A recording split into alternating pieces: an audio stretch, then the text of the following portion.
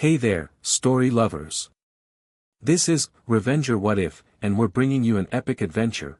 What if Naruto married into House Stark and his Shinobi army ended the War of 5 Kings in 1 week? Hit like, subscribe, and let's begin this journey. Chapter 1, The Wolf and the Fox. The dire wolf found him first. Ghost padded through the snow with her nose low and her pale eyes sharp, cutting between the black pine trunks like a drift of smoke. She'd been ranging 3 miles east of Winterfell since before dawn, which was her habit whenever something in the air felt wrong, and tonight the air felt very wrong indeed. There'd been a sound an hour past, not thunder, because thunder rolled and rumbled and faded the way sounds were supposed to.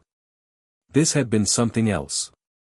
A crack like the world splitting open at its seams, followed by a silence so total it felt deliberate. Ghost had changed direction immediately. She found the crater first.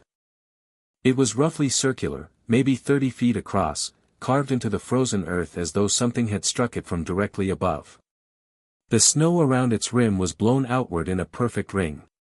The trees at the edges were stripped of their bark on the inner-facing sides, and the bark wasn't burned, it was just gone, scoured away clean. At the center of the crater, half buried in churned black earth and melting ice, was a man. Ghost approached slowly, nostrils flaring. He smelled like nothing she knew, not fear, not death, not sickness. He smelled like ozone and something warm and alive underneath that, something that reminded her faintly of sunlight on stone. She circled him once, then sat down 3 feet from his head and waited. He was alive. His chest moved. He was also, very clearly, not from anywhere near here. The clothes were strange, a long coat the color of flame with black markings along its collar, worn over a darker layer beneath. His hair was the bright yellow of summer wheat, which nobody in the north had naturally, and even caked with frozen mud it caught the gray pre-dawn light and held it. He was lean and broad-shouldered and his hands, even relaxed in unconsciousness, looked like they'd done hard work for a long time. His face was young, younger than his bearing suggested, and across each cheek were 3 short whisker-like marks, faint but unmistakable. Ghost stared at him. He groaned and turned his head, and one eye cracked open, blue as mountain ice, and he looked straight at her without flinching. "Hey," he said, his voice rough with something that wasn't quite pain. More like exhaustion. "You're a pretty weird-looking wolf."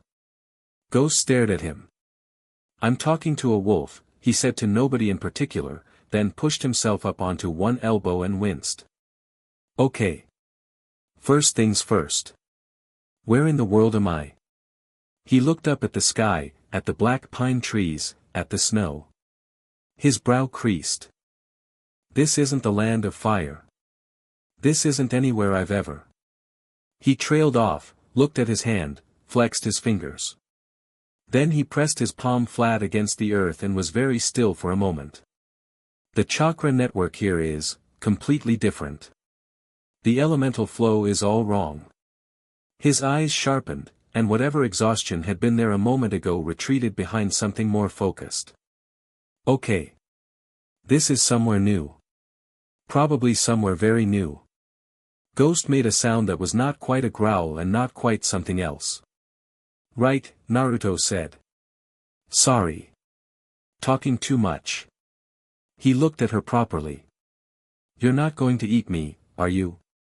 Because I've had a rough enough night already." Ghost stood up, turned around, and walked back the way she'd come. She glanced over her shoulder once. Naruto blinked. Then he got to his feet, not without effort, but steadily, the way a man moves when he's choosing not to let his body's complaints run the conversation, and followed her. Robb Stark was in the courtyard when Ghost returned, because when Ghost returned without warning from a pre-dawn range, it was generally worth being in the courtyard. He'd pulled a cloak over his sleep clothes and his sword was at his hip out of habit, though he hadn't buckled it properly. Beside him stood John, similarly underdressed and considerably more alert, with his hand resting on Longclaw's pommel the way it always did when his instincts were speaking to him. "She's got someone," John said. Robb had already seen it. The shape emerging from the tree line behind Ghost was clearly a man, walking under his own power, which was something, moving without urgency, which was stranger. Most people who stumbled out of the winter forest at dawn were stumbling for a reason. This man walked like he was taking a stroll, hands loose at his sides, head turning to look at the walls of Winterfell with what seemed to be genuine curiosity. "Hold," Robb said to the guards on the gate. "Not stop him, just hold." The man came through into the courtyard's torchlight and stopped a comfortable distance from Robb and Jon, and he looked at them both with those sharp blue eyes, and then he looked at Ghost, who had taken up position to his left. "Is she yours?" he asked. Robb blinked. "She belongs to herself, mostly." The man's face broke into a grin, easy, open, the kind of grin that didn't belong on someone who'd apparently just crawled out of a forest crater at dawn. "Yeah, I got that impression. Smart animal." He looked back at Robb. "I'm going to guess this is your home. Which means I should introduce myself before you decide whether to stick me with those swords." He pressed his right fist into his left palm and gave a short, formal bow that was nothing like anything done in Westeros. "Naruto Uzumaki. Seventh Hokage of the Hidden Leaf Village. And I genuinely have no idea where I am, so any information you can give me would be helpful." Jon's hand hadn't moved from Longclaw. "What's a Hokage?" "It's like a lord. Except I was voted in." Naruto scratched the back of his head. "It's a long explanation. More importantly, who are you and where is this?" Robb studied him for a long moment. The man had no visible weapons. He was dirty and there was dried blood at his hairline from what looked like a surface cut, but he stood without the wariness of someone dangerous and without the submissiveness of someone afraid. He just stood there, direct and patient, waiting for an answer. "I'm Robb Stark," Robb said finally. "Lord of Winterfell. This is the North. The Kingdom of the North, now." Naruto's eyes moved across the castle walls, the lit windows, the guards. "North of what?" "Of the 7 kingdoms of Westeros." Naruto repeated the word quietly to himself, the way a man does when filing something away. Then he nodded once, like he'd accepted the information and moved on. "All right. I've never heard of it, which is going to cause some complications, but we can work through that. Is there somewhere warm I can sit?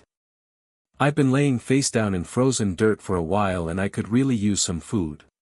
Jon turned to look at Robb. The expression on his face said, "I have no idea what to do with this." Robb's expression said the same thing back. "Bring him inside," Robb said. "And wake my father." The Great Hall of Winterfell was warm, which Naruto appreciated more than he let on. He sat at one of the long tables and ate everything that was put in front of him, black bread, hard cheese, cold venison, and something hot and savory that he didn't recognize but didn't interrogate, and he ate quickly and without embarrassment, the way someone eats when they've learned not to waste the availability of food. He kept his eyes moving the whole time. Watching the doors, watching the people. There weren't many. A few guards at strategic positions.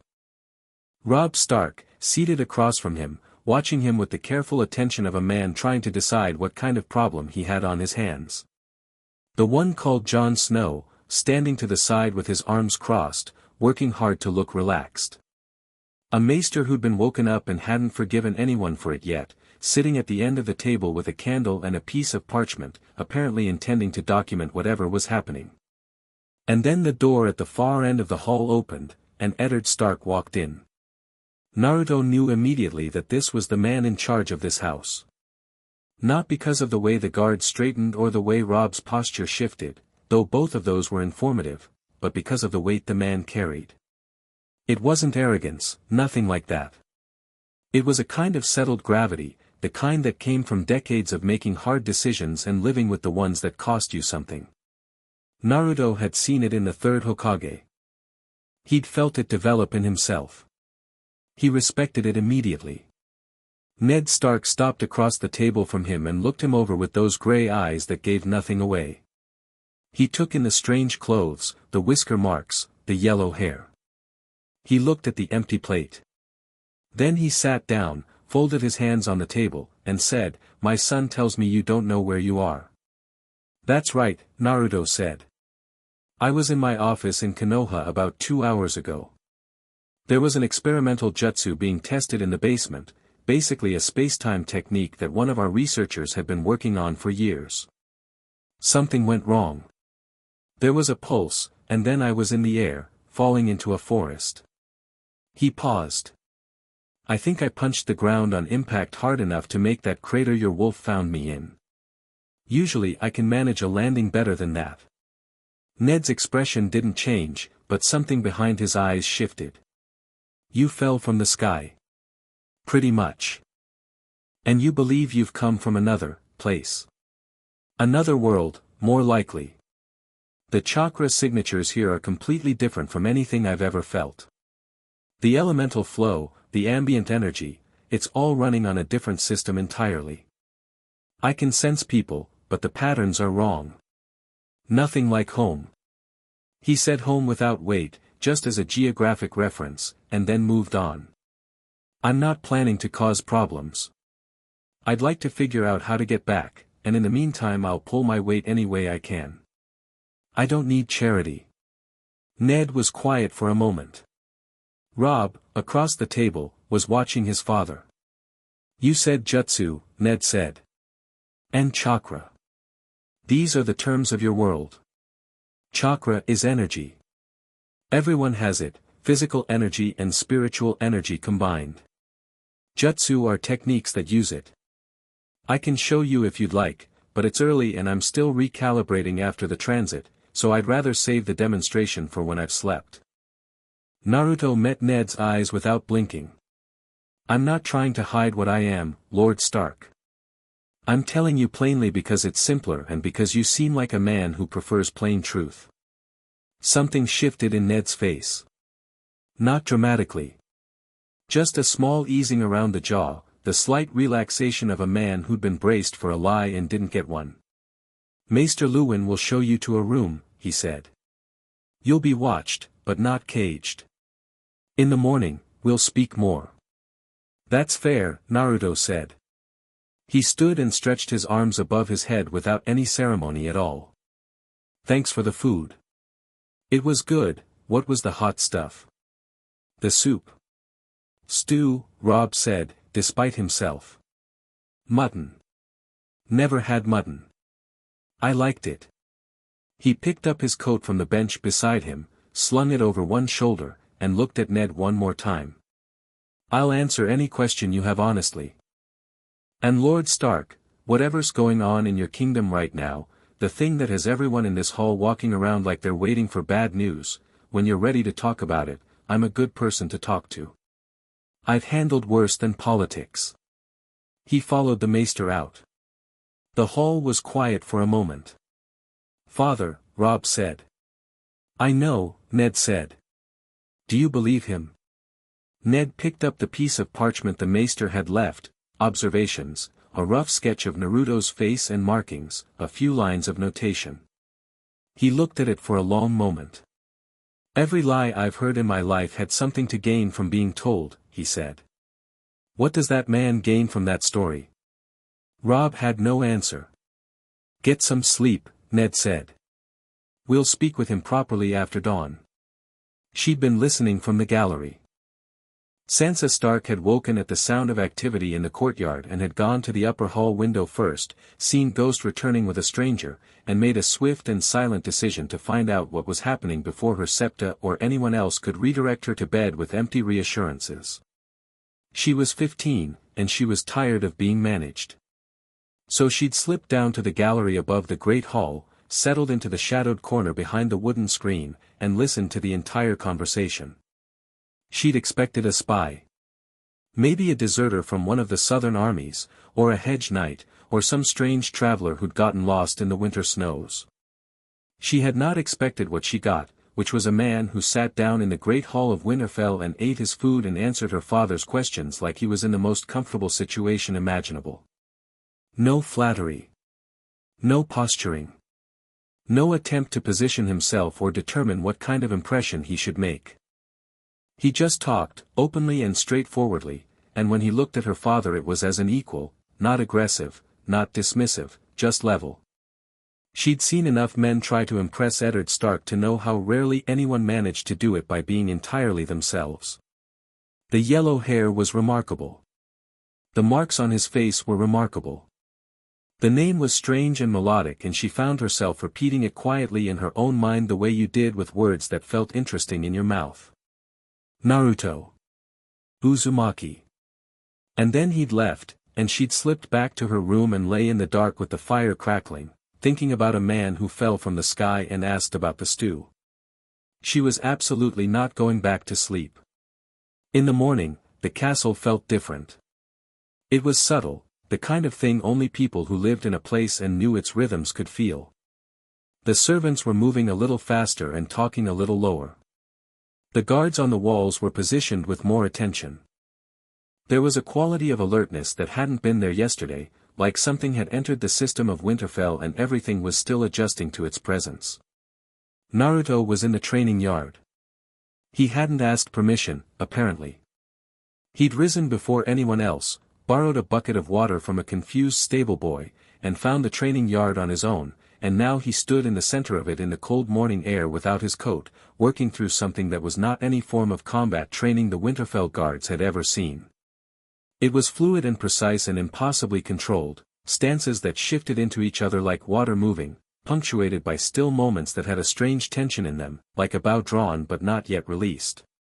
His breathing was audible and deliberate. The air around him had a quality that the guards on the surrounding walls couldn't name, and several of them would later describe, separately, as feeling like standing near a lit forge. Warm. Present. Like something was awake nearby. Rob came down at the sound of the guards murmuring. He stood at the yard entrance and watched for a full minute without speaking. The stranger moved through 3 more sequences, each one escalating in some difficult-to-define way, and then he stopped, pressed his hands together in a gesture Rob had seen him make the night before, and was completely still for 5 seconds. Then he opened his eyes, saw Rob, and waved. "Morning," he said. "Your yard's well maintained. Good sight lines. You assess training yards for sight lines?" "Habit." He picked up his coat from the fence post he'd draped it over and put it back on. "Did you sleep?" "Somewhat." Rob entered the yard and stood a few feet away, and now that he was closer he could see that the air was different around the man, not warm exactly, but charged in some way his body registered before his mind did. "My father wants to speak with you after breakfast." More formally. "Sure." Naruto looked at the sword at Rob's hip. "You any good with that?" Rob blinked at the bluntness. "Yes." "Good. I'd like to spar after, if you're willing. I want to understand what fighting looks like here. You could just watch a practice session. I learn better when it's real." He said it simply, without arrogance, and somehow that made it worse for Rob's composure. "Don't worry, I won't hurt you." "Probably." Rob stared at him. "Probably."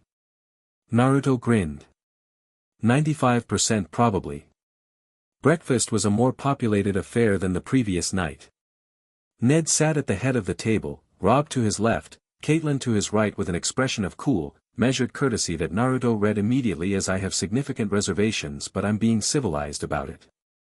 Bran and Rickon were there, both of them staring at Naruto with the complete lack of subtlety that only children below a certain age could achieve. Arya sat at the far end, eating quickly and watching Naruto with eyes that were uncomfortably sharp for someone her age. She'd positioned herself where she had a clear view of him and an equally clear path to the door. Naruto liked her immediately. Sansa sat between her mother and Arya. She was dressed carefully, her auburn hair in order, and she was eating with precise, practiced grace. She was not, Naruto noticed, looking at him. She was very specifically and deliberately not looking at him, which was somehow more obvious than if she had been. He decided not to embarrass her by acknowledging it.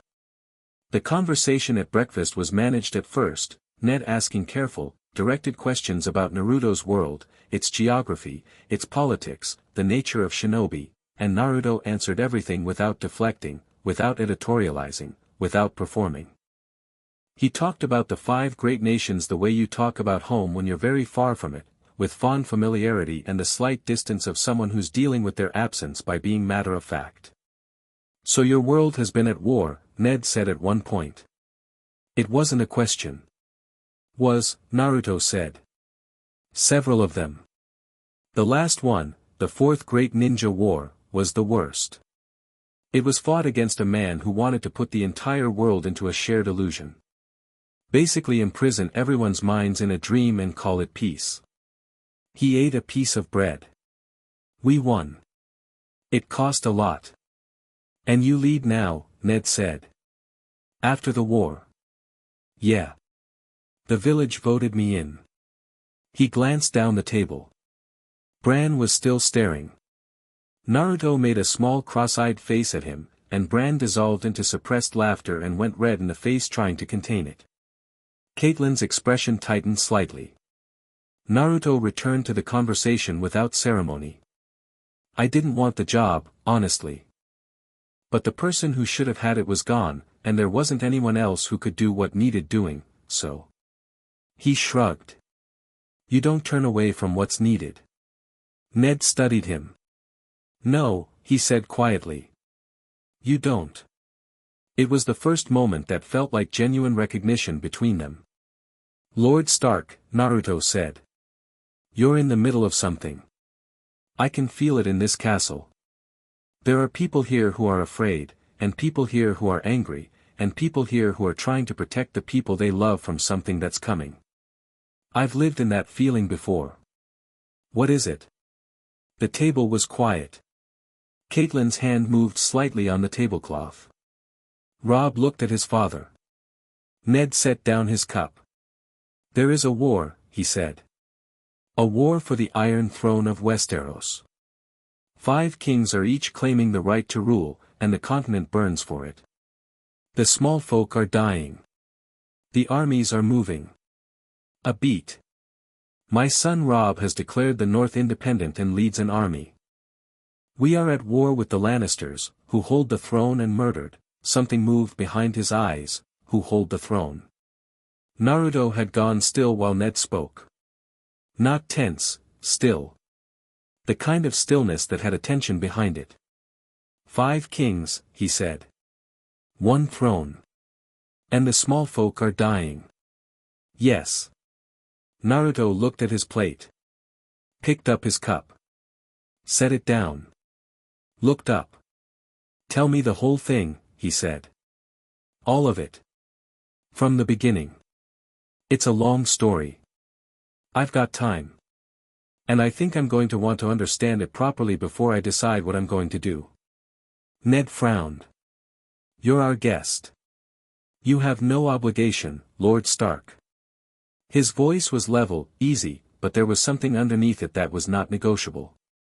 "With respect, when I say I need to understand a situation where innocent people are dying, that's not me offering to help as a favor. It's me telling you what I'm going to do next."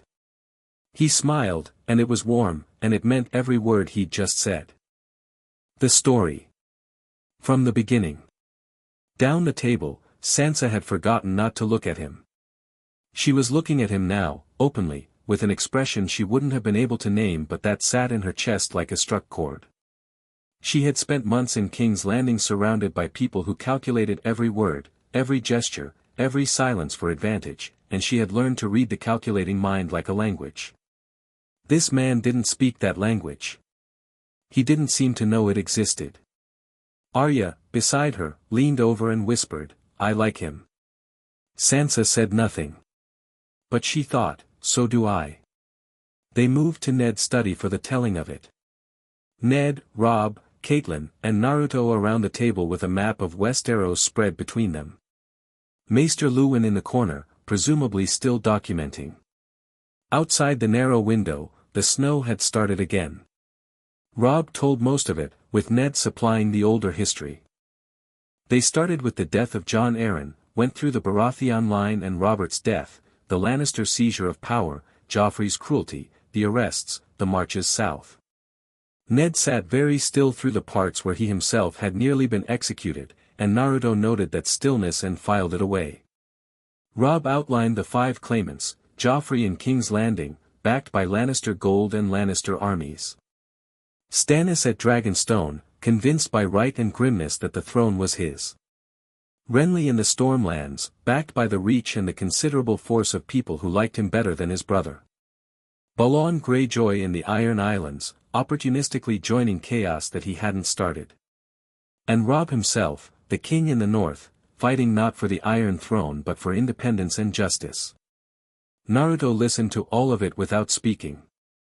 His eyes moved over the map. Occasionally he asked a short question, how large is this army, what's the terrain here, where does the food come from, and then he went back to listening. He had the quality, Robb noticed, of someone who'd learned to actually hear what was being said rather than just waiting for their turn to speak. When Robb finished, the room was quiet. Naruto stood, leaned over the map, and moved his finger from the north down through the riverlands to King's Landing, tracing the lines of armies and supply routes. His expression was thoughtful. Not troubled, thoughtful. The difference was significant. Okay, he said. Here's what I see. There are 3 separate power struggles happening at the same time, and they're being treated like one war, which is why nobody's winning anything. You've got a legitimacy fight, Stannis versus Joffrey, both claiming the same throne on different grounds. You've got a regional independence fight, that's you and Greyjoy. And you've got an opportunists' war, Renly, who doesn't actually want justice, he wants power and he's smart enough to dress it up well. He paused. The Lannisters are the keystone. Remove the Lannister military advantage and the whole structure collapses. Joffrey has no real support on his own, he's a boy and by everything you've told me a cruel and stupid one. His power is borrowed entirely from his family. Ned was watching him carefully. You see it as a structure to be dismantled. It is a structure. All wars are structures. They have foundations and load-bearing points and weaknesses. He straightened up. The problem isn't just winning the war. The problem is what comes after. If Robb wins and there's no stable power structure to replace what he breaks, you get 10 more years of smaller wars. You've seen that in your history, I'd bet. Caitlin said, quietly and a little coolly, you seem very confident for a man who arrived yesterday and doesn't know our world. Naruto looked at her without defensiveness. I don't know your world. You're right. But I know war. I've been in them since I was 12. The fundamentals don't change between worlds, Lady Stark, armies need food, leaders need legitimacy, and small folk die regardless of which king asked them to. The room was quiet again. Robb said, what would you do? Naruto looked at the map. I'd end it, he said. Simply. Like it wasn't a bold claim but just a statement of intent. But I'd need to understand a few more things first, and I'd need to know what kind of peace you're trying to build, because that determines the approach. You can't build a table without knowing what you're going to put on it. Ned stood. He was quiet for a long moment, his hands flat on the map, his eyes on the spaces between kingdoms. Then he said, we'll ride the walls this afternoon. All of us. I want you to see the land. It was, Naruto understood, as close to I trust you as Ned Stark was likely to get on day 2. I'd like that, he said.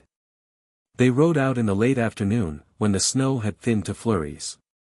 Ned and Naruto at the front, Robb and Jon behind, and further back, unexpectedly, Sansa on a grey mare, having apparently informed her mother that she was going for a ride and given Caitlin a look that made the argument not worth having. The landscape was extraordinary. Naruto rode in genuine silence for the first time all day, taking it in, the massive walls, the grey-white plains, the dark forest pressing at the edges. It was cold in a way he wasn't used to, the kind of cold that had weight to it, that pressed against exposed skin with intent. He didn't complain about it. He'd felt worse. He dropped back from Ned gradually, without design, and found himself riding alongside Sansa. She sat very straight in the saddle with her eyes forward and her expression composed, and for a quarter mile neither of them said anything. Then she said, without looking at him, "You said you'd end the war." "That's what I said. My father said that the war couldn't be ended short of," she stopped. "He said there was no clean resolution. He said that before I got here." She glanced at him sideways now. Up close, the marks on his face were more interesting than strange. They looked like they'd been there since birth, just part of him. His expression was easy, relaxed, taking in the winter landscape with what looked like genuine pleasure. "That's not humility," she said carefully. "No," he agreed. "It's not. I've done harder things. That's not bragging, it's just true."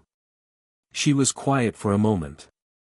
"In King's Landing," she said, "everyone says that kind of thing to impress people. Or to position themselves. Or to make someone afraid of them. What does it sound like when I say it?" She thought about that. Really thought about it, with the careful, systematic honesty she used privately, that she never showed to anyone because it wasn't safe to be honest in King's Landing. "It sounds like you're telling me the weather forecast," she said finally. He laughed. It was a bright, full, completely unguarded sound, and it startled her slightly, and then she found herself almost smiling, which was also startling. "That's exactly right," he said.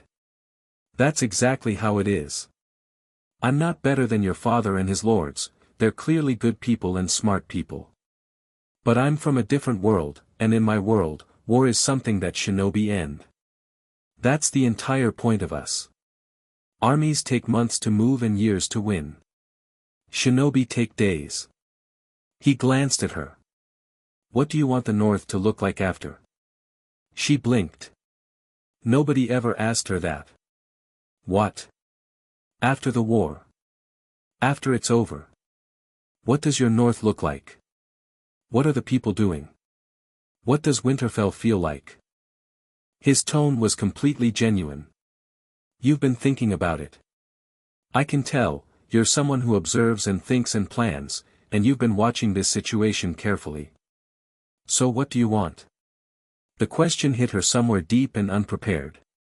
She'd spent so long managing what was happening now, surviving it, navigating it, that the simple question of what she wanted felt almost dangerously luxurious.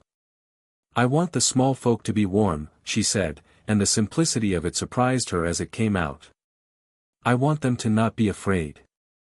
I want the North to be itself again, not just a piece of someone else's war." Naruto nodded, looking at the horizon. "That's a good answer," he said. "That's the kind of answer you build toward." They rode in silence for another few minutes. The sun was dropping toward the tree line and the snow was starting again, soft and steady. "Why don't you seem afraid?" Sansa asked. She hadn't meant to ask it directly, but there it was. He took a moment with the question, which she appreciated. "I've been afraid," he said. "I was afraid for a long time when I was young. But I've faced things that were genuinely the end of the world, not a figure of speech, the actual end of everything, and I've come through them. After that." He tilted his head slightly. "It's not that I stopped being afraid. It's that the fear stopped being in charge." She absorbed that. Held it. It was the most useful thing anyone had said to her in years. "Lady Stark," he said. "Sansa is fine." "Sansa." He said it like he was testing how it sounded. "I'm going to need someone who knows this country the way a spider knows its web. The politics, the people, the old debts and new grudges. I can read a battlefield. I can't read a court." He glanced at her. "I think you can." She felt the truth of it land before she could think about whether to deflect. She could. She'd learned to read courts the hard way, in the worst possible classroom. "Yes," she said. "I can." "Then maybe we should talk more." "Maybe we should," she said. He smiled at the horizon. She looked forward too, and the snow fell around them, and Ghost appeared from somewhere to run alongside Sansa's mare in complete silence, and the walls of Winterfell caught the last of the evening light in the distance. That night, in the great hall after supper, Arya dragged a chair to the table beside Naruto and said with zero preamble, "Show me something." Rob started to say something older brotherly and Naruto held up a hand. "Sure," he said.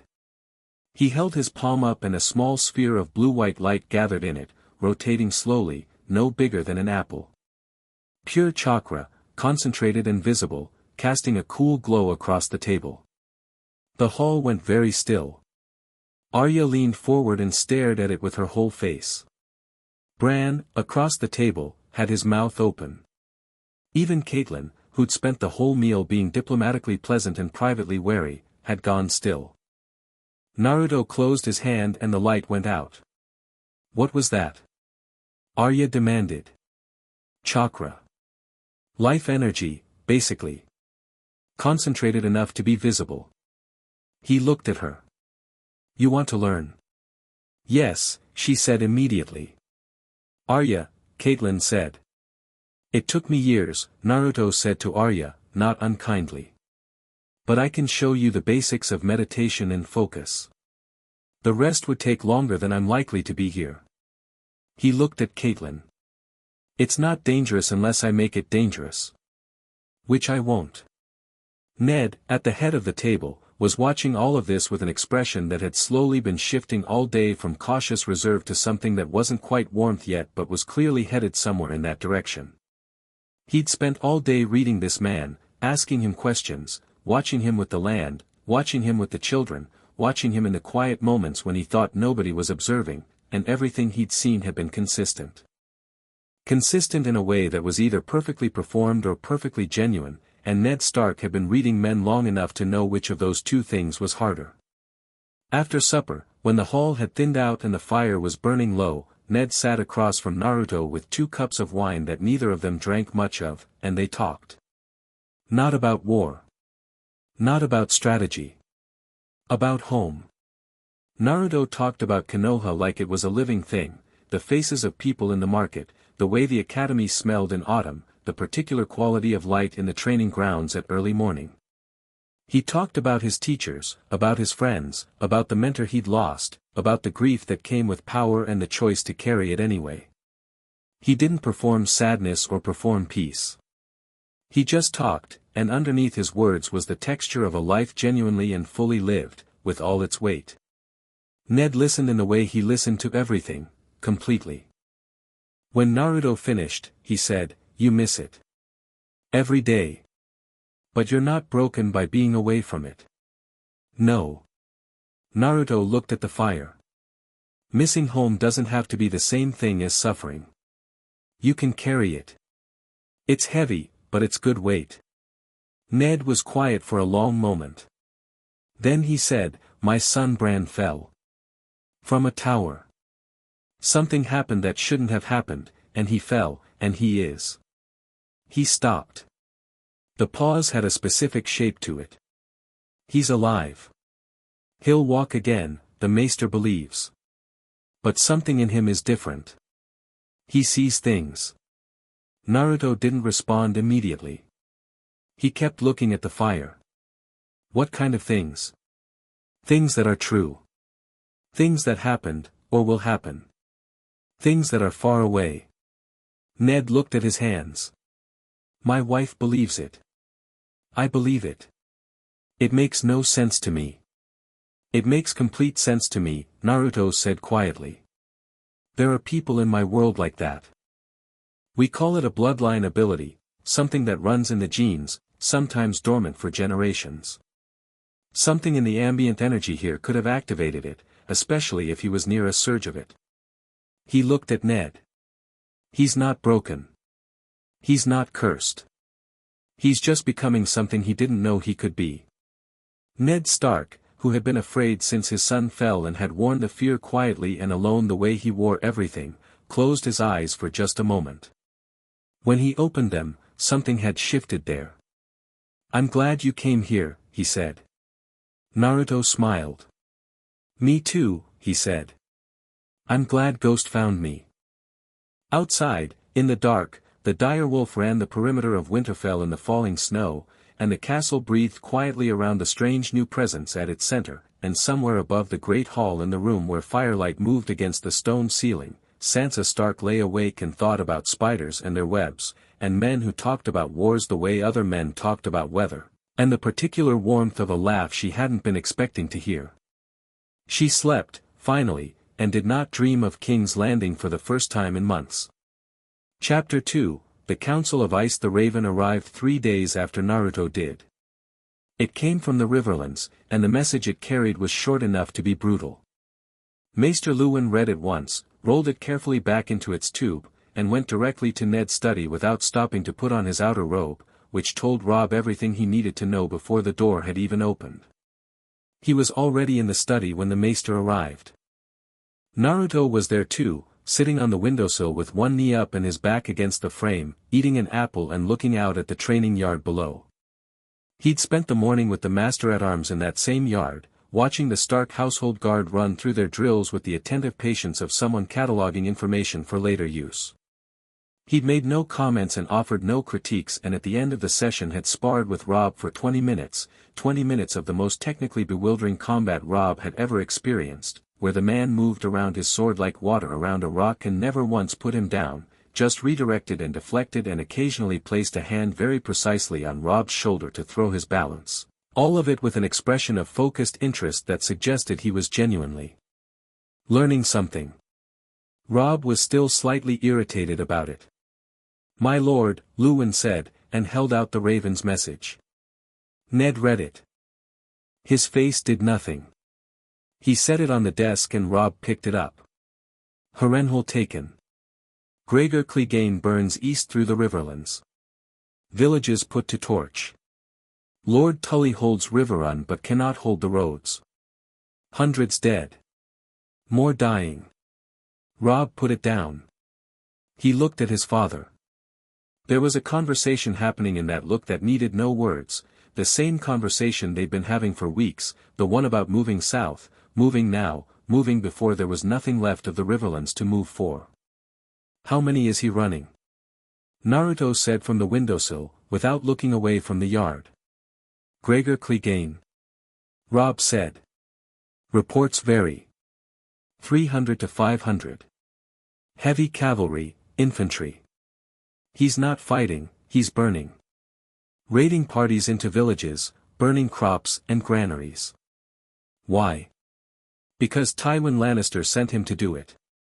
To destabilize the region before the main army moves." "No." Naruto took a last bite of the apple, set the core down on the windowsill. "I mean, why is he personally doing it? A man who's good at war doesn't spend his time burning villages, that's wasteful and it doesn't win anything.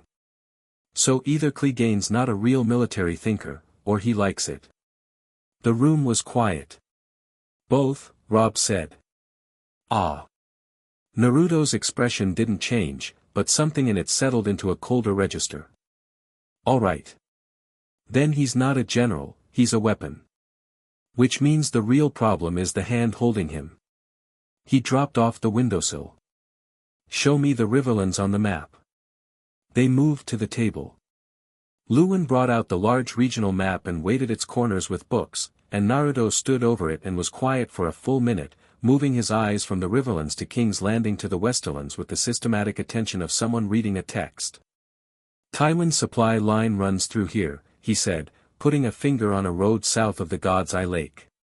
"This whole burning campaign is a screen. He's making noise in the east to draw eyes while he moves his real army through here." He traced a route. "If I'm reading this terrain right, and tell me if I'm wrong, this valley is the quickest path between the Westerlands and the heart of the Riverlands." Robb leaned in. "The Golden Tooth Pass." "Yes. So Clegane is the distraction and the army is the fist." Naruto straightened.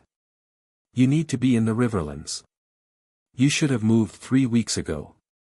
"I know," Robb said, and the quiet frustration in it was very real. "What's been stopping you?" Robb glanced at his father. "Caution. And the Karstarks, Umbers, and Glovers haven't fully committed their forces. Getting 5 northern lords to agree on a breakfast is a political negotiation. Getting them to march south together is, a bigger one. Naruto nodded. Are they coming today? This afternoon. Father called a council a week ago. They'll arrive at midday. Naruto looked at Ned. Can I sit in on it? Ned's eyebrows moved approximately 2 millimeters, which in Ned Stark's facial vocabulary was equivalent to a strong reaction. You want to sit in a council of Northern Lords? I want to understand who the players are. I'll be quiet. Caitlin, who had entered the room at some point during the map discussion and was standing near the door with her customary composed expression and her customary private skepticism, said, "The Lords will ask questions. Then I'll answer them." He looked at her directly. "Lady Stark, I understand your caution. A strange man shows up in your home and immediately wants to involve himself in your family's politics. That's a reasonable thing to be wary of." He didn't say it to flatter her. He said it because it was true and he wanted her to know he knew it. "But I'm going to involve myself either way, because people are dying and I can do something about it. Having me in the room is better than having me outside of it." Caitlin held his gaze for a long moment. Then she said, "Don't speak until spoken to. Northern Lords don't take well to strangers who presume." "Yes, my lady," Naruto said agreeably, and Rob quietly turned toward the map so his face wouldn't be visible. Lord Roose Bolton arrived first, which Naruto registered without yet having context for why that prickled at him slightly. There was something in the way Bolton moved, smooth and economical, with eyes that registered everything and gave nothing back, that reminded Naruto of people he'd known who wore their real selves below the one they showed the world. Not rare, but worth noting. Great John Umber arrived loudly, which was the only available mode. He was enormous, broad as a doorway, voice like gravel dropped in a drum, and he came in shaking snow off his cloak and complaining about the roads with the cheerful belligerence of a man who complained about things because he enjoyed the sound of his own complaints. Ricard Karstark was quieter, older, and looked like he'd been carved from the same rock as his region, hard and grey and unmovable. He nodded at Ned with the depth of long alliance and sat at the table without ceremony. Galbart Glover and Meej Mormont arrived together, mid-conversation, and kept it going through the settling-in process with the comfortable efficiency of two people who'd covered this ground before. Naruto sat at the far end of the table, slightly back from it in a deliberate signal of observer status, and watched all of them with those blue eyes that managed to be both relaxed and comprehensively attentive. The Great John noticed him immediately. "Who's this?" he asked, in the tone of a man who asked about strange dogs at the table, not hostile, just requiring explanation. "A guest," Ned said. "Naruto Uzumaki. He travels from very far away and is staying under my roof. He's here to observe and will speak if addressed." The Great John looked Naruto over with the frank assessment of a large man who was used to being the most physically capable person in any room and was now recalibrating. "Those marks on his face," he said. "What are those?" "I was born with them," Naruto said. "Like a birthmark." The Great John sat down. "Can you fight?" "Yes." "Good. I like men who can fight." He poured himself wine and moved on, which was perhaps the most efficient social processing of a stranger's presence that Naruto had witnessed. Roose Bolton was subtler. He looked at Naruto once, briefly, and then didn't look at him again, which was more interesting than staring. The council opened with the Raven's news, which Ned read aloud in full without softening it. The room received it the way rooms received bad news they'd been expecting, with a particular quality of grim settling, like weight redistributing. "We march," the Great John said. He said it the way other men said obviously. "We need to determine our route and our numbers before we march," Karstark said.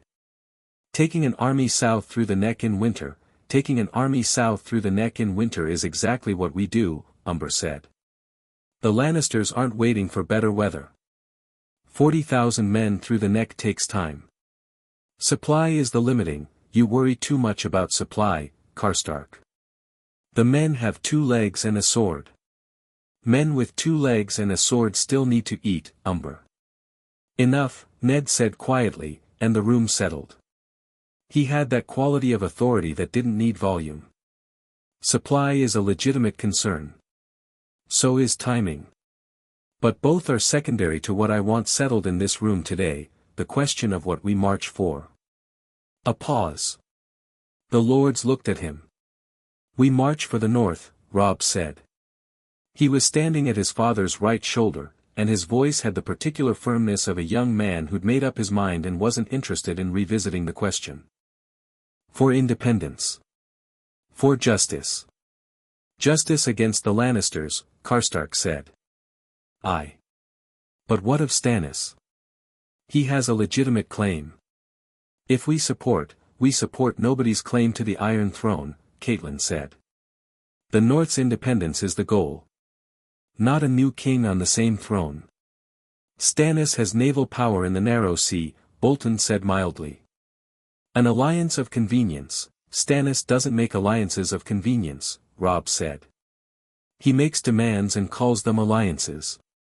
The conversation moved around the table with the particular energy of people who'd covered most of this ground before and had minor grievances still running underneath the formal discussion.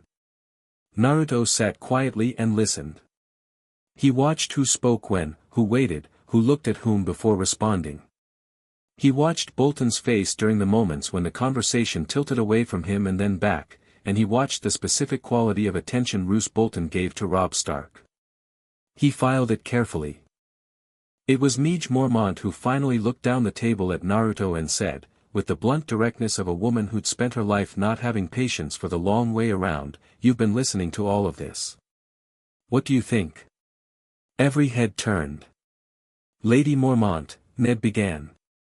"It's fine," Naruto said. He leaned forward and put his arms on the table.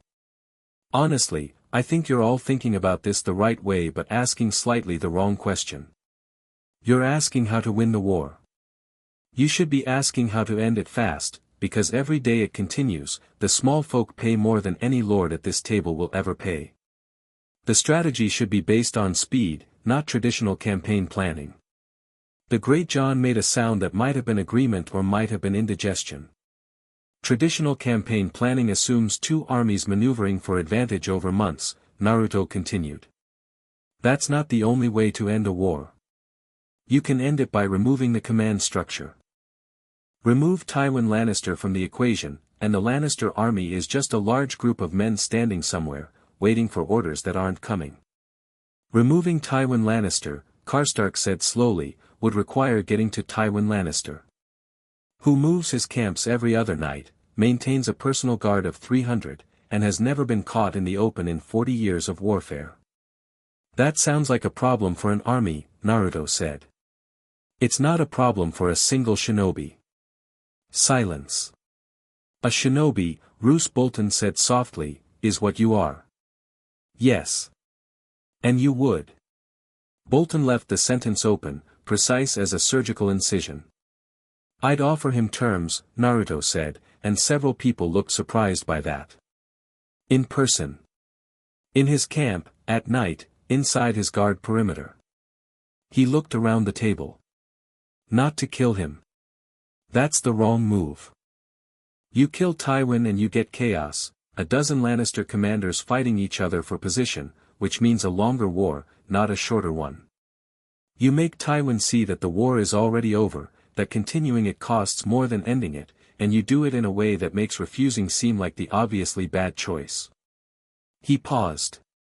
Men like Tywin Lannister are pragmatists. They can be reasoned with if the terms are clear. And if he doesn't see reason? Karstark asked.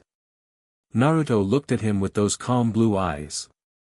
Then we move to the next option. The Great John let out a massive laugh that rattled the cups. I like him, he announced to the room. Where did you find this one, Ned?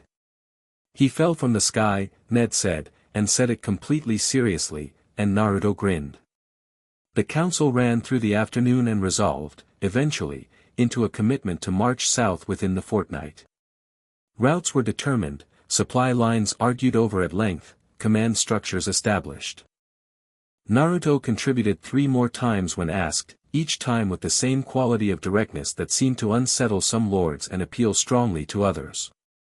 After the formal council, while the lords dispersed to guest quarters or the yard, Naruto went looking for Sansa. He found her in the library, which didn't surprise him. She was at the long table with 3 books open and a piece of parchment in front of her covered in small, neat writing, and she looked up when he entered with the quick then composed expression of someone who'd been startled out of a private project. "The council's finished?" she asked. "They're marching in a fortnight." He looked at the books. 2 were histories of Westerosi wars. 1 was a genealogy text. The parchment had names on it, kings' names, lords' names, connected by lines and annotations. "Is this what you do in your free time?" She pulled the parchment toward her slightly, not hiding it, just organizing it. "I've been tracking the alliances," she said. "Who's committed to whom, which oaths have flexibility, which lords follow Robb because they believe in him and which ones are watching to see which way the wind blows." She said it matter-of-factly, the same way she would have stated the weather. "The ones who are watching the wind are the dangerous ones." Naruto sat down across from her. "Which ones are those?" She looked at him steadily. "I think you already have opinions. I'd rather hear yours first." She was quiet for a moment, assessing whether this was another kind of test. His expression told her it wasn't. She looked at the parchment. "Bolton," she said. "He's too quiet in council and his eyes are too active. He's calculating something separate from whatever everyone else is calculating." "Yeah," Naruto said. "That's what I got too." Something in her loosened slightly. It happened to her sometimes when someone confirmed an observation she'd been making alone, this small, involuntary release of the tension of being unsure. "The others are mostly loyal," she continued. "Umber is exactly what he appears to be, which makes him reliable. Karstark is proud and that's a weakness, but he'll hold to Robb as long as Robb holds to principle." She paused. "Glover and Mormont are steady. What about outside the north? What should I know about the southern courts?" She set down her quill and settled back in her chair, and for the next 2 hours she told him. She told him about King's Landing the way a doctor describes a disease, systematically, without sentimentality, with a precision that came from having lived inside it and survived. She told him about Cersei and the way her love for her children was real and consuming and had curdled into something that could justify any cruelty in their defense. She told him about Littlefinger, whose motivations she'd partially understood and partially misread and had learned from misreading. She told him about the small council and which members had independent power and which were Lannister instruments. She told him about Joffrey. She kept her voice even while she did it. She was good at keeping her voice even. But there was a quality to the evenness that told Naruto what was underneath it, the way a flat face of water tells you there's a current below. When she finished, he was quiet for a moment. "He hit you," Naruto said. It wasn't a question. She didn't answer. She looked at her parchment. "He won't do it again," Naruto said. "Not with heat, not with performance. Just as a fact about the future, stated with the same weather forecast quality she'd noticed before." She looked up at him. There was something in his expression that she'd never seen directed at her from a man who wasn't her father or her brothers, a kind of uncomplicated protective anger, clean and simple, without any of the complicated leverage that usually came with male attention. "You're very certain about things," she said. "Some things deserve certainty." She held his gaze for a moment, and then she looked back at her parchment, and there was color in her face that hadn't been there before. "The Tyrells," she said, returning to the political geography with the efficiency of someone steering back to safe ground. "If you're thinking about alliances beyond the north, Marjorie Tyrell is intelligent and genuinely kind, and she's more politically capable than most lords twice her age. Her grandmother, Olenna, the lords call her the Queen of Thorns, is the sharpest political mind in the Reach. Maybe in Westeros." "Sharp how?" "She says the true thing in rooms full of people pretending the true thing isn't true." Sansa almost smiled. "I liked her." "You'd get along," Naruto said. She did smile then, briefly, before composing it again. Lord Renly held most of the Tyrell military support. With him gone, or when he's gone, the way this is moving, the Tyrells will need somewhere to place that support. They won't follow Stannis willingly. Naruto was nodding, absorbing this the way he absorbed the maps, not just recording information but building a model. And Stannis himself? Rigid, she said immediately. Utterly convinced of his own rightness in a way that makes him impervious to counsel. He'll never stop believing the throne is his, and he'll sacrifice anything on that belief. She paused. I don't think he's cruel for pleasure. I think he's cruel because he's decided that right is more important than mercy. Which is its own kind of cruelty, Naruto said. Yes, she agreed, and looked at him with something new in it. Exactly. It was getting dark outside. The library had gone warm and amber with candlelight and the fire, and neither of them had noticed the time moving. You should have been on the council this afternoon, Naruto said. She looked at him. I'm 15. Shikamaru Nara was making strategic assessments at 12 that changed the outcomes of major operations. Age is just the number of times you've gone around the sun. What matters is what you see. She was very quiet. I'm not saying it to be kind, he said. I'm saying it because it's strategically true and we can't afford to not use the resources we have. He held her gaze. Your father knows your worth, I think. The North just hasn't built a space for you yet. The North doesn't build spaces for women in council rooms, she said. The bitterness in it was faint and very old. Then we'll build one, he said, like it was obvious. Like it was just a construction problem. She stared at him. You cannot simply, why not? She opened her mouth. Closed it. Thought about it seriously. My father. Your father respected you enough to not tell you to go to bed when there was important news coming. He brought you to Winterfell. He keeps you informed. Naruto leaned forward. I think if you asked to be in the next council session, and your father said no, it would be out of habit, not because he thinks you have nothing to offer.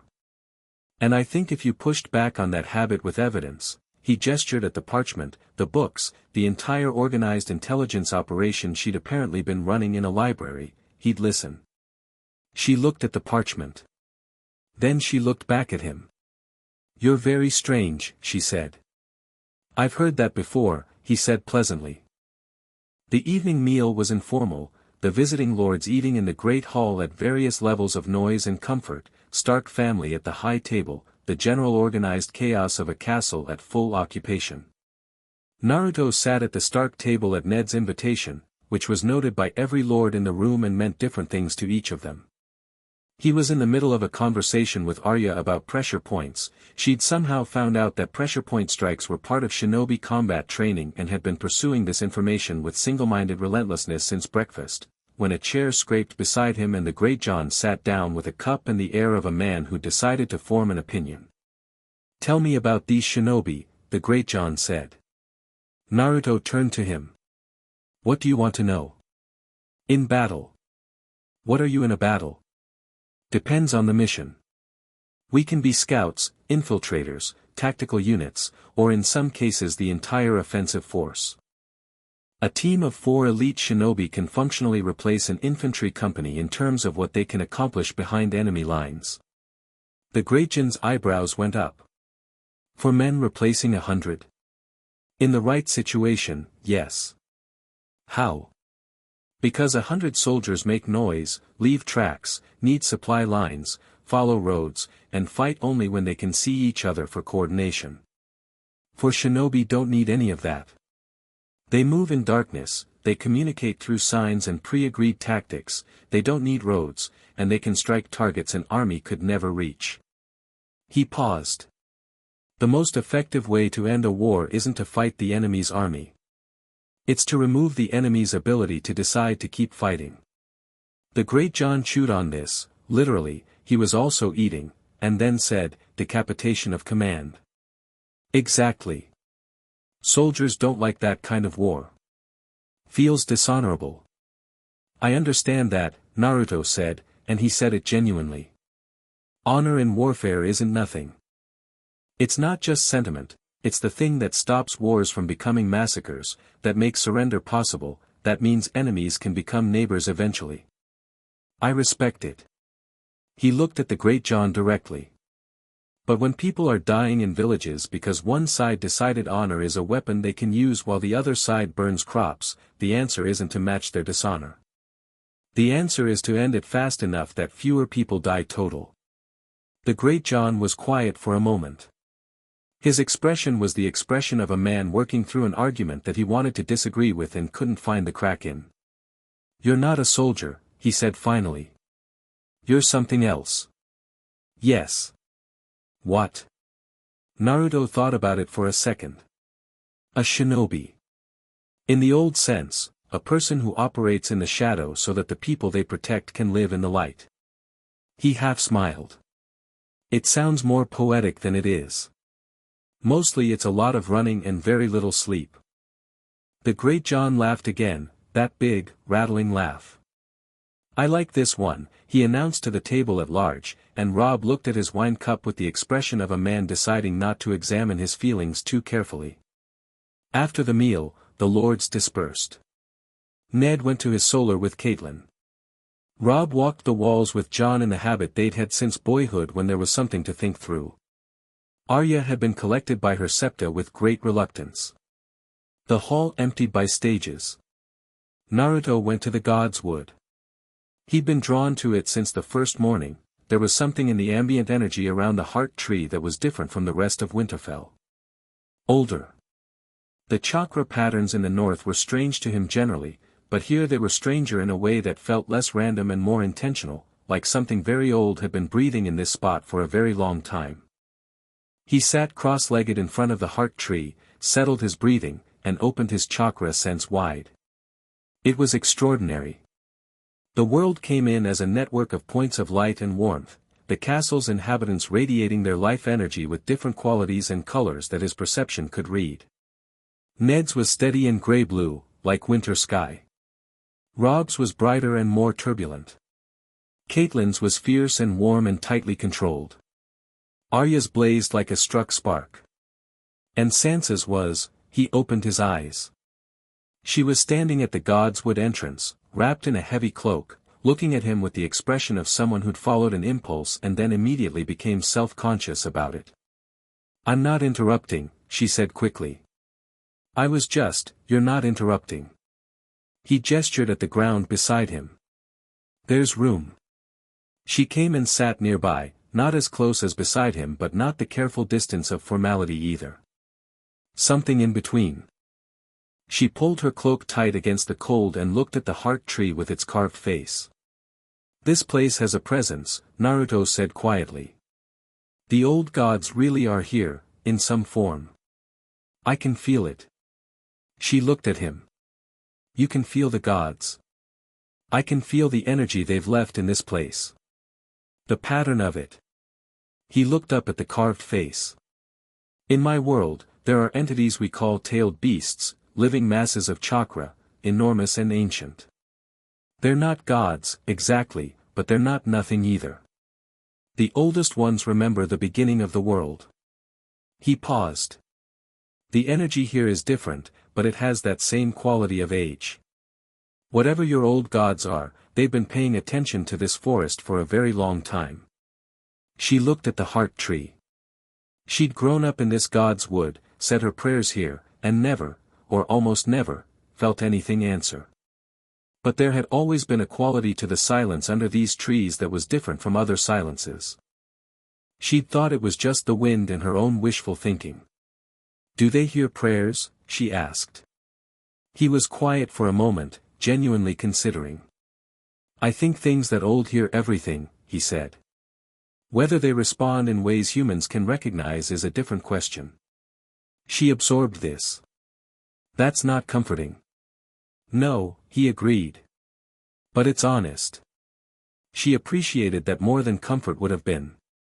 She'd had enough people comforting her with things that weren't true. They sat in the God's Wood for a while in silence that didn't need filling, the ancient trees standing around them, the night pressing gently at the edges of the torchlight from the castle walls.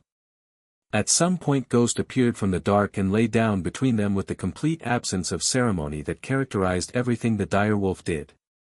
"She likes you," Sansa said. "I like her." He scratched behind Ghost's ears and the direwolf's eyes closed to half-mast. "I had a companion once. A giant fox, the nine-tailed fox, actually, sealed inside me from birth."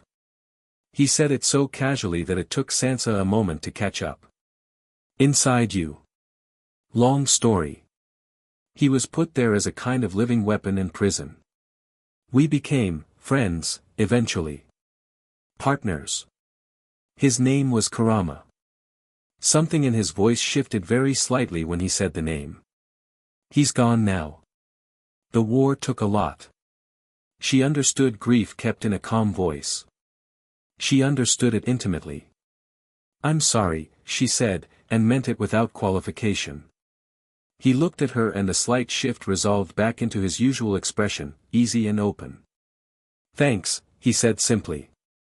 Not dismissing the condolence, not deflecting it. Just receiving it. She pulled her cloak tighter. "My father is going to ask you tomorrow," she said. "To march south with Rob's army." "I know.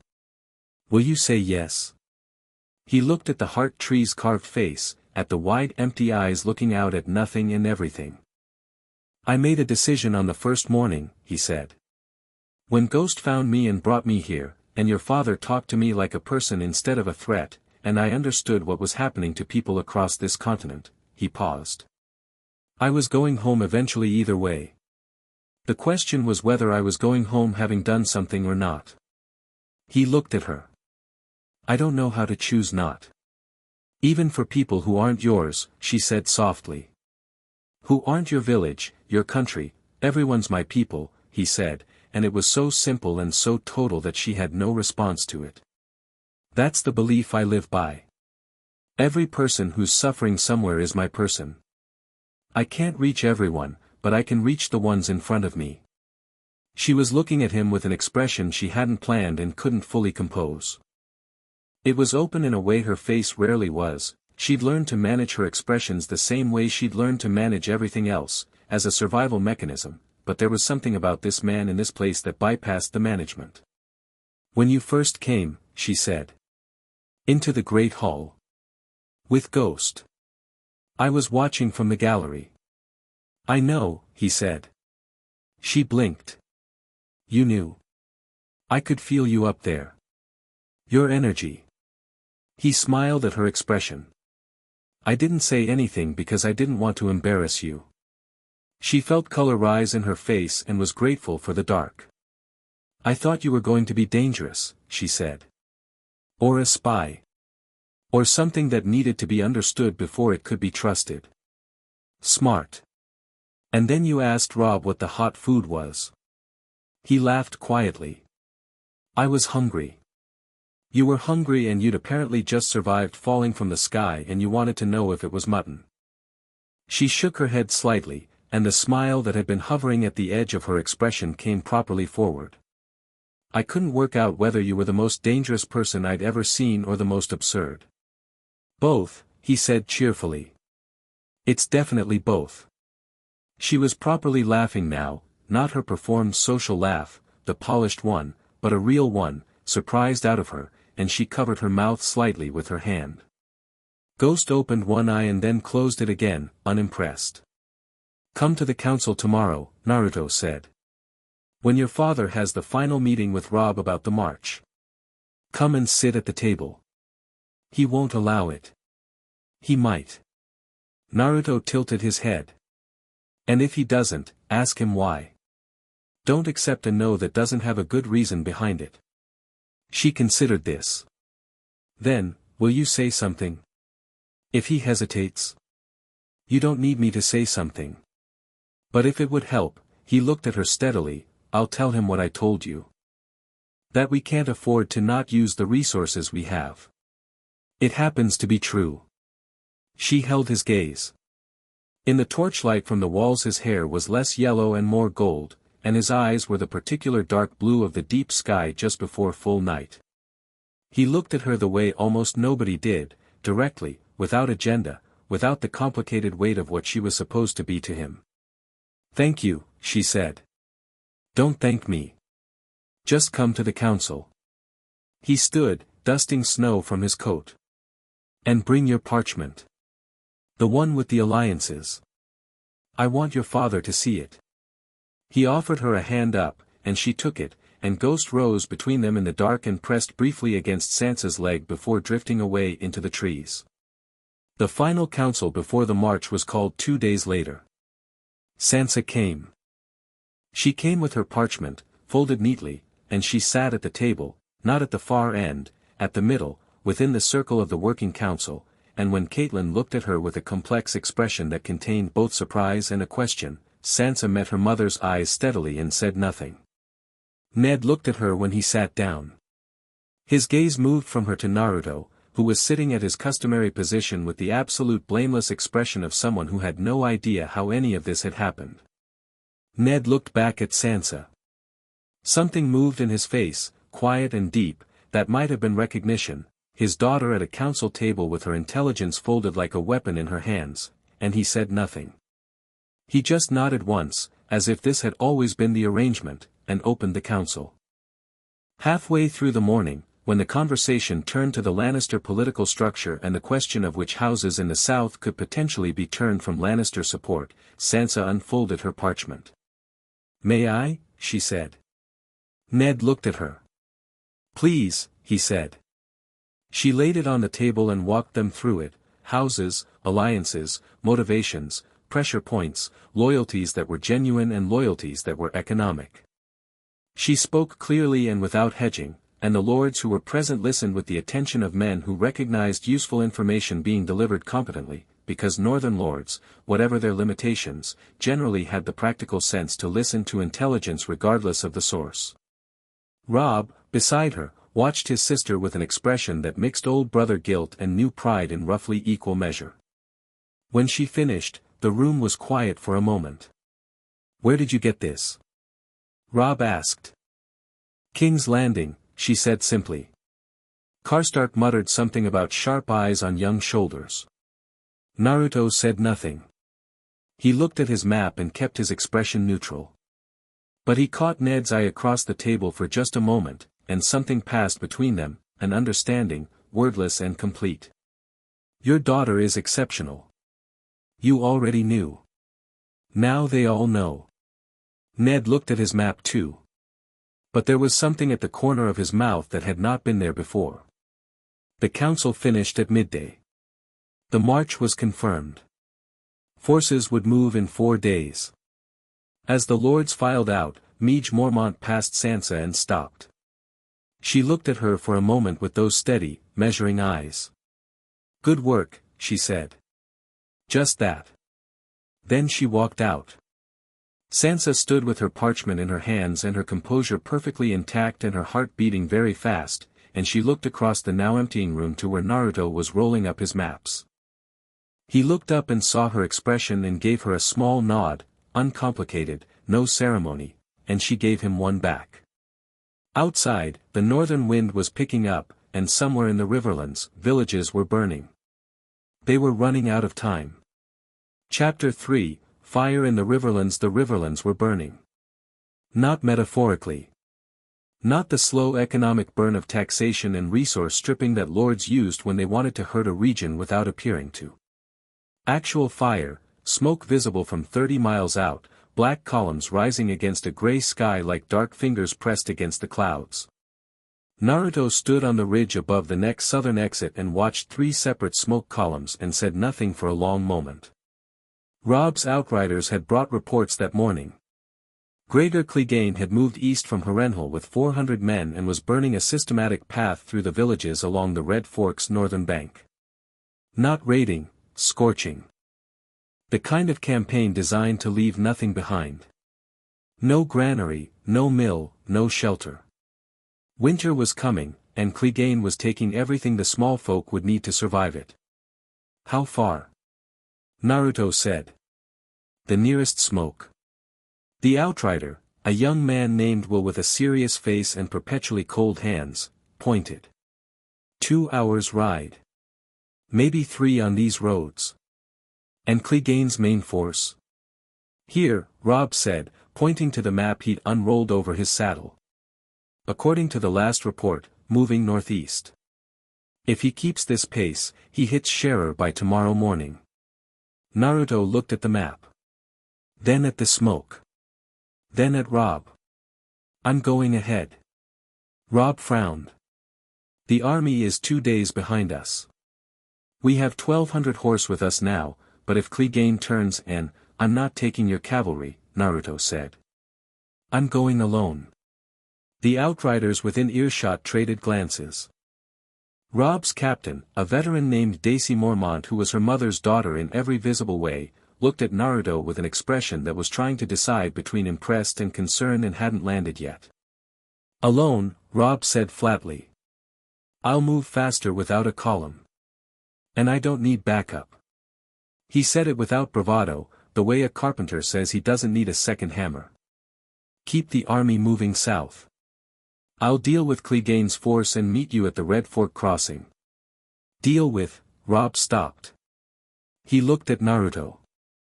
He'd had 3 days of riding with this man now, 3 days of conversation in camp and 1,000 small observations that added up to a genuine understanding of someone, and he was increasingly aware that the scale he'd been using to measure people simply didn't apply here. How long?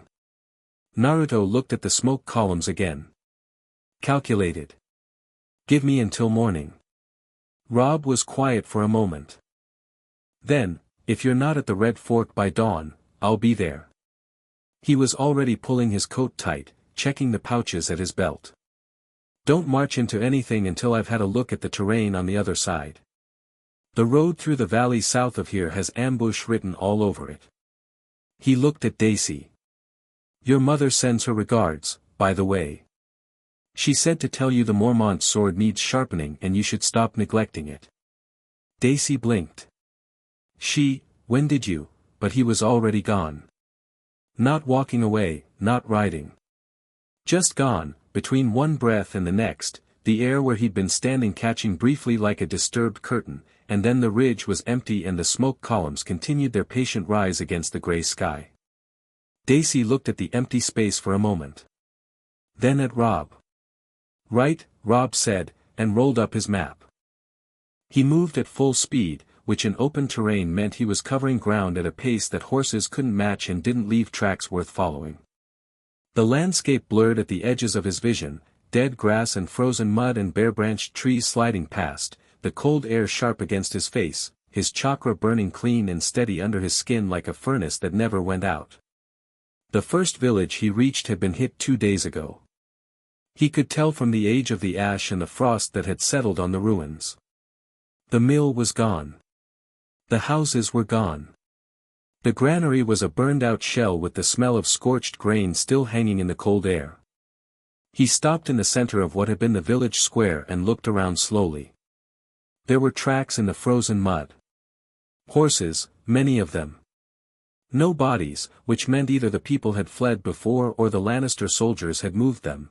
The latter thought sat in his chest like a coal. He found 3 survivors in the forest half a mile east. An old man, a woman with a baby, and a boy of about 8 who was standing in front of the other 2 with a knife he'd clearly never trained with, blade forward, trembling with cold and intent. Naruto stopped a respectful distance away and held up his hands. Empty. No weapons visible. I'm not Lannister, he said. My name is Naruto. I'm with the Stark army. The boy didn't lower the knife. That's a good grip, Naruto said. You're holding it wrong but the grip's right. Don't lock your elbow, keeps your arm stiff and you lose speed. The boy blinked. His elbow shifted, very slightly, and then he seemed to realize he'd taken instruction from a stranger and his expression went fierce again. The big soldiers, the old man said from behind the boy. His voice was careful, testing for something. They came 2 days ago. Burned everything. Took 4 men.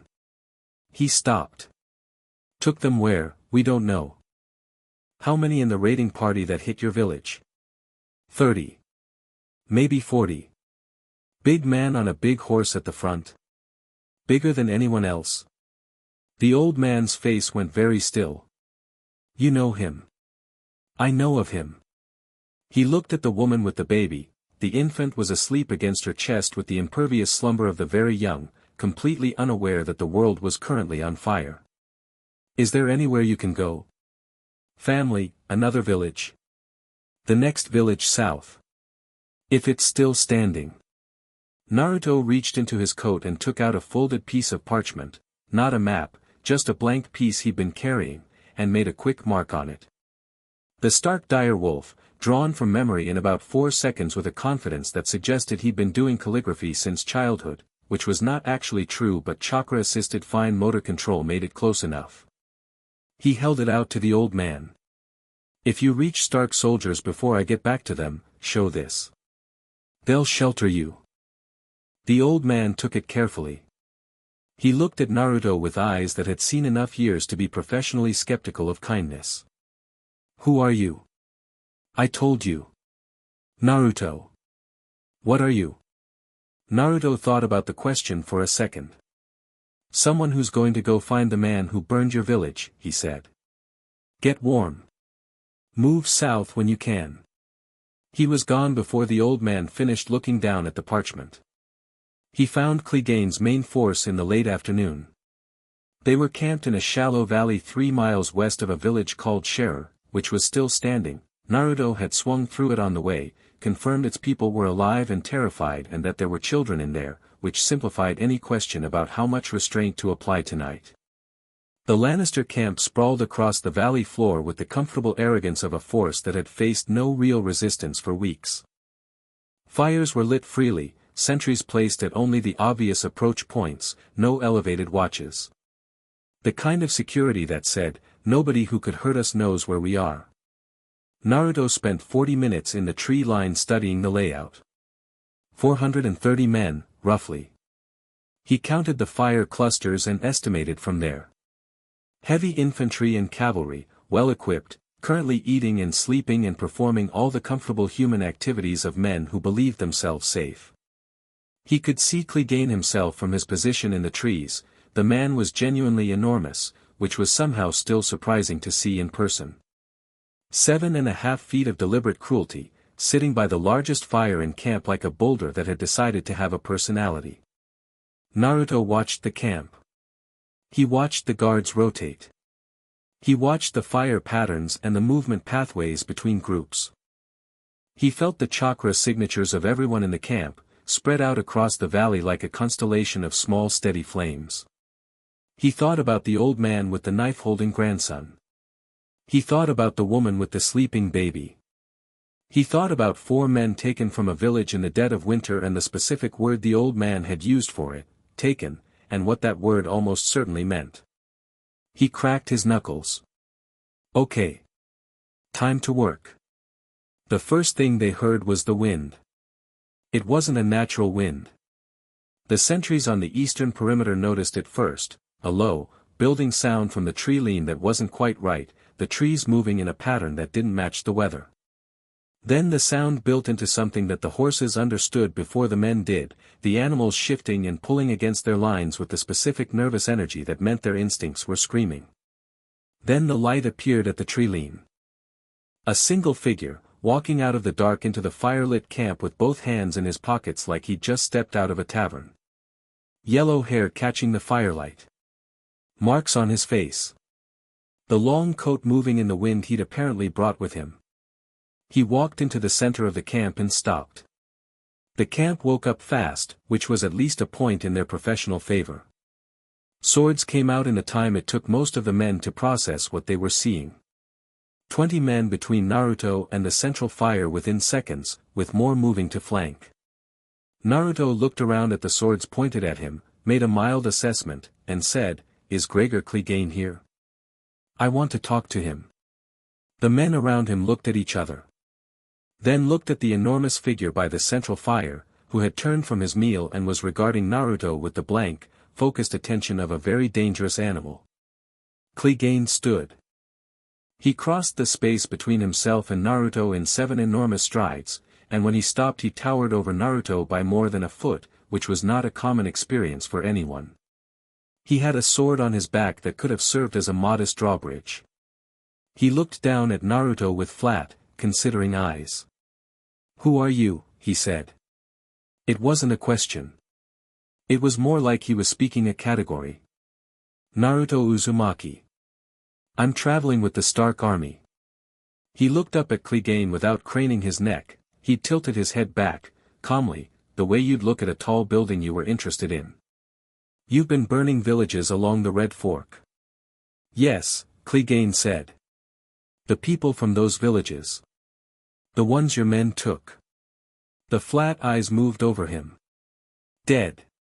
Naruto was quiet for a moment. "All of them," he said. "Yes." Something in the camp shifted. Men who'd been watching this with the professional interest of soldiers observing a strange situation were now watching with a different kind of attention.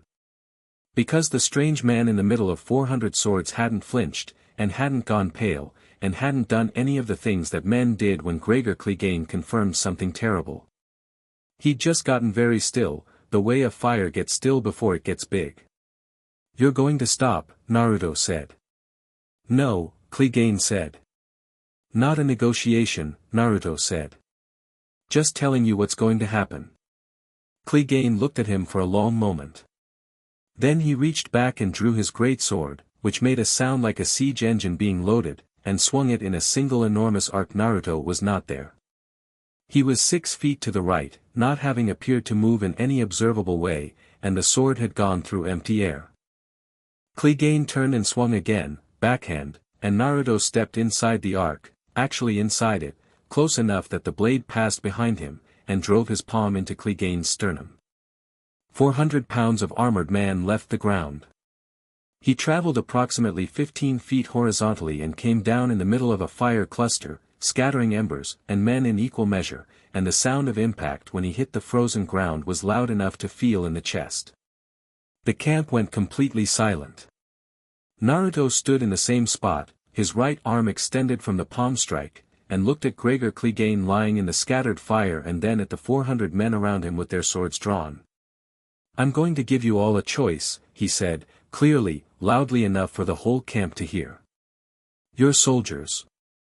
I understand that, you're doing what you're paid to do. I don't have a problem with soldiers." He paused. "I have a problem with what you've been doing to civilians. So here's the choice. You put the swords down, you turn around, and you ride back to Harrenhal. Leave your supplies and your horses, they'll go to the people whose grain you burned. You do that, nobody else gets hurt. You'll all be home by winter." A long silence. "Option 2, he continued, "is you don't put the swords down. I want to be honest with you, I'm asking you to choose option 1, not because option 2 frightens me, but because I genuinely prefer not to hurt anyone else tonight." He looked around the ring of faces, frightened, angry, confused, calculating. 400 armed men is not a problem I can't solve. It's just a problem I'd rather not solve this particular way. Clegane was getting back up. He was slower than he'd been, the palm strike had cracked something, Naruto could tell from the way he moved, but he was getting up, because that was apparently what Gregor Clegane did. He rose from the scattered fire with burning embers on his armor and his greatsword still in his hand and the same flat terrible blankness on his face. "Demon," he said. "One word, certain." "I've been called worse," Naruto said. Clegane charged. What followed lasted approximately 4 minutes and was discussed in Westerosi camps for years afterward, passed from soldier to soldier like a story that improved in the telling but never needed to. The strange man moved through Clegane's attacks the way wind moved through trees, present, responsive, never where the force was trying to be. He didn't draw a weapon. He didn't need one. He redirected and struck and stepped with the total economy of someone for whom this level of opponent required only a fraction of his full attention, and the strikes he landed, when he chose to land them, each did something specific and quantifiable. A knee. A shoulder. The sword hand, twice, until Clegane finally lost his grip on the weapon. A strike to the back of the neck that sent 400 pounds of armored man face first into the frozen earth and kept him there. Naruto stepped back. He wasn't breathing hard. He looked at the army. The army looked at him. He hadn't used any visible chakra technique. No light shows, no massive techniques, no transformation.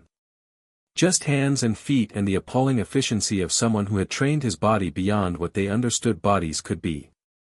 Which was, in some ways, more frightening than anything supernatural. The supernatural could be categorized. This couldn't. Option 1, Naruto said again. Still available.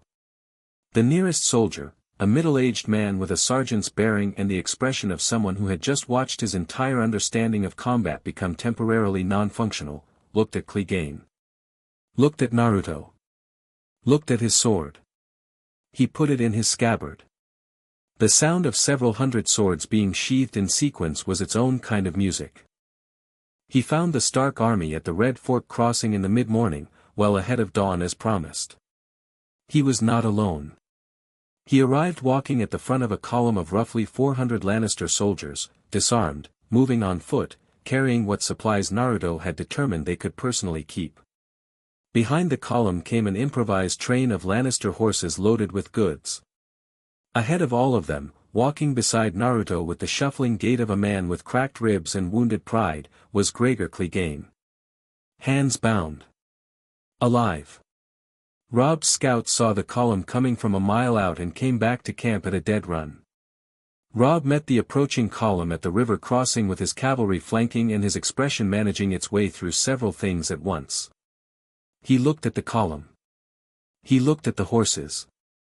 He looked at Clegane. He looked at Naruto. "Good morning," Naruto said. Rob started and then stopped. "Where are their weapons?" "In the river, mostly. A few I kept." He patted a bundle over his shoulder. Some of the swords were good quality. Felt like a waste. Rob stared at Clegane. "He's alive. I said I'd give them a choice. Killing him after he'd stopped fighting isn't something I'm going to do." He met Rob's eyes directly. "He'll answer for what he did. But to your justice, not mine. I'm a guest here." Rob was quiet for a moment with an expression that was doing a lot of work. He looked at his captain, then at his cavalry, then at the column of Lannister soldiers who were looking at the northern army with the calculated eyes of men trying to determine whether they'd made the right choice. "Where were they going to go?" he asked. "Back to Harrenhal was what I told them. Your scouts can confirm they're moving that direction once they're released." He looked at Rob. "Or you can take them prisoner if you'd prefer. I don't know your protocols. Prisoner or hostage takes resources." Rob straightened in the saddle. His cavalry commander was looking at him, waiting.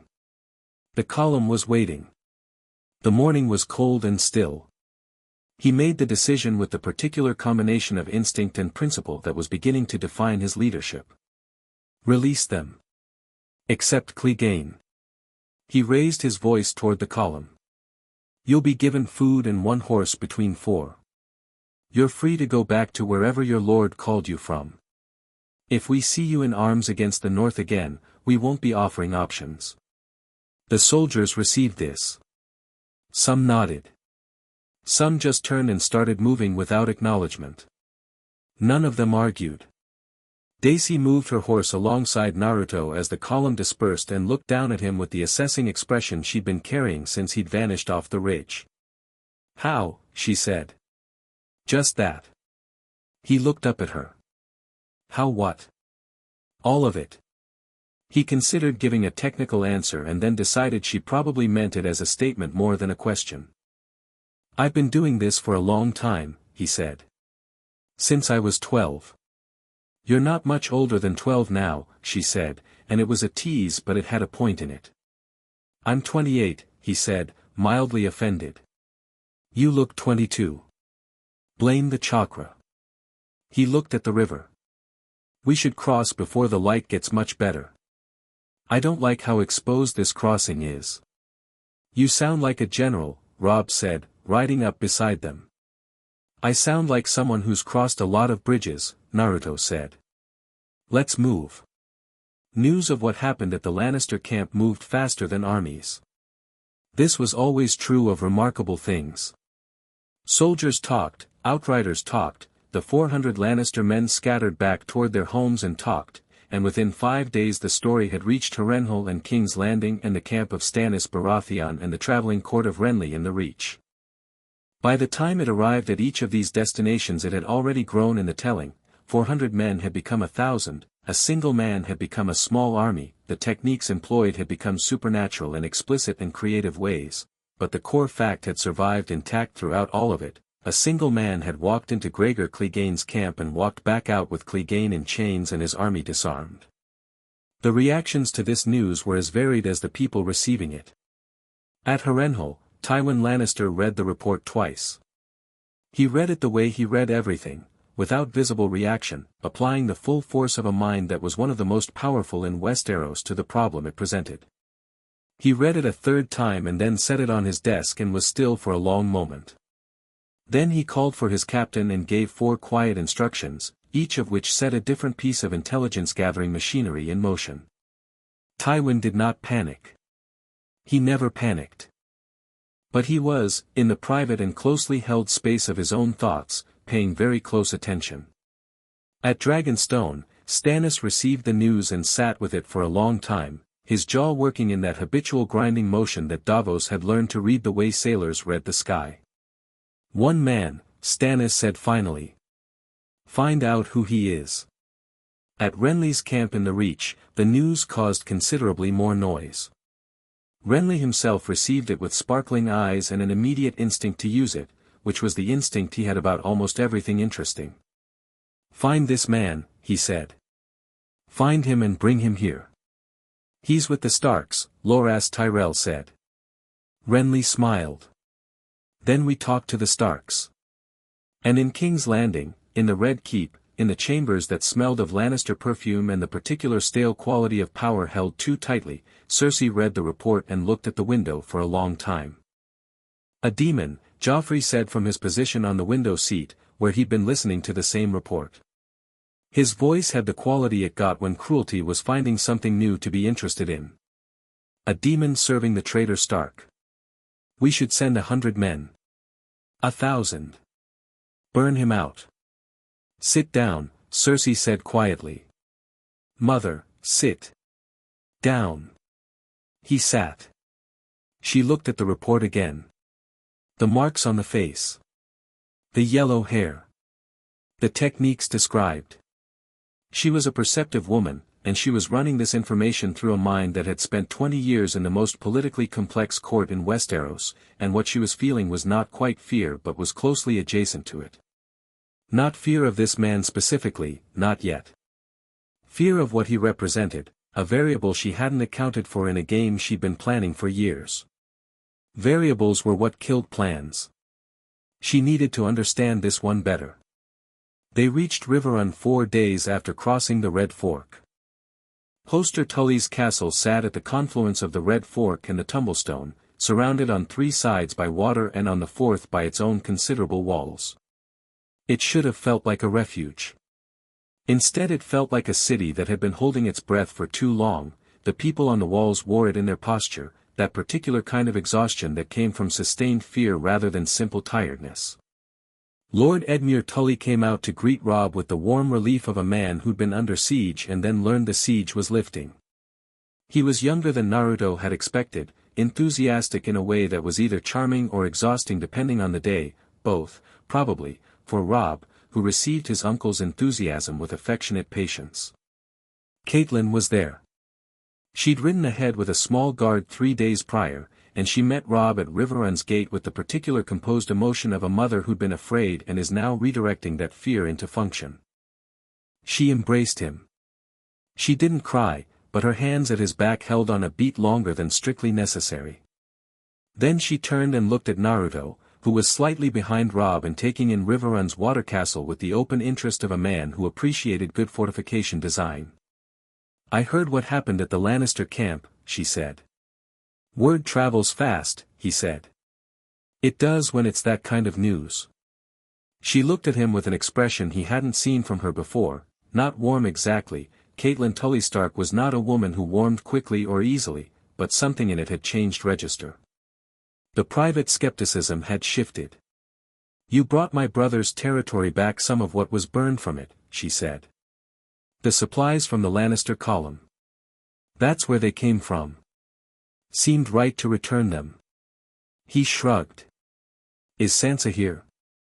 The question was simple and practical and landed with perfect guilelessness, and Catelyn looked at him for just a moment with the measuring eyes of a mother doing a calculation. "She is," she said carefully. "She rode with me." "Good. I want to go through the Lannister political structure with her before any councils here. She knows things about King's Landing that'll be useful." Catelyn was quiet for a moment. Then she said, "She's in the East Tower." "Thank you, my lady," he said, and headed for the castle. Catelyn watched him go. Behind her, Edmure appeared at her shoulder. "Who was that?" he asked. "I'm not entirely sure yet," Catelyn said. But there was something in it that wasn't quite what it had been a week ago. Sansa was in the East Tower with 3 candles and another parchment. He knocked. She said, "Come in." She looked up when he entered and something in her face did the same quick then composed sequence he'd noticed the first time, and then she looked at the parchment and said, "I heard what you did." "I talked to some people," he said. "You walked into a camp of 400 soldiers alone at night." "And talked to some people," he said, in exactly the same tone. She gave him a look that communicated clearly that she didn't find this as casual as he was presenting it. "Were you in any danger?" "Probably not." He pulled up the chair across from her without asking and sat backwards on it, arms folded over the top. "They weren't a threat to me at that level. Individually they might be dangerous men. 400 of them together are actually easier to manage than one-on-one because they have to coordinate, which means hesitation, which means time." "That doesn't sound like probably not." "Okay," he said, and smiled slightly. "Definitely not." She held his gaze for a moment and then looked at her parchment, and the angle of her head made her hair fall forward slightly, and she pushed it back with one hand in a gesture that was completely unaware of itself, and Naruto looked at his folded arms. "I've been mapping King's Landing's internal power structure more specifically," she said. "Looking at where Joffrey's support actually comes from versus where it's assumed to come from." She turned the parchment toward him. "Joffrey's position relies almost entirely on 3 things, Tywin's military, Cersei's manipulation of the court's social structure, and the gold cloaks, the city watch. Remove any one of those 3 and his reign becomes unstable. Remove 2 and it collapses." Naruto looked at the diagram. "And all 3 are removable?" "Tywin is the hardest. He's the military mind and he's currently fielding the largest army." She pointed.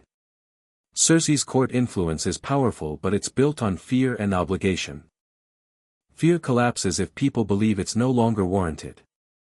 Obligation collapses if a better offer appears." She paused. "The gold cloaks are led by Janos Slynt, who is not loyal to Joffrey, he's loyal to whoever pays him. He sold his loyalty once. He'll sell it again. Who bought him last time? Littlefinger, on Cersei's behalf." She looked up. "He arranged the appointment. So he has loyalty to whoever has gold and leverage," Naruto said. "Yes. Which means, if someone arrived with more of both, the gold cloaks flip."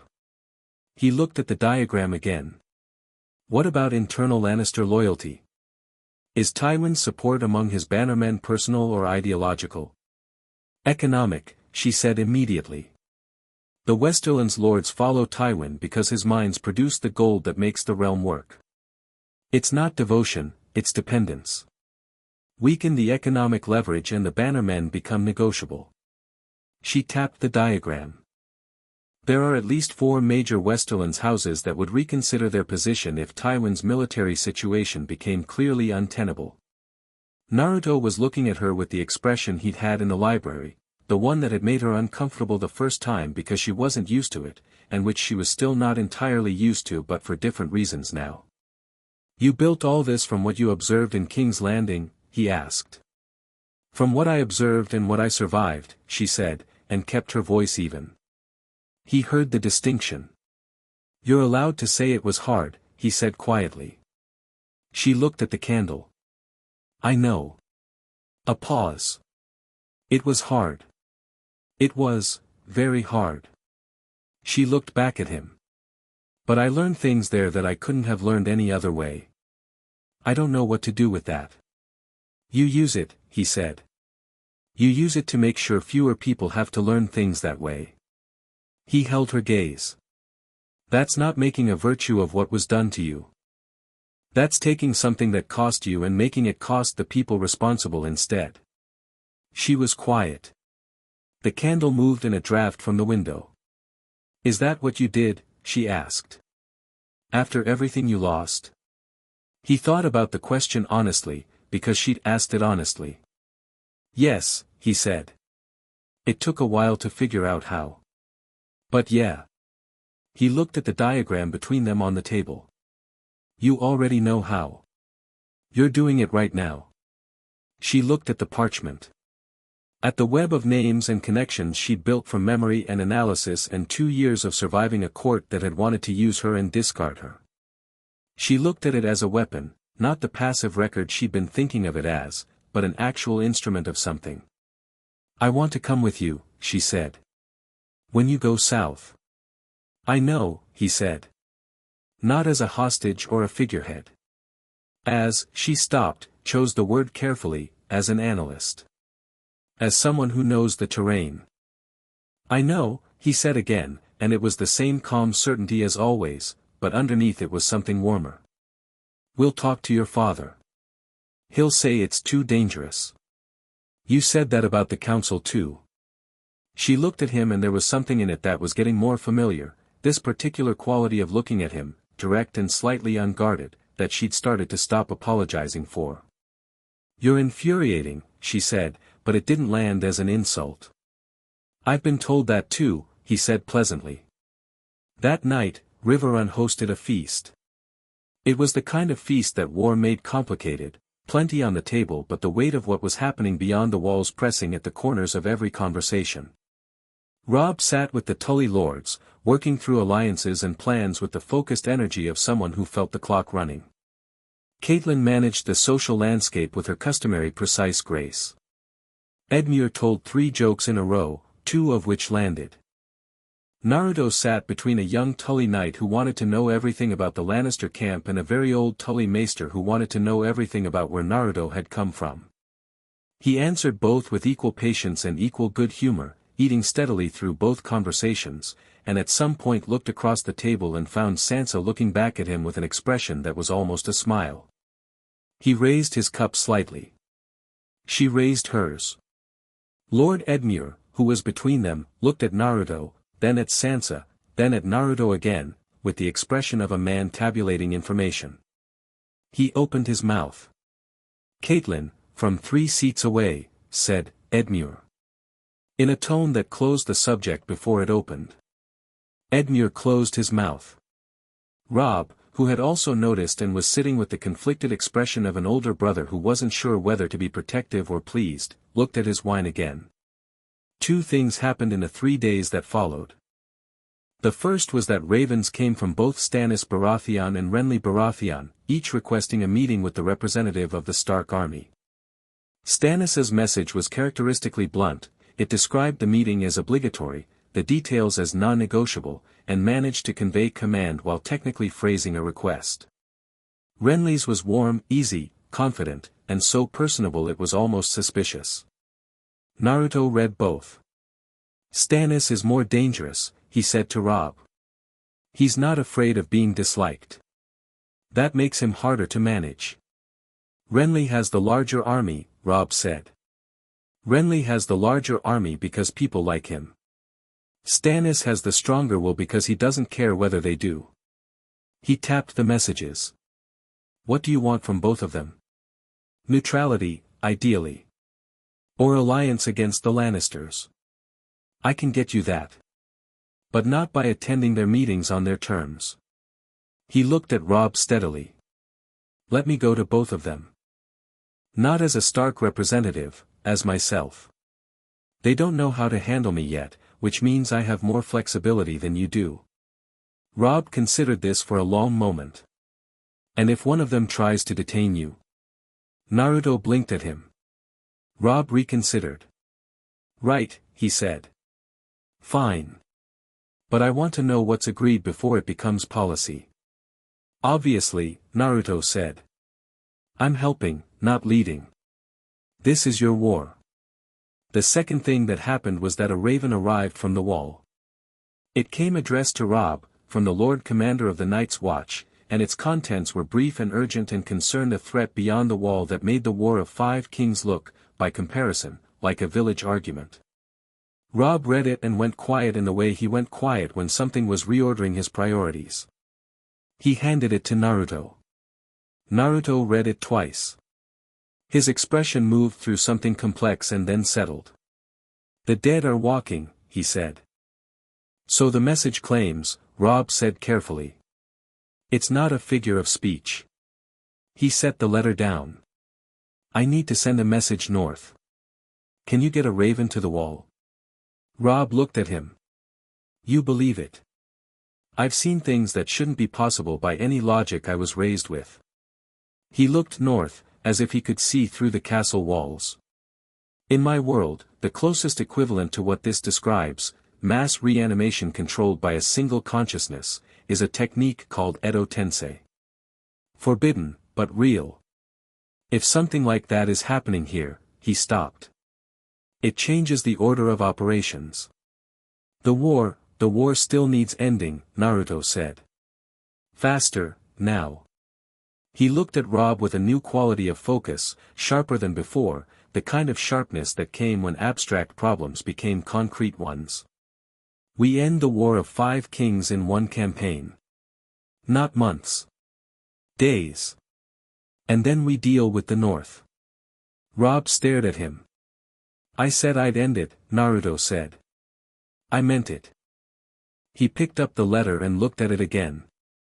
Is there anyone at the wall I should know about? Someone I can trust information with?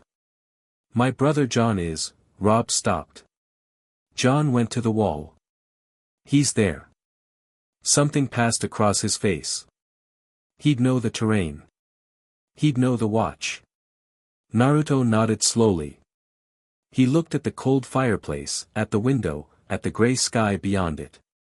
He thought about armies and kings and thrones and the dead walking behind a wall made of ice, and he thought about 400 men putting their swords away in a firelit valley, and he thought about an old man holding a paper with a dire wolf on it and a grandmother with a sleeping baby.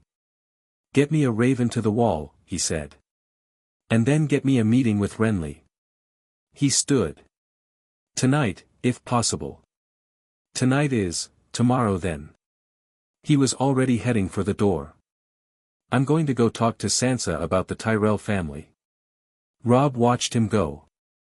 From outside the window, the riverland stretched south in the gray afternoon, smoke-stained and scarred, winter coming down from the north like a tide. Somewhere out there, 5 kings were playing their game. Most of them didn't know yet that there was a new piece on the board. One that didn't move like anything else. Chapter 4, The Arrival of Leaves. The sky split open above the tumblestone at dawn. There was no warning. No build-up, no atmospheric pressure change, none of the signs that preceded a storm. The river was running gray and cold in the early light, the fog sitting low on the water, and then the air above the eastern bank simply tore, a vertical seam of light that blazed white gold for 3 full seconds before expanding outward with a concussive crack that shook the birds from every tree within half a mile and knocked 2 sentries off their feet. Naruto was already at the riverbank when it happened. He'd felt it coming 40 seconds before it did, a familiar disturbance in the ambient energy, like a tuning fork struck at the exact frequency of home. He'd been out of his bed and moving before he was fully awake, instinct carrying him through the castle corridors and out the postern gate at a run. He stood on the bank in bare feet and his coat pulled over sleep clothes as the light faded and the tear sealed itself. On the eastern bank, 4 figures. He recognized them before they'd fully oriented themselves. Kakashi was upright first, which was typical, the man had been sleeping with one eye open for 30 years and old habits died hard. He had his hand on a kunai before his eyes had finished adjusting, scanning the tree line, the river, the castle walls, the fog. Then he found Naruto standing on the opposite bank and his visible eye curved in that infuriating way and he said, "Across 40 feet of cold river, you look terrible." "I look fine," Naruto called back. "Your hair it's fine." Sakura was on her feet and already running a diagnostic on Sai, who'd apparently hit the ground harder than the others. She looked up at Naruto across the water with the expression she reserved for situations she'd prepared herself for but still found exasperating. "You've been gone for almost 2 weeks," she said. "Do you know what Shikamaru has been like?" "I've been busy." "You're always busy." She finished her check on Sai and stood. "Is that a castle?" "Yeah." "Are we in a different world?" "Yeah." She took a breath. "Okay." She helped Sai up, brushing down her coat. "Okay. Fine. Different world. How do we get back?" "Working on it," he said. But first, he looked at the fourth figure, who'd been standing slightly apart from the others since landing and was now looking at the castle walls, the river, the fog, and the unfamiliar sky with the flat analytical attention of a man categorizing an entirely new problem set. "Shikamaru. What do you think?" Shikamaru and Nara looked at the castle. Looked at Naruto. Looked at the castle again. "The ambient chakra density is wrong," he said. "The elemental balance is completely off from home. Temperature, atmospheric pressure, sun angle, we're in a different hemisphere or a different world entirely." A pause. "There's smoke to the south. Multiple sources. Someone's fighting a war. 5 kings, 1 throne, and now the dead are walking in the north," Naruto confirmed. Shikamaru closed his eyes briefly. "Of course," he said. "How troublesome." Getting them across the river took a boat and a cooperative Tully guard who took one look at the group appearing out of nowhere on the eastern bank and went immediately for his captain, who went immediately for Rob, who was awake because the crack of the dimensional transit had woken everyone in Riverrun who was a light sleeper, which in a castle preparing for war was approximately everyone. Rob met them at the riverside gate while it was still grey morning, sleep-rumpled and sword-belted, and stood in front of 4 strangers from another world while Naruto made introductions. "Hatake Kakashi," Naruto said. "Jonin. Best field operative I have. The silver hair is natural, don't ask about the mask." Kakashi gave a small bow. "Haruno Sakura. Combat medic. She can heal injuries that would otherwise be fatal, and she's one of the strongest fighters alive." Sakura bowed correctly. "Sai. Former ANBU. Specializes in reconnaissance and long-range techniques." Sai gave a smile that was slightly too symmetrical to be entirely natural. "And Shikamaru Nara. My chief strategist." Shikamaru looked at Rob with the measuring eyes he turned on every new situation. "King in the north," he said. "Yes," Rob said. "How big is your army?" "Currently 20,000. More coming." "And the opposing forces?" Rob blinked at the directness. "Combined, probably 60,000 Lannister men. Stannis has 15,000. Renly, 100,000, Shikamaru said, pulling numbers from the intelligence Naruto had clearly already transmitted somehow. He looked at Naruto. "You briefed me on the transit." Through a message scroll, Naruto confirmed. "I sent it through the dimensional anchor point 3 days ago. Figured you'd find it." "I found it," Shikamaru said. "I've been thinking about it for 3 days." He looked at the map Rob was still holding and reached out without asking permission, which Rob received with the slightly dazed expression of a man who'd decided to just let things happen for now. Shikamaru unfolded the map and looked at it. 30 seconds of silence. "The Lannister position is overextended on the eastern flank. Here." He pointed. "Supply chain runs too long between the Westerlands and Harrenhal. If that road were cut at this junction, Tywin's army has about 3 weeks of supplies before they have to break position or forage, and foraging in winter in occupied territory makes them unpopular and slower, Naruto finished. I know. That's part of the plan. What's the rest? I'll tell you after breakfast. He looked at Rob. Can we feed them? Rob looked at 4 strangers from another world standing in his river gate in the early morning fog, one of whom was already strategically dissecting his map. Yes, he said. We can feed them. Breakfast in Riverrun's great hall was considerably louder than it had been the day before.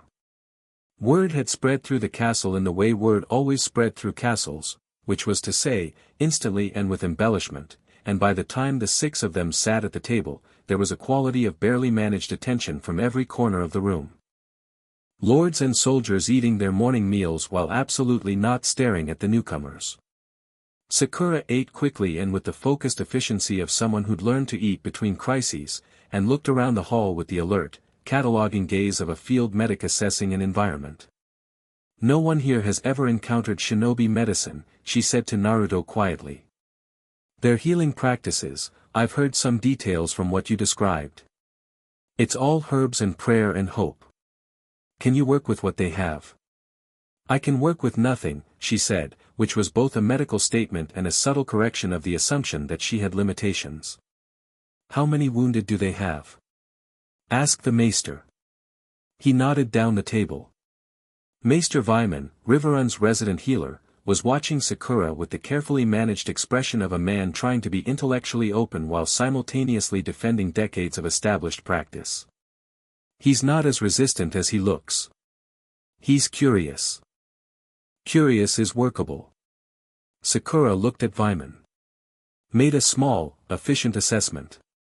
Okay, she said, and turned in her chair. Maester, she said clearly across the table. Tell me about your most difficult current patient. The maester blinked. Looked at her hands. Looked at her face. Said, with cautious professorship, a guardsman. Arrow wound, infection has set. I've been treating with, is it the right shoulder or left? Right, but, take me to him after breakfast, she said, and turned back to her food. Vyman looked at Naruto. She'll fix him, Naruto said. Let her. Kakashi, beside Naruto, was doing the thing he did in new environments, not looking at anything directly, looking at everything peripherally, the kind of comprehensive passive scan that had kept him alive through 3 wars and 40 years of active field service. He'd been doing it since they sat down and his expression gave nothing away. This hall is about 60% loyal and 40% watching, he murmured. I know, Naruto said. The 40% is mostly the newer bannermen. Rob hasn't had time to build the relationships yet. Bolton. Yes. He was looking at you when you came in. Not at the new arrivals. At you, to see how you'd react to them. Naruto didn't look at Bolton's position. I know. He's calculating your value as an asset he doesn't control, Kakashi said, with the easy tone of someone discussing the weather. That's a short path to someone deciding to try to control you. Let him try, Naruto said, equally easy. Kakashi's eye curved. That's what I thought you'd say. Across the table, Shikamaru was talking to Rob. Or rather, Shikamaru was asking questions and Rob was answering them, and the conversation had the quality of a man being very efficiently debriefed by someone who already had a partial picture and was filling in specific gaps. Rob had the expression of someone who'd started the conversation thinking he was briefing an ally and had gradually realized he was being analyzed. He didn't seem to mind. Shikamaru had that effect, his intelligence was disarming because it came without ego. Sai was drawing. He'd produced a small brush and ink from somewhere in his coat and was sketching the hall, not as a landscape, but as a tactical document, every exit marked, every structural element noted, the positions of every person in the room recorded in a hand so precise and fast it barely looked like movement. He did this automatically, the way other people breathed. A young Tully squire who'd been assigned to attend the table looked over Sai's shoulder and went very still. Is Is that all of us? The squire said. Yes, Sai said, without pausing. I'll make you a copy if you'd like. The squire stood there with an expression of pure, uncomplicated awe that bypassed every political or military consideration and landed entirely in the territory of, that is extraordinarily impressive. Sansa found them in the war room. She'd heard about the arrival, again, castles, and had come down with her parchment in a state of careful composure that she'd needed to work at slightly harder than usual, because there was something about the situation that required reassessment. For new people from Naruto's world. For people who knew him in the way you knew someone you'd fought beside for years, which was a different kind of knowing than she had, and the part of her that had survived 2 years in a court by reading power structures had immediately registered the new configuration. She stopped in the war room doorway. Naruto was at the table with Shikamaru, both of them bent over the Westeros map. Kakashi was on the windowsill in approximately the same position Naruto usually occupied. Sakura wasn't there, she'd apparently already gone to the infirmary. Naruto looked up when she came in. "Good morning," he said. "Come look at this." She entered. Shikamaru looked up from the map and made the automatic calculation she'd become accustomed to from people meeting her for the first time, rank, role, relevance, and then he did something she hadn't expected, which was look at the parchment under her arm with specific interest. "Is that the Lannister Alliance web?" he said. She blinked. "Yes." Naruto described it in his message. He held out a hand. "May I?" She looked at Naruto. He gave her a small nod. She handed it over. Shikamaru unfolded it and was quiet for a full minute. His eyes moved over the diagram with the speed of someone who processed information visually and retained it completely. Then he set it on the table beside the map and said, "This is very good." "Thank you," she said carefully. "I'm not being polite. I'm being accurate." He looked at her directly. The Slint notation is particularly useful. Most intelligence on King's Landing focuses on the military and ignores the city watch as a secondary force. You've identified him as the keystone of the internal security structure. He pointed at the diagram. "Is this based on personal observation?" "Yes," she said. "I was at court for almost a year." "Then you have information I don't have." He looked at Naruto. "She should be in the planning session today." "That's what I've been saying," Naruto said pleasantly. Shikamaru looked back at Sansa. "What's the fastest way to get rid of Slint?" She opened her mouth, surprised by the directness of the question, and then answered it, because that was what the question deserved. "He responds to incentive, not loyalty. If someone with credible authority offered him a better position with better pay and freedom from Lannister political obligation, he'd take it. The problem is that Lannister credibility is currently higher than any other houses in King's Landing. What if it stopped being?" Kakashi said from the windowsill. He'd been so still she'd almost forgotten he was there. He was looking at her with the calm attention of the genuinely dangerous, which she'd learned to recognize. "Then Slint becomes neutral," she said. "Neutral gold cloaks mean the city doesn't fight for Joffrey." She paused. Cersei would know. She'd find another lever. "What's her other lever?" Shikamaru asked. "The people fear the Lannister name more than they respect it," Sansa said. "Cersei uses that. Fear is her currency more than gold is." She looked at the map. If that fear eroded, if people believed, genuinely believed, that the Lannisters couldn't protect them anymore, then the currency collapses, Naruto said. And everything Cersei built on it collapses with it. The room was quiet for a moment. "That's the approach," Shikamaru said. He wasn't asking. He was confirming the logic the same way you confirmed a mathematical proof. The equation was already solved, he was just reading the final line. He looked at Naruto. "You've already thought this through." "Most of it," Naruto said. "You fill in the rest. I'll need 2 hours with the map and everything you have on troop dispositions." He looked at Sansa. "And I need you here for the King's Landing section specifically." She sat down at the table.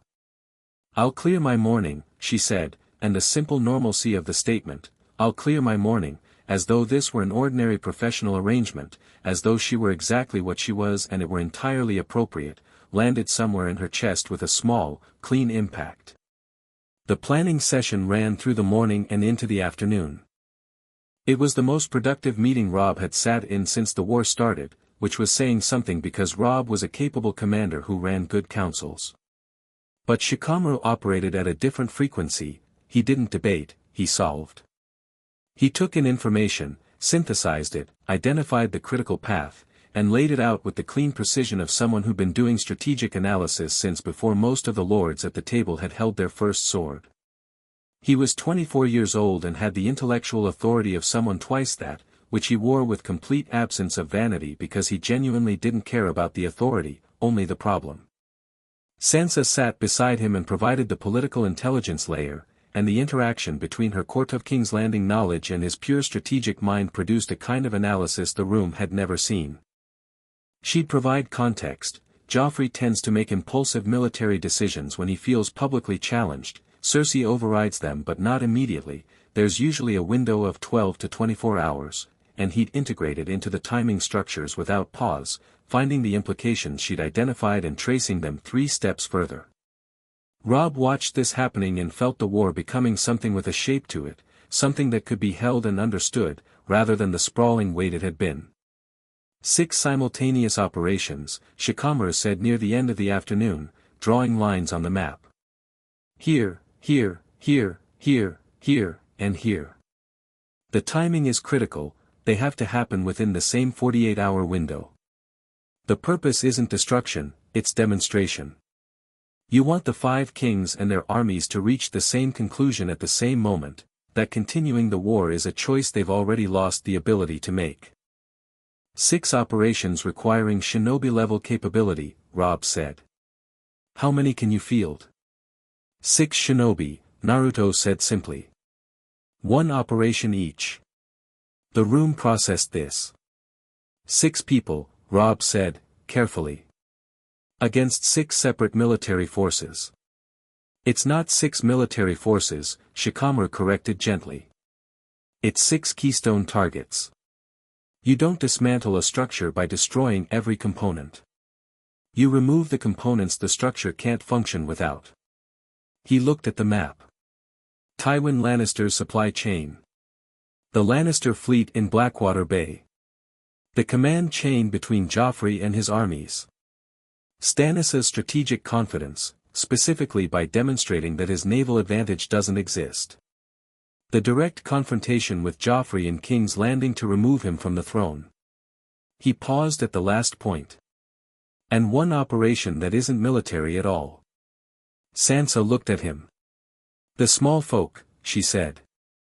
He looked at her. Yes. Someone needs to go to King's Landing's lower city before everything else happens.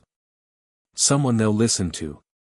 To make sure that when Joffrey's support structure collapses, it collapses toward stability rather than into chaos.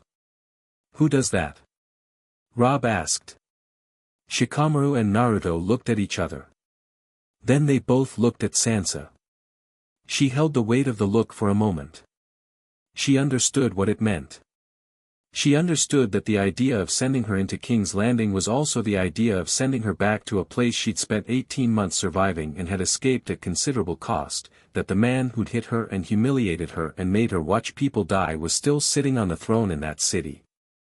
She also understood that she knew that city better than anyone else in this room. That she knew its people, its rhythms, its fears. That Shikamaru had identified a gap that her specific experience could fill, and he hadn't offered her it out of courtesy or politics. He'd offered it because she was the right tool for the job. She was tired of being afraid of the right answer. I'll do it, she said. Naruto looked at her steadily. You don't have to decide right now. I know. She met his eyes. I've decided. He held her gaze for a moment.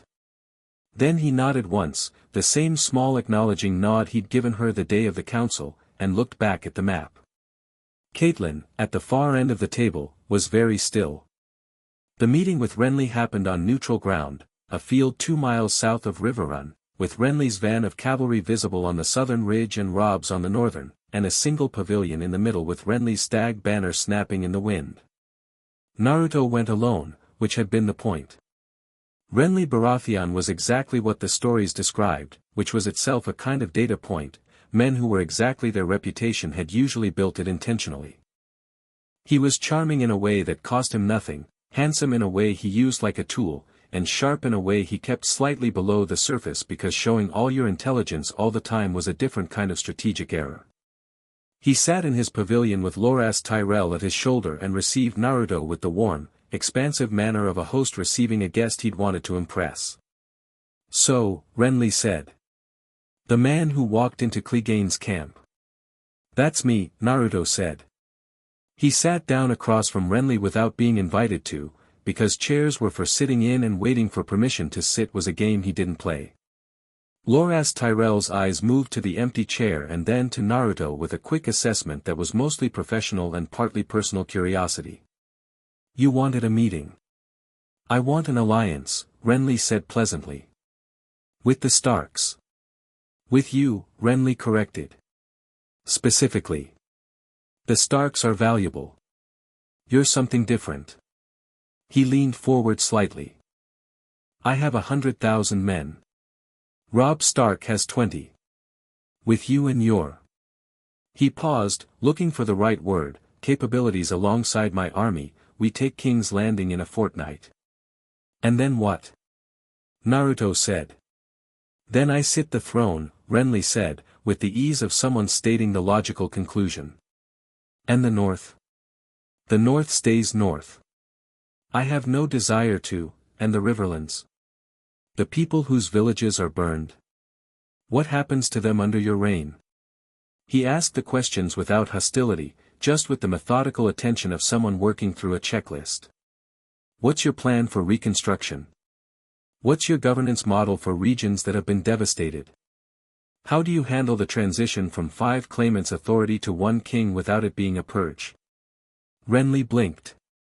It was very brief, but it was there. He wasn't used to people asking those questions in the context of a military alliance negotiation. "Those are administration questions," he said. "Governance questions. The war comes, the war is only the loud part," Naruto said. "What comes after is the actual work. Winning the war and then governing badly just means more war in 10 years. He looked at Renly directly.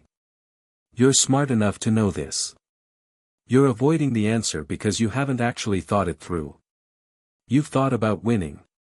You haven't thought about what you do with it." A pause. Loras Tyrell had gone very still. Renly's expression held its warmth, but underneath it something was recalibrating. He was being read with a precision he hadn't anticipated, and he was good enough to know it and professional enough not to become defensive about it. "You're not going to support my claim," he said. "I'm not going to support anyone's claim to the Iron Throne," Naruto said.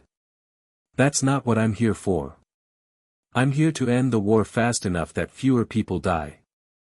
Whether there's a king on the throne afterward or the throne gets melted down for scrap is a political question that the people of this continent should answer, not me." He leaned back.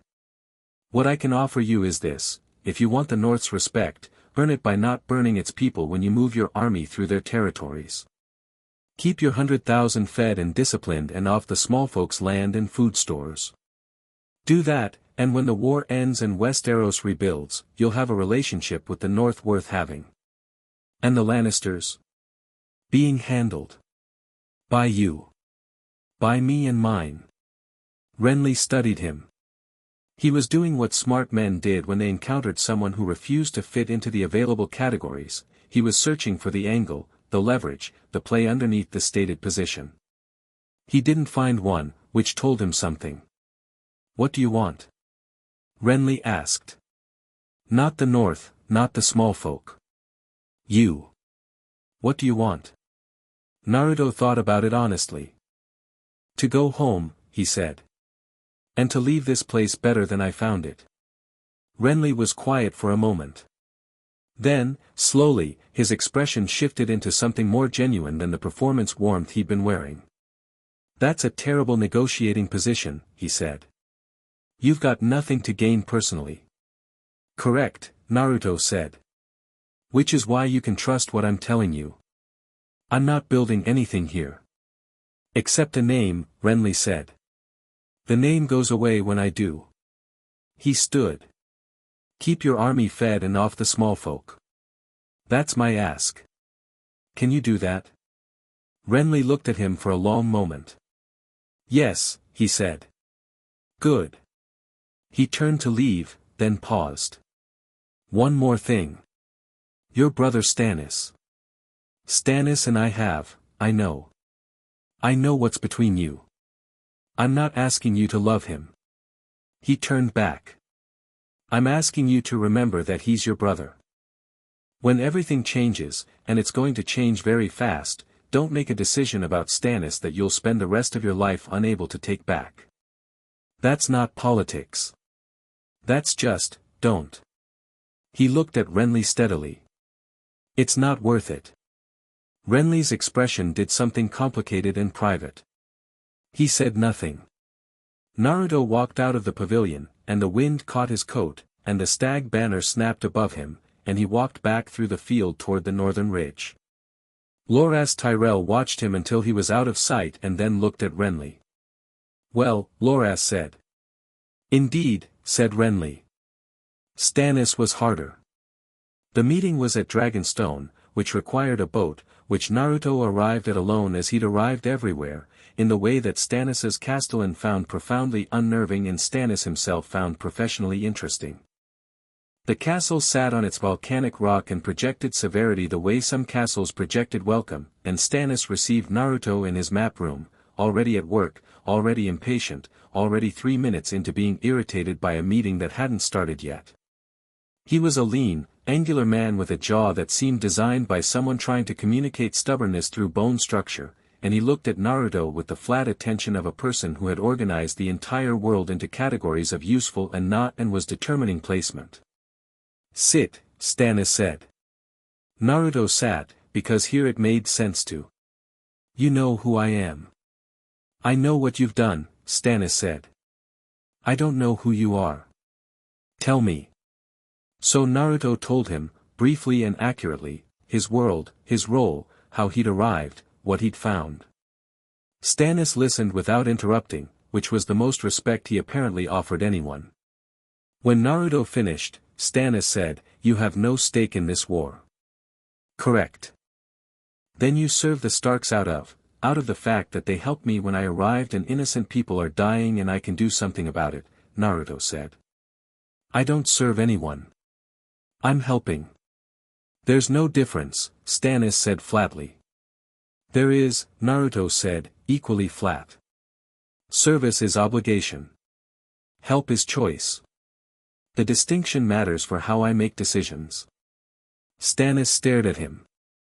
This was apparently either the most interesting or the most infuriating thing anyone had said to him recently, and the distinction between those two things on Stannis's face was negligible. "What do you want from this meeting?" he said. "To understand you," Naruto said. "You could read my correspondence. Correspondence tells me what you've done.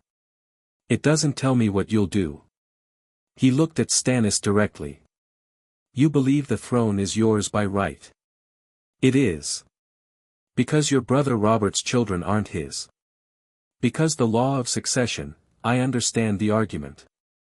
I'm asking whether you believe it as a legal technicality or as a lived conviction." He paused. "Because there's a version of this where you're right about the law and completely wrong about what the law is for." Stannis went very still. "Explain." "The law exists to create stability. Legitimate succession exists so that power transfers without war. If your rightful claim produces a bigger war than an illegitimate one would have, then you using the law as your weapon isn't serving the law's purpose. It's serving your ego." He said it without cruelty, flatly, the way Stannis himself spoke. "I'm not saying you don't have the right. I'm asking you what the right is actually for." A long silence. Stannis's jaw worked. He stood and went to the window and looked at the sea. His advisors, Davos, quietly in the corner, had been there the whole time, were very still. If I step back, Stannis said, without turning from the window, there is no one of principle left. Renly wants the throne because he's popular. The Lannisters hold it through murder. Robb Stark fights for independence, not justice. He turned.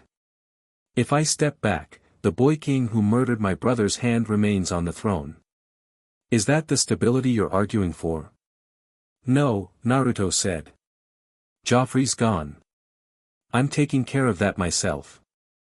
Another silence, different quality. Personally, Stannis said. Yes. Stannis looked at him for a long moment. Davos, in the corner, had the expression of a man watching two forces of nature trying to determine which direction to push each other. What do you propose? Stannis said. I propose that when the Lannister military position collapses, which is going to happen in the next 2 weeks, you position your fleet in Blackwater Bay not as an invading force but as a stabilizing one. You're present, you have authority, you have ships. When King's Landing is in transition, you're there to prevent it from collapsing into chaos. He paused. Then you walk into the capital as the man who held the city together, not as a conqueror. You negotiate the political question of the throne from a position of stability rather than war. You'll have more leverage from that position than you'd have from winning a siege. And what do I give up? The war, Naruto said. Which you were going to lose anyway. Renly has more men. Tywin has more gold. You fight both of them simultaneously and you burn through your advantage before you reach King's Landing. He met Stannis's eyes. This way you end up in King's Landing without losing your fleet and your army in a siege. That's worth more politically than a military victory. Stannis was quiet for a very long time. Davos shifted slightly in his corner, and Naruto glanced at him, and Davos gave him the small, careful nod of a man who was cautiously on his side. I'll consider it, Stannis said. Which from Stannis, Naruto had already learned, was worth considerably more than agreement from most other men. He was back at Riverrun by nightfall. Sansa was on the walls when he returned, watching the river go dark in the fading light. She'd been there for an hour, which was her version of going somewhere quiet to think. She'd always done her clearest thinking at height, with the wind pulling at her hair and the view opening out, and the east tower of Riverrun offered the best combination of sky and silence she'd found. She heard him coming. His footfall was nearly silent but not quite, and she'd learned its rhythm without meaning to over the past week, the particular quality of light steps that moved like they had somewhere to go. How were they? She asked, without turning. He leaned on the wall beside her. Renly's charming and smart and hasn't thought past the winning, he said. Stannis has thought past everything and reached a conclusion that's logical and completely disconnected from what people actually need.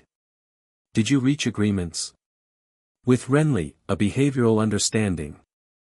With Stannis, possibly something more useful if he thinks it through. He looked at the river. He's not a bad man. He's just prioritized being right over being good for so long that he doesn't know there's a difference. She absorbed this. You said that about someone you knew, didn't you? Before. He glanced at her. What makes you think that? You said it like you'd thought about it for a long time. She turned to look at him. You were describing someone specific. He was quiet for a moment. Sasuke, he said. My best friend. For a while he was convinced that what was right was more important than what was good. That justice was worth any cost, even if the cost was everything else. He looked at the dark river. It took a long time to get him back from that. But you did. Eventually. A slight smile. He didn't make it easy. She turned back to the river. The stars were coming out now, cold and very clear. I've been thinking about King's Landing, she said. About going back. I figured you would be. I'm not afraid of it, she said. It was partially true. I mean, I am. But it's not the kind of afraid that would stop me. It's the kind that sharpens things. That's the useful kind, he said. Naruto. She said his name in the particular way she developed over the last week, easily, without the slightly careful quality it had first had. You're going to be in the throne room. For Joffrey. Yes. I want to be there. He was quiet. Not to watch him be hurt, she said quickly. I don't want that. I just want to be there when he loses. I want to see it. She held very still. Is that terrible? No, he said quietly. That's human. He looked at her. I'll make sure you're there. Not in danger. But there. She exhaled. Something had been held tight in her chest for a moment and it released now, and she was unexpectedly grateful for the dark because her composure wasn't perfect right now. Why are you doing all this? She asked, and she meant it genuinely, the way she'd meant the question when she'd asked it the first night in the Godswood. All of it. Not the explanation you gave Renly. The real reason. He was quiet for long enough that she turned to look at him. He was looking at the stars. His profile in the starlight was calm and settled, and the marks on his face caught the light in a way that made them look old, like something carved rather than born. She'd grown accustomed to his face in a way that didn't announce itself but was simply true, the way you grew accustomed to the shape of a window you looked through every day. When I was small, he said, I had nobody. My parents died the day I was born. The village, they didn't exactly love me. And I grew up with this bone-deep loneliness, this feeling like I was outside the world looking in, like there was glass between me and every warm thing. He paused. What got me through it was other people. One at a time, person by person, building connections that I had to earn because nothing was given. And each person that actually saw me, that looked at me and chose to be there, it was everything. It was the whole thing. She was very still. So when I see someone in a position I understand, he continued, someone who's been made to feel like they're outside something they should be inside, like there's glass between them and the things they deserve, I can't walk away from that. It's not strategy and it's not politics. He looked at her, and in the starlight his eyes were simply dark, and direct, and without any agenda at all. It's just, I see you. And I'm not going to pretend I don't. The wind moved along the wall between them. Sansa turned back to the river. Her heart was doing something very loud and her composure was absolutely still and the combination was extraordinary, like being at the center of something. You're going to get me into a lot of trouble, she said. Probably, he said, and she could hear the smile in it. And you don't care. I care about the right things, he said. You're one of them. She looked at the river, and the stars, and the dark water moving below, and she let herself, quietly, privately, with no performance and no management, feel exactly what she was feeling, which was warm and terrified and more certain about something than she'd been about anything in years. My mother is going to ask you your intentions, she said. He laughed. Bright and real, the same laugh that had startled her the first time, and this time she didn't try not to smile. What should I tell her? The truth, she said. You always do anyway. The truth is I don't have a plan and I've never had one and I'm not starting now, he said. I know what I feel. I know what I'm going to do about it, which is nothing that's not wanted. And I know that whatever happens, you're going to be exactly where you want to be, making exactly the decisions you want to make. A pause. That's my intention. She turned to look at him one more time. His expression was open and simple and so completely without calculation that it was still slightly unbelievable to her, even now, even knowing him, that people could exist at this frequency. Okay, she said. Okay, he said. They stood on the walls until the river disappeared entirely into the dark, and the stars moved overhead, and somewhere below, Shikamaru was still at the map table with candles burning, running the numbers on how to end a war in 7 days. The next morning, Sakura healed the guardsman with the infected arrow wound in 12 minutes. Maester Vyman stood beside her the entire time with an expression that moved from skepticism to professional crisis to something approaching religious experience, and afterward he followed her out of the infirmary asking questions in a rapid, urgent stream that she answered with patient thoroughness. By noon, she had a waiting list of 17 patients. Kakashi spent the day moving through Riverrun like a pleasant ghost, talking to people, listening to people, being generally unremarkable in every way that mattered and comprehensively attentive in every way that didn't show. By evening he had a clearer picture of the castle's internal dynamics than anyone had assembled in weeks of residence. He brought it to Naruto after supper, sitting on the windowsill in Naruto's room with the report delivered in his customary tone of mild disinterest that contained exact precision. "Bolton," he said. "He's been sending ravens." Naruto looked at him. "North," Kakashi said. "Regularly. To an address I haven't identified yet. The content of the messages is unknown but the frequency has increased since we arrived." He paused. "He's reporting to someone.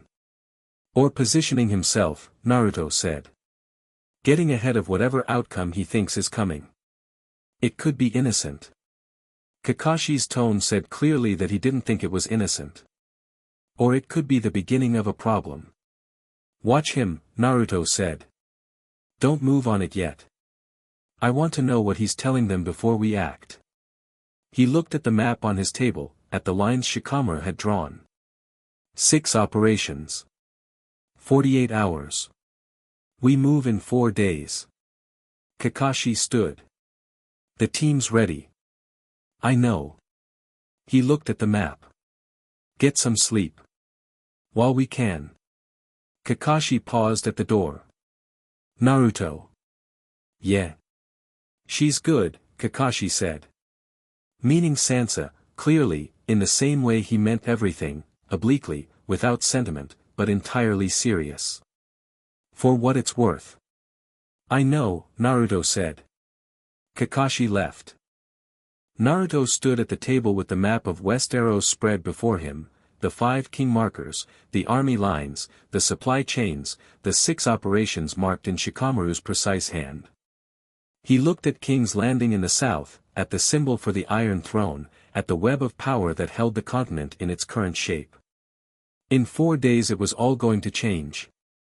He pressed his palm flat on the map, the same way he pressed it to the ground that first morning in the forest, feeling the pulse of the world beneath him, strange and old and alive and full of people who deserved better than what they had. "Okay," he said, to nobody in particular. "Let's do this." Chapter 5, 7 days they left Riverrun before dawn on a Tuesday. No ceremony. No speeches. Rob's army would begin its southern march that same morning, visible and loud and deliberate. 20,000 men moving down the King's Road was the kind of thing you couldn't miss, and that was the point. Tywin Lannister had excellent intelligence and excellent instincts, and both of those would be aimed at the army making noise on the road. The 6 Shinobi would be gone before the sun came up, moving in 6 different directions, and the army was the sound while they were the silence. Naruto stood in Riverrun's courtyard in the pre-dawn dark while the camp organized itself around him. His coat was on, the collar turned up against the cold. He'd eaten already. He had everything he needed, which was less than most people thought and considerably more than it looked like.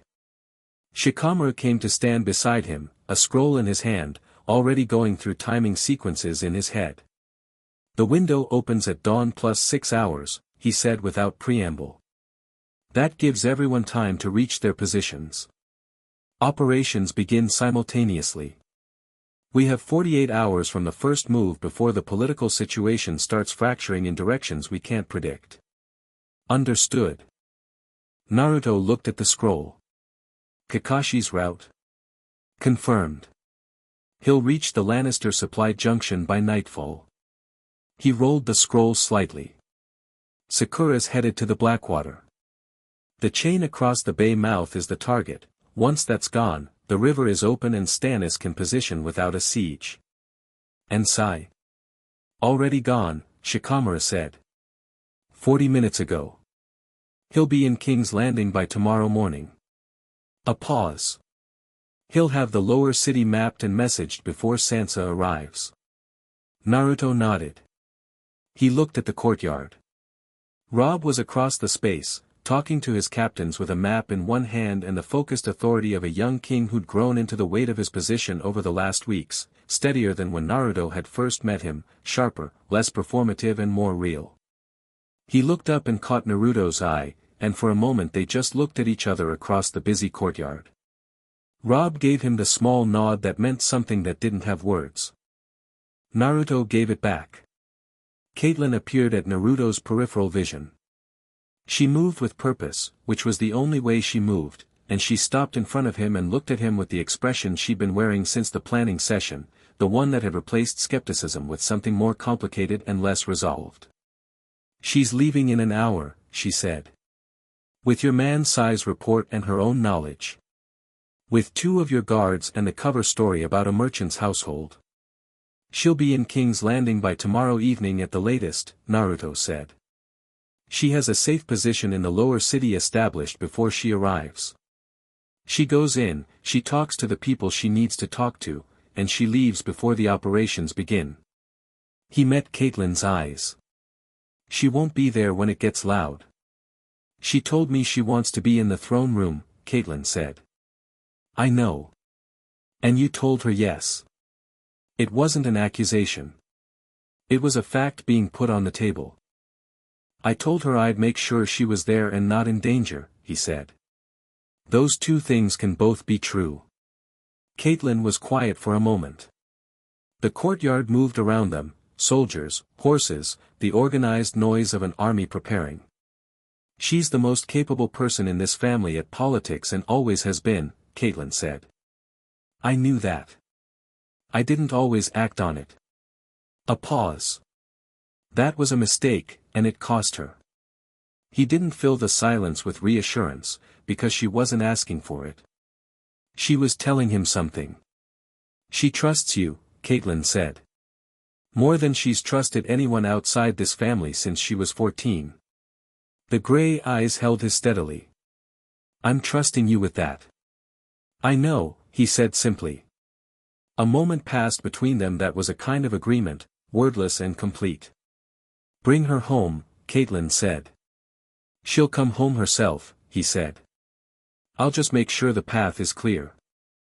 Something in Caitlyn's expression moved, not quite a smile, but the shape of one, briefly there before it was composed back to the neutral it came from.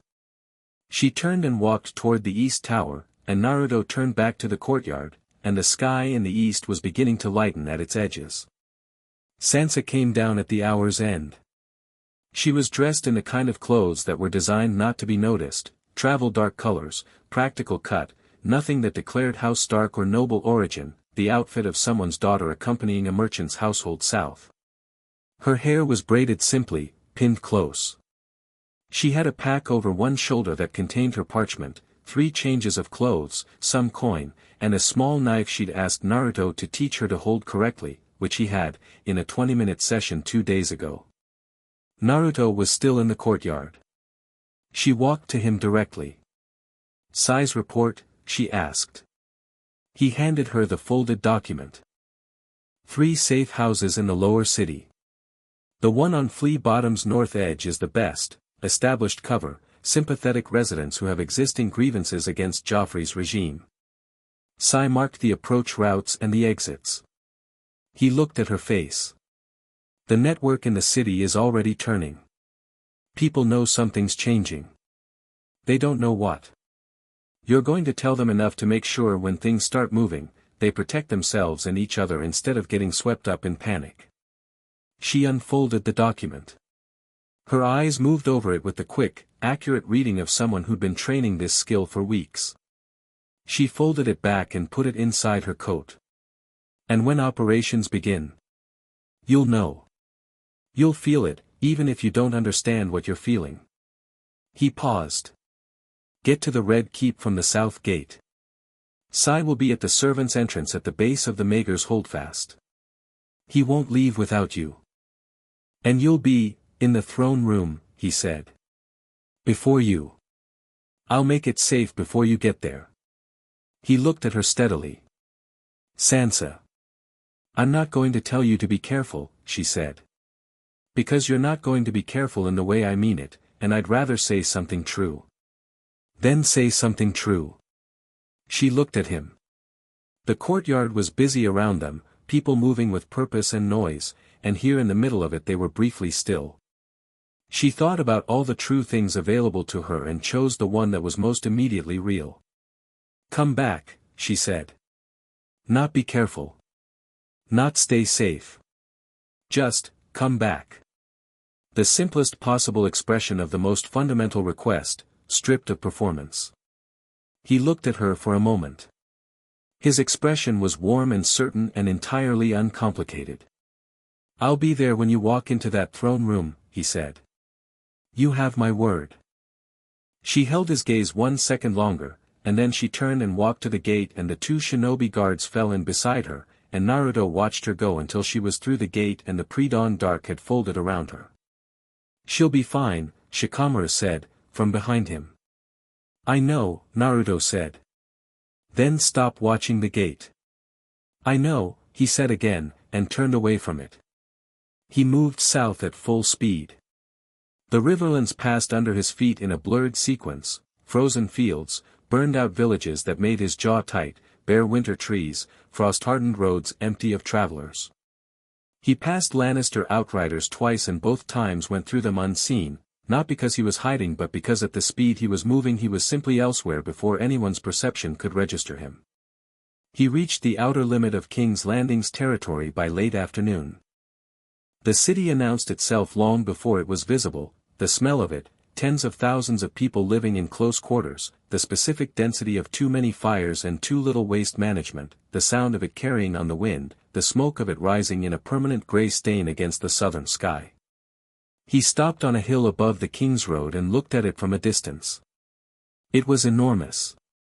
He'd been in large cities, Konoha at full population was considerable, and he'd visited the other hidden villages, but this was different in character. King's Landing had grown without a plan, a city built by accumulation rather than design, and it showed. Magnificent in the way wild things were magnificent, slightly chaotic and very alive and entirely aware of its own importance. The Red Keep sat above it on the hill, the Lannister lion banner visible even from here. He felt Sai's chakra signature in the lower city, that distinctive quiet pulse that was almost absent compared to most signatures, a trained minimization that had originally been a product of Sai's emotional suppression but had long since become professional habit.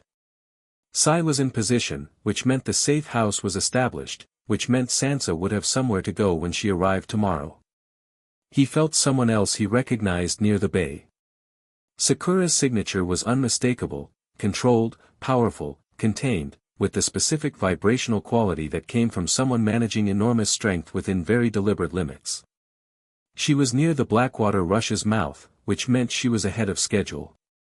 He dropped down from the hill and moved toward the city's eastern approach. The chain across Blackwater Bay was Sakura's problem, and she approached it with the systematic efficiency she brought to every problem, which was the same systematic efficiency she brought to medicine and therefore considerably more terrifying in a combat context. The chain was massive, each link longer than a man was tall, running from a tower on the north shore to a corresponding tower on the south, sitting just below the water's surface at the bay's narrowest point. It could be raised to trap a fleet or lowered to allow passage, and right now it was in its raised position, which meant Stannis's ships couldn't enter the bay without either destroying the towers or sailing into the chain and breaking their hulls. Stannis's fleet was sitting 8 miles out to sea, waiting. Sakura went into the water. The cold was considerable, the kind of cold that was immediately trying to be a problem, but she ran a continuous low-level chakra current across her skin that prevented the temperature from being relevant, and she moved through the dark water with perfect visibility courtesy of a small chakra light technique she developed for exactly this kind of work. The chain was below her, enormous and rust-streaked and very solidly present.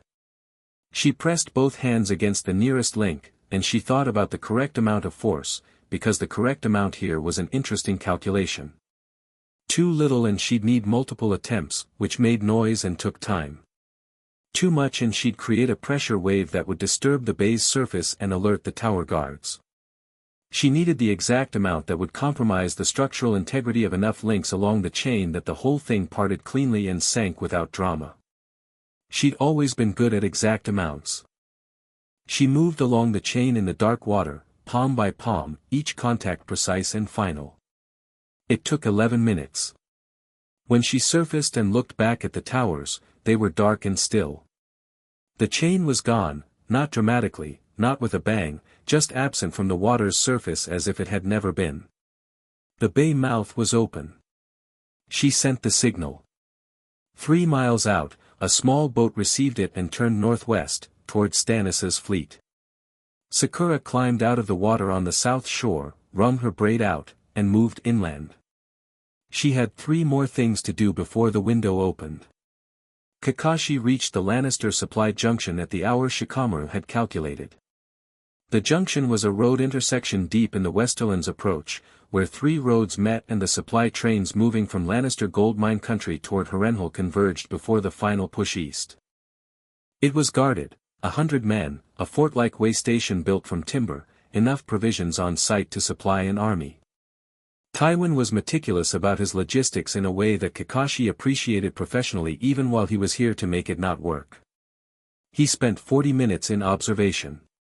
He noted the guard rotation, the storage layout, the structural weaknesses in the way station's timber construction, the placement of horses and the timing patterns of the outriders. He made no notes because he never needed to. The Sharingan stored everything with perfect fidelity and the observations filed themselves in the appropriate analytical structures automatically. Then he walked into the way station. Not sneaking in, walking in. Through the main gate, under the torchlight, completely visible. The guards challenged him and he showed them a document, which was technically a piece of parchment with an official-looking seal that Sai had fabricated that morning, and it claimed he was a Lannister intelligence agent on urgent business from Harrenhal. It was a reasonable cover in a Lannister supply way station, and people at supply depots were generally more interested in whether your paperwork was in order than in scrutinizing the paper itself. The duty captain, a competent-looking man with the world-weary efficiency of someone who'd managed logistics through 3 campaigns, looked at the document and said, "What business?" "I need the supply manifests for the last 3 weeks and private access to your message scroll archive," Kakashi said pleasantly. "Lord Tywin's orders. There's a suspicion of irregularities in the eastern consignments." The captain looked at him. Looked at the seal. Looked at the relaxed, pleasant man in front of him who had silver hair and one visible eye and the easy confidence of someone who absolutely belonged here. He handed over the keys. It took Kakashi 2 hours to copy everything useful and relocate it to Naruto's operational packet. The supply manifests went to Shikamaru's planning archive. The message scrolls contained 3 things of significant interest, one of which was a routine supply request, one of which was a private communication from Tywin to an addressee whose name Kakashi wrote down carefully, and one of which was an internal Lannister military communication that outlined the next 60 days of campaign strategy in enough detail to be extremely valuable. He left the way station at midnight. Behind him, the message scroll archive burned. Not the whole way station, he wasn't here to destroy their material supply, that wasn't the operation. Just the communications. Just Tywin's intelligence network at this junction, cut cleanly, leaving no record of what had been there and no way to know what was missing until it was too late to matter. He was 3 miles down the road before the duty captain smelled the smoke. Naruto entered King's Landing through the east gate at dusk, which was the busy hour, the returning workers and merchants' hour, when the gate guards were watching for trouble rather than checking faces. He walked through in the middle of a group of farmers returning with empty carts, and the guards looked past him the way guards looked past exactly what they expected to see, and then he was inside the city. King's Landing at dusk was loud and dense and alive in the complicated way big cities were alive, full of people doing the 1,000 small ordinary things that people did regardless of what their king was doing, regardless of wars and thrones and power struggles. Eating, arguing, selling, buying, sleeping, loving, grieving. The normal human texture of a city going about its day. He moved through the lower city toward Flea Bottom and found the safe house on Sai's described route, 3rd left off the main street, down the narrow passage, the house with the cracked blue door that had a small brush mark at the base that Sai would have put there this morning. He knocked twice, then once. The door opened. Sai leaned in the doorway with his almost right smile and his ink-stained fingers and the particular quality of undisturbed calm that was either very advanced psychological stability or the absence of enough ego to be disturbed. "You're 3 minutes early," he said. "I know," Naruto said, stepping inside.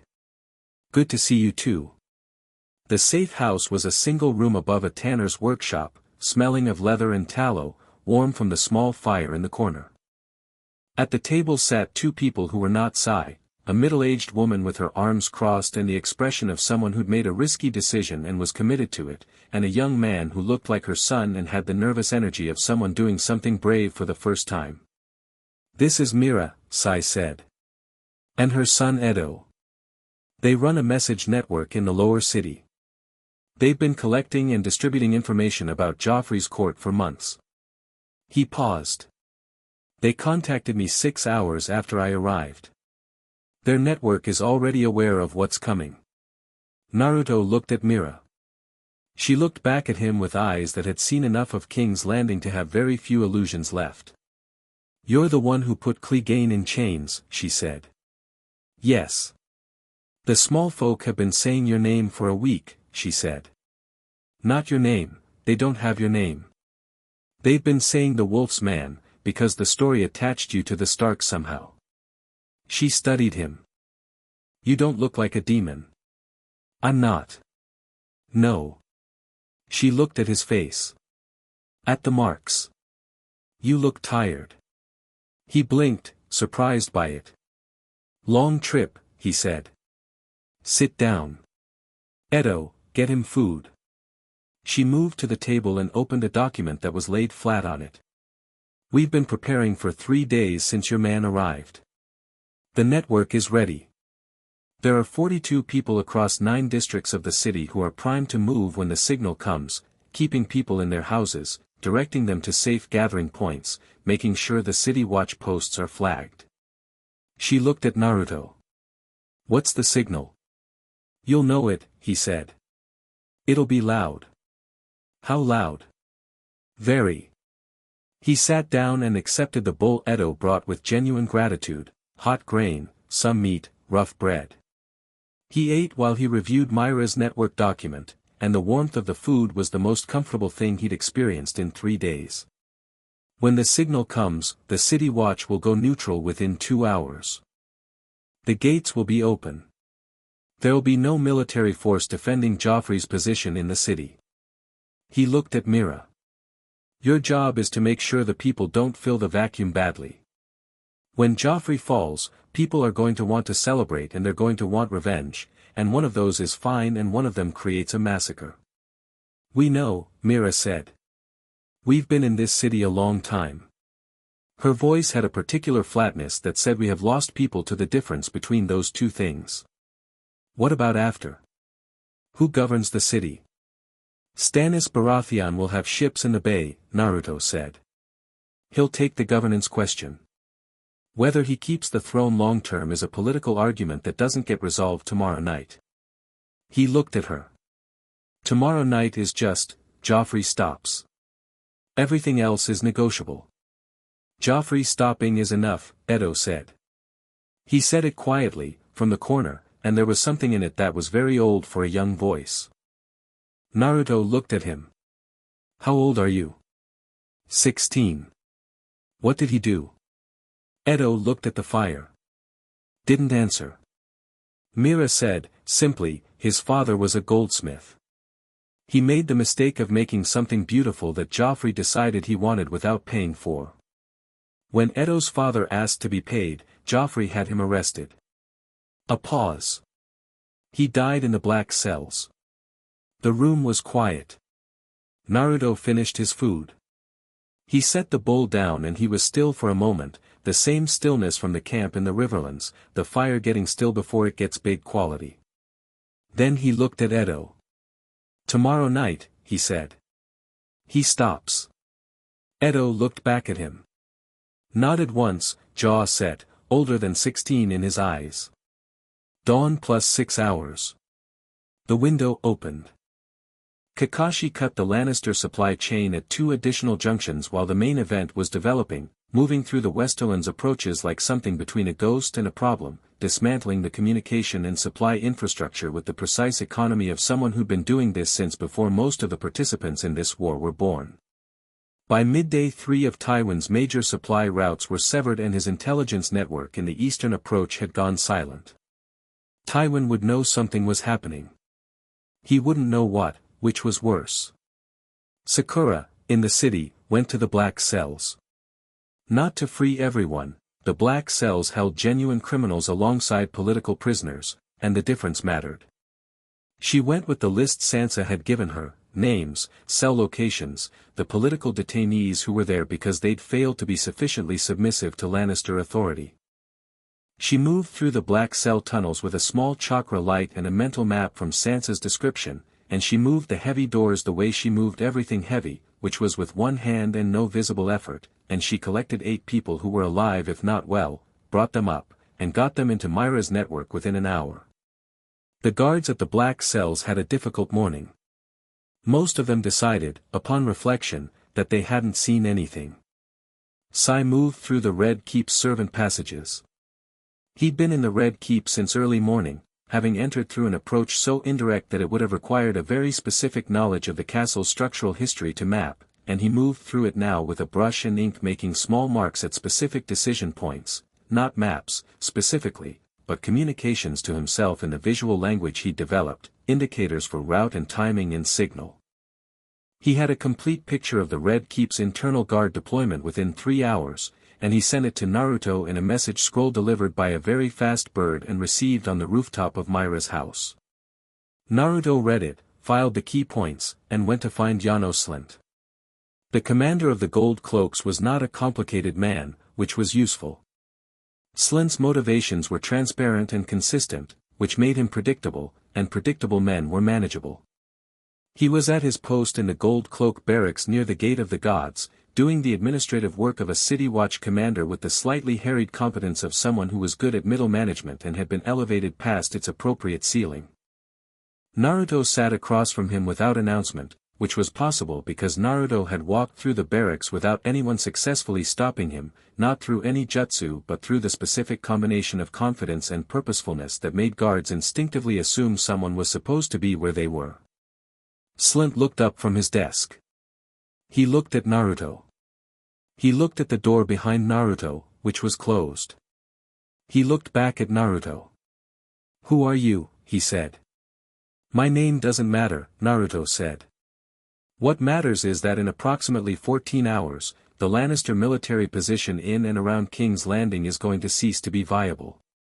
The City Watch is going to be asked to defend Joffrey, which will mean putting your men between a collapsing regime and people who are very tired of it."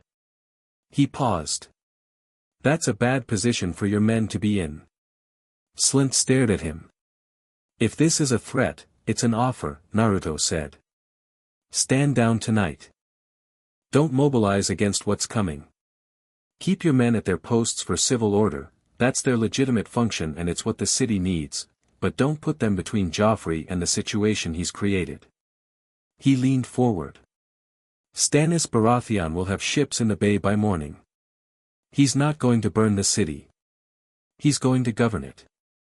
And the first thing he's going to need is a functioning city watch that maintained order during the transition.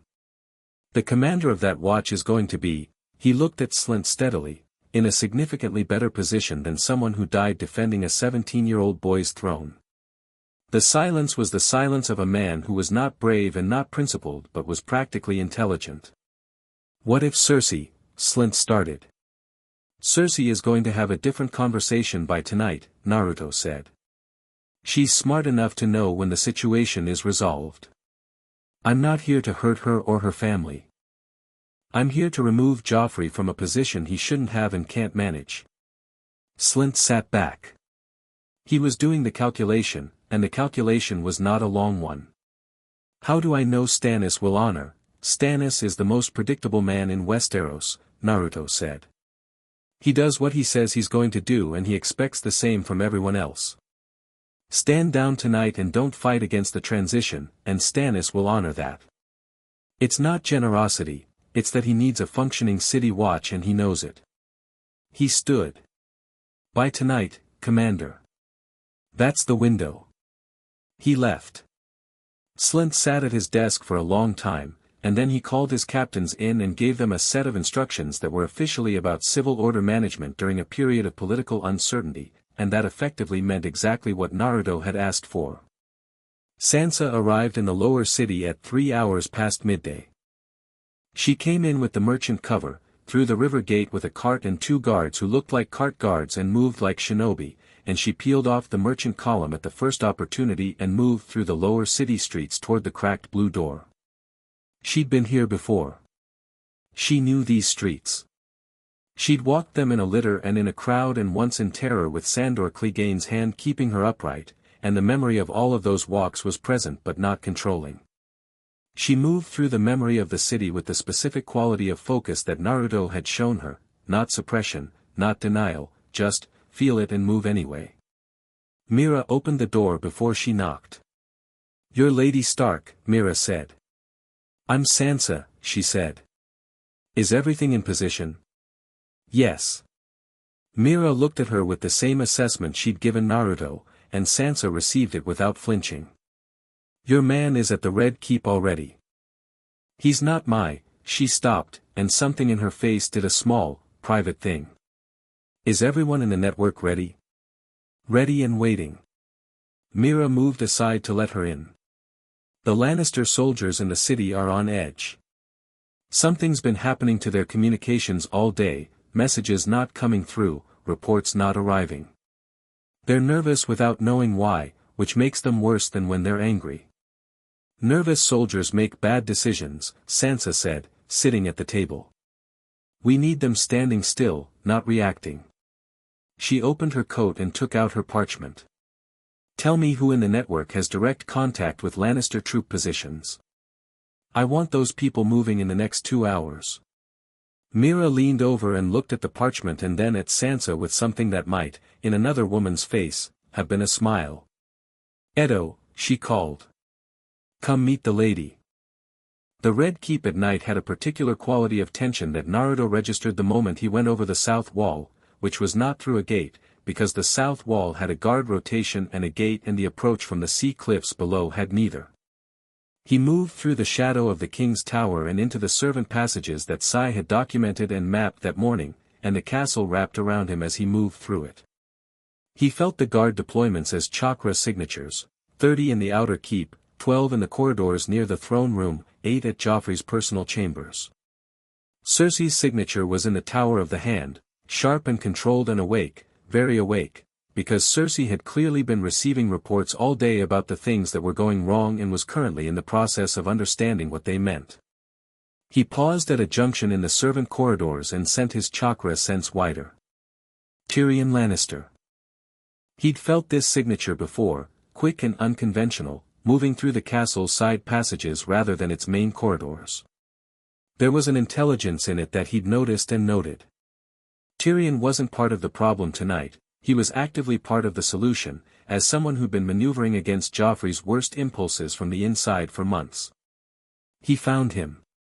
Tyrion was in a small reading room off the servant passage, alone, with wine he wasn't drinking and a book he wasn't reading, and he looked up when the door opened with the expression of a man who's been waiting for something and isn't sure if what's arrived is the thing he was waiting for. He looked at Naruto. At the coat. The hair. The marks. "You're the wolf's man," he said. "People keep calling me that," Naruto said. "I'm Naruto. Tyrion Lannister." He didn't try to stand or posture or make anything of the situation. "You're here to remove my nephew from the throne." "Yes. And my sister." "I'm not here to hurt anyone who isn't actively making things worse." He looked at Tyrion steadily. "Are you?" Tyrion blinked. "Am I what?" "Making things worse." He waited. "Or are you one of the people in this family who's actually trying to prevent the damage?"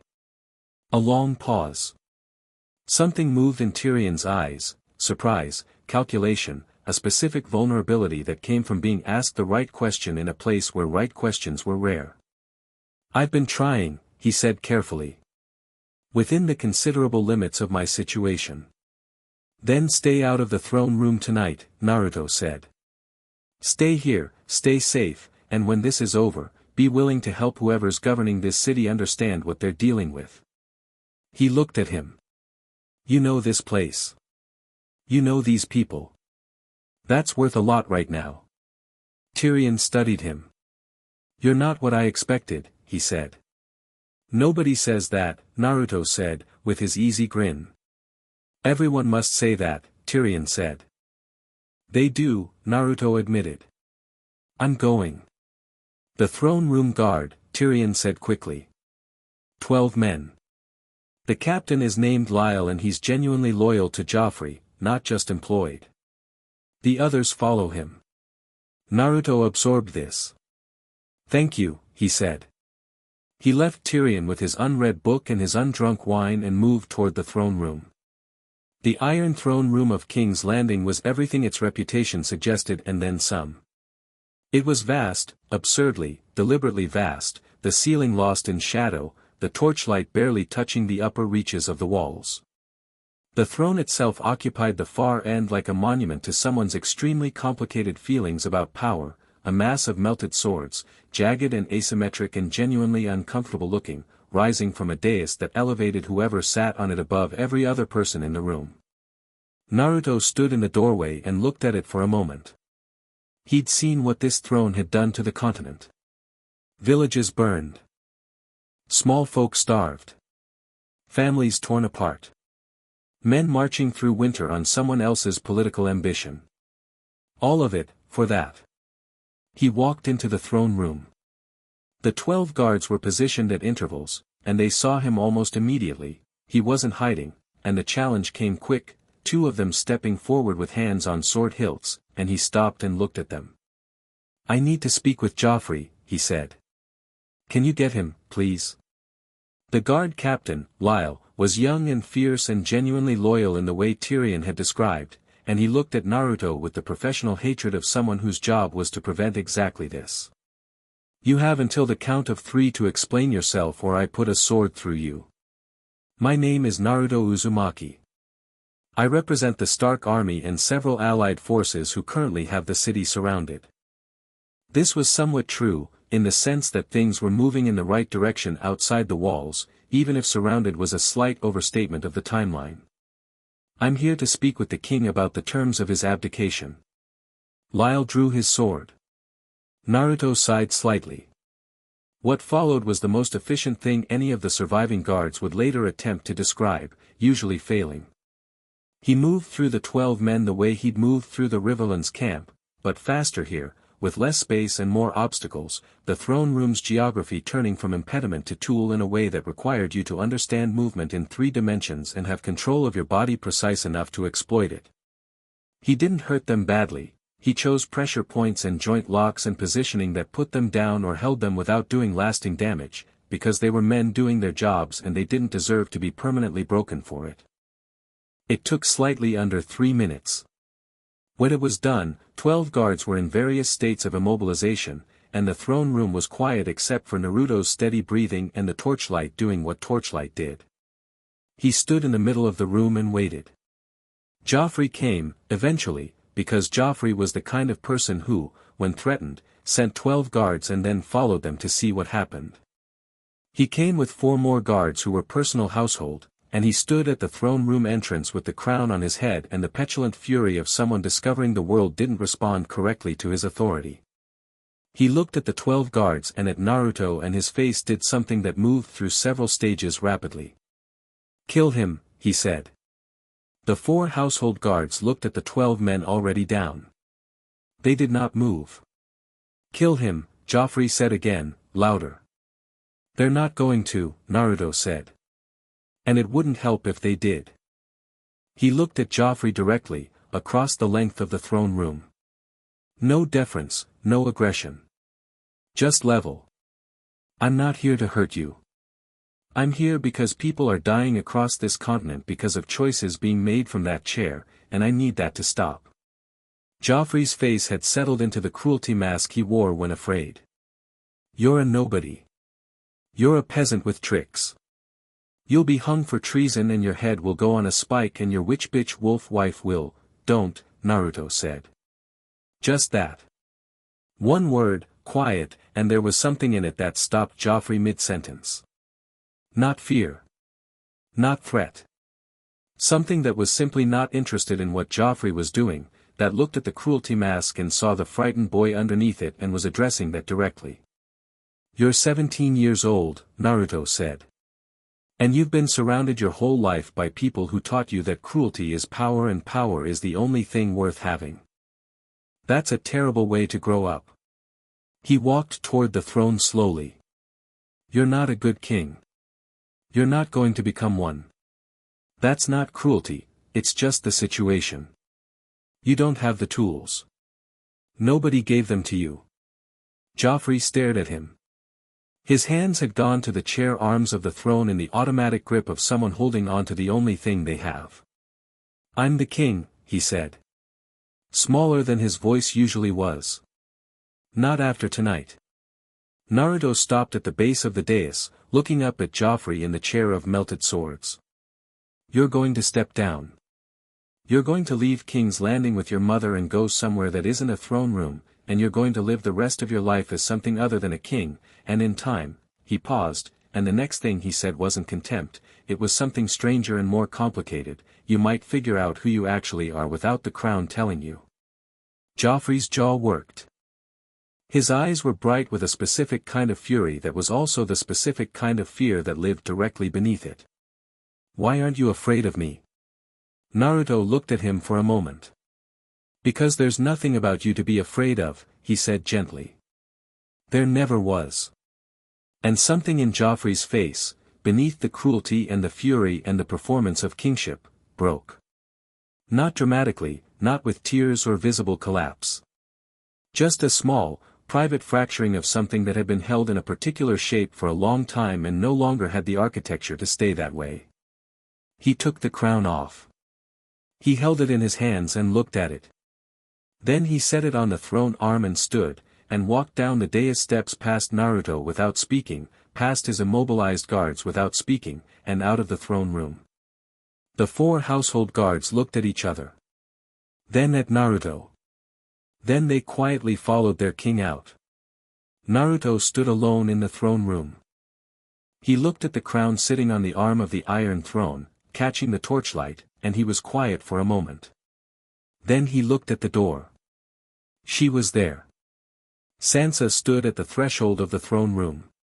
She'd come up through the Red Keep from the south, side beside her, and she was wearing her travel clothes still and her hair was wind-tangled from the journey, and she looked across the length of the throne room to where Naruto stood and then at the empty throne and then at the crown on its arm. She walked in. Her footsteps were steady. She walked the full length of the room without hurrying, past the immobilized guards who were beginning to stir, past the torches and the shadows and the overwhelming absurdity of the throne's design, until she was standing beside Naruto at the base of the dais. She looked at the throne. At the crown. She was quiet for a long moment. I spent 2 years being afraid of this room, she said. I know, he said.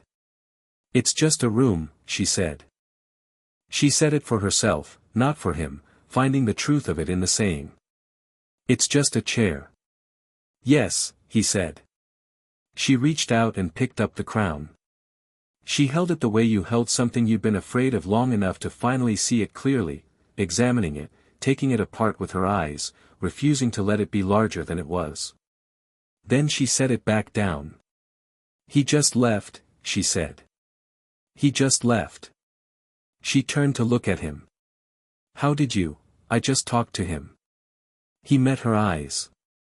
He's a boy who was handed a monstrous situation and no tools to manage it, and everyone around him either feared him or used him. He needed someone to tell him the truth without needing anything from him. He shrugged. So I did. She looked at him for a long moment. You're impossible, she said. I've been told. In a good way, she said, and there was nothing careful in it, nothing managed. It was just true and she was saying it in the most infuriating possible good way. He smiled, and she smiled back, and the Iron Throne sat empty behind them, and the crown sat on its arm going nowhere, and outside the Red Keep the sounds of King's Landing were changing, not the sounds of panic, not the sounds of violence, but the specific shifting sound of a city discovering that something it had been bracing against had suddenly stopped pressing. Stannis' ships were in the bay by midnight, which was exactly when Shikamaru had calculated they would be. The Lannister command chain had fragmented by that same hour, not because of Tywin's decision but because of the absence of the communication infrastructure that fed it, the messages that hadn't arrived and the reports that had gone dark, and the cascading uncertainty that followed. Without information, an army became a very large and very confused group of men standing in a field waiting for someone to tell them what to do. Tywin Lannister received the first coherent report of the night's events at 3 hours past midnight, at Harrenhal, and he sat with it in the firelight with an expression that his staff had never seen on him before, which was not fear and not anger but the specific expression of someone updating a model of the world that had previously been very reliable. He called for his maester. He dictated a message. The maester asked to whom it was addressed. "The Stark army," Tywin said. "And whoever speaks for the Wolf's Man." Chapter 6. What remains. Tywin Lannister's message arrived at the Red Keep 3 days after Joffrey left it.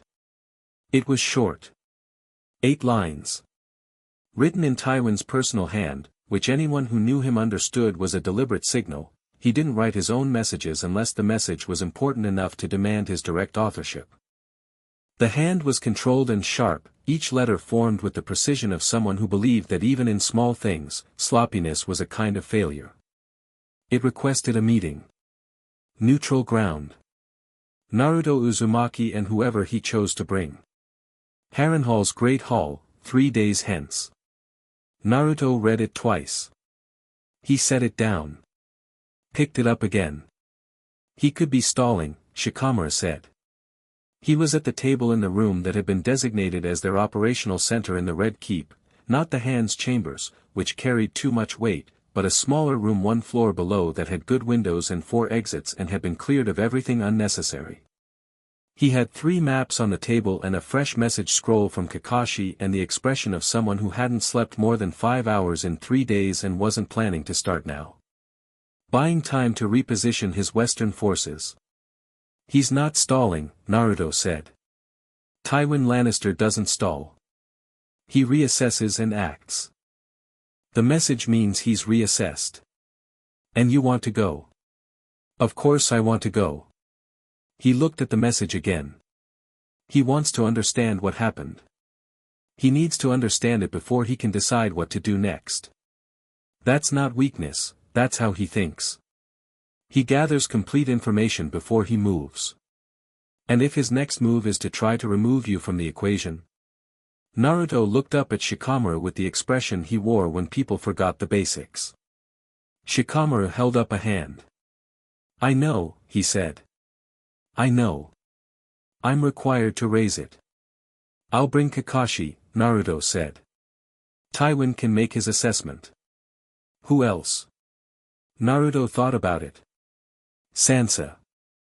Shikamaru was quiet for a moment. Not objecting, calculating. She's the right strategic asset for a political negotiation, he said carefully. She's also the right person because she's earned the right to be in the room, Naruto said. Don't separate those two things. Shikamaru looked at him. Then he looked at his maps. Fine, he said. But I want a full brief before you leave and a signal protocol in place. If I don't receive confirmation by hour 6 of the meeting, I move. Understood. Naruto set the message down. How is the city? Stabilizing. Shikamaru pulled a different parchment forward. Slint's gold cloaks have been functioning as civil order, as agreed.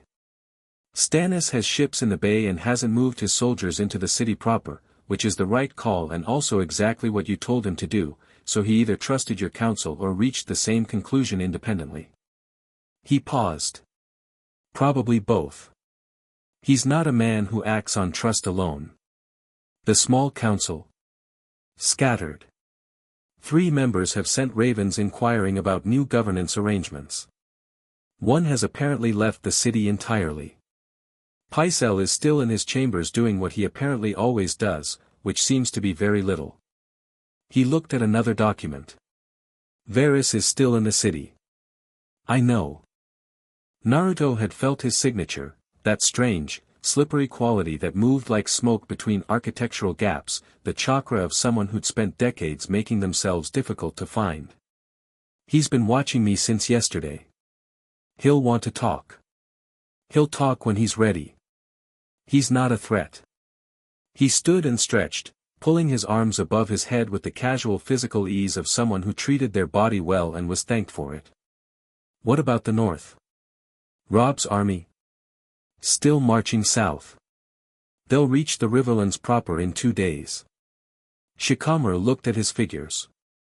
No contact from Renly's forces. Which could mean he's observing the situation, or it could mean, he's going to wait, Naruto said. He's smart enough to let this resolve and position himself in the aftermath.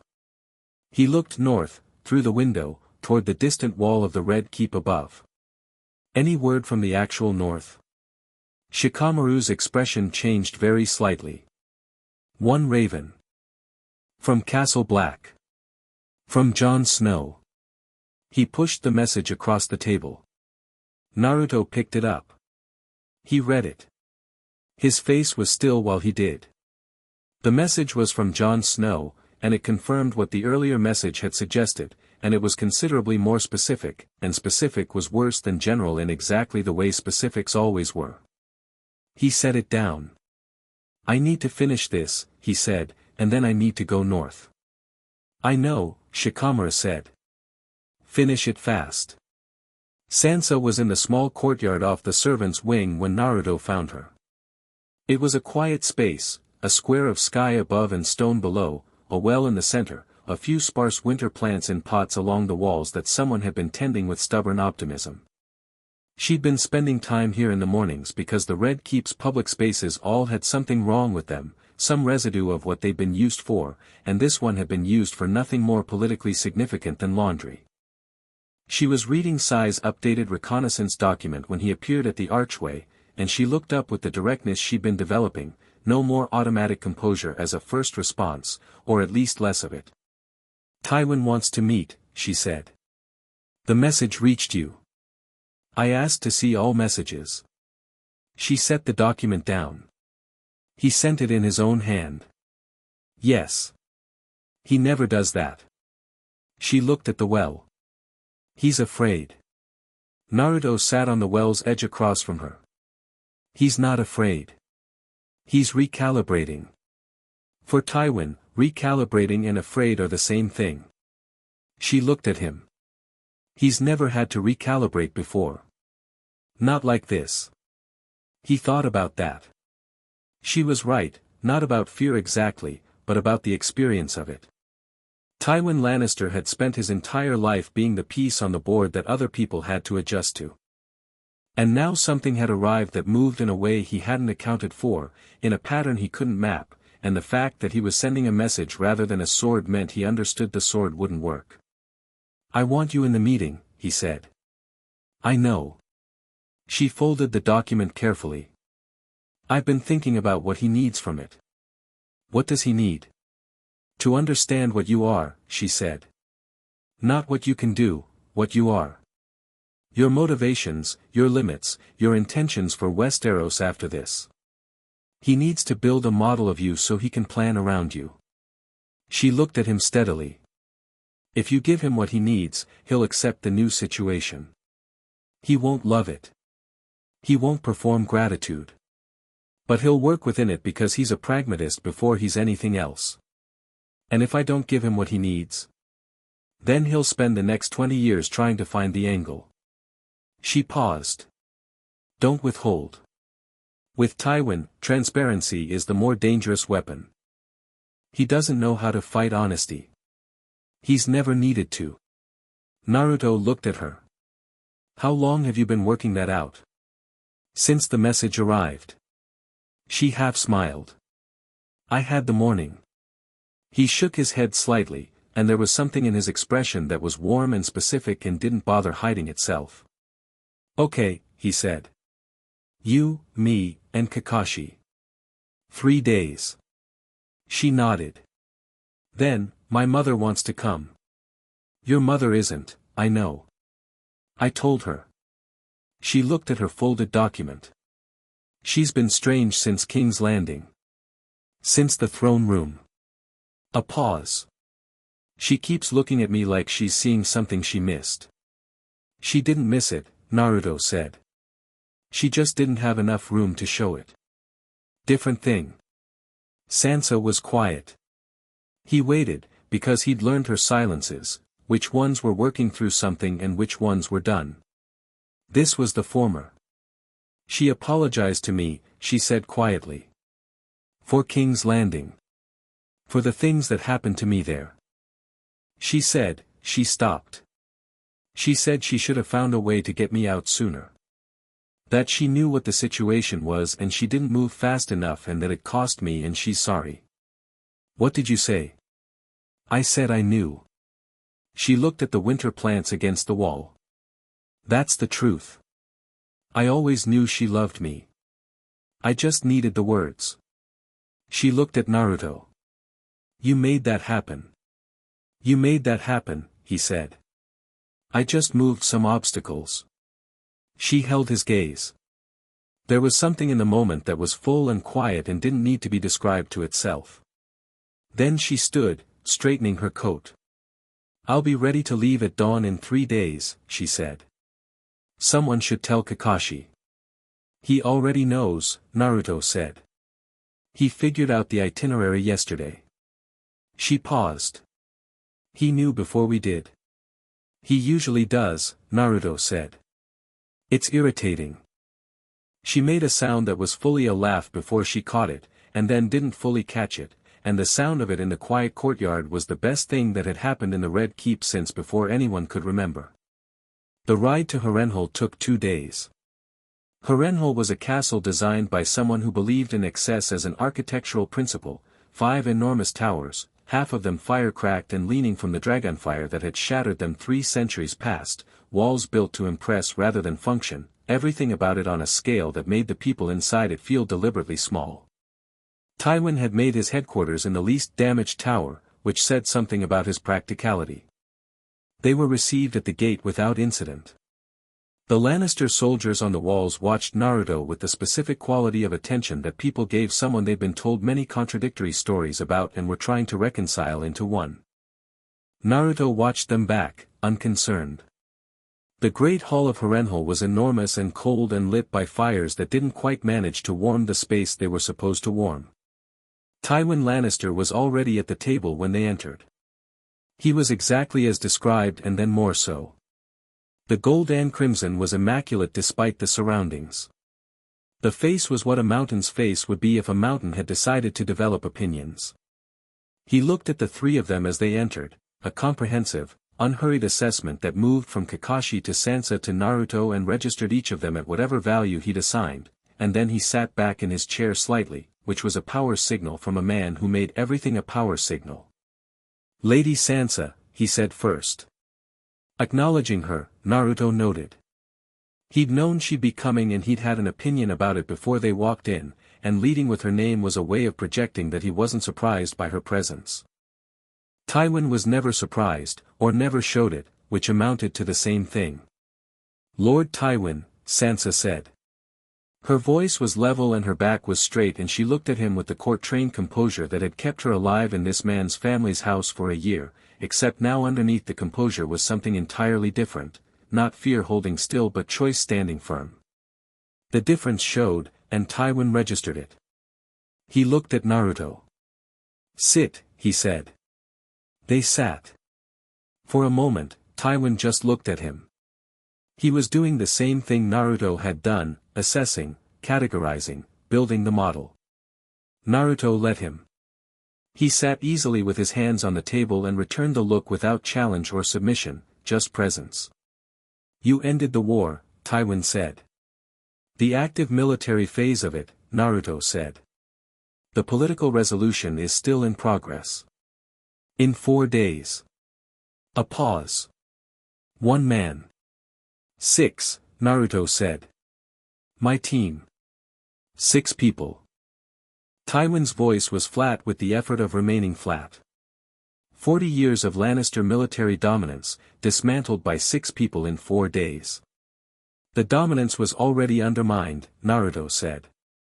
The Lannister position was built on military superiority and economic leverage and a political structure in King's Landing that depended on the throne being occupied by someone your family controlled. Remove Joffrey and 2 of the 3 pillars go with him. He looked at Tywin. You already knew the position was more fragile than it looked. That's why you were so aggressive in the field, you needed quick decisive victories before the cracks widened. And yet you didn't collapse the 3rd pillar, Tywin said. The Lannister military force is intact. Yes. Why? Because I need you, Naruto said simply. The room was very quiet. Even Kakashi, on the wall by the window, was the particular kind of still that meant he was paying complete attention. Tywin looked at Naruto. Explain. The war is over. The political question of the throne is going to get resolved over the next few months. Stannis has the strongest claim by law and the most stable disposition for governance, and he's already in the capital. That's probably how it resolves. He paused. But the political resolution doesn't automatically mean stability. There are 20 years of grievance and debt and burned villages and dead people's families in this continent, and stability doesn't grow back from that on its own.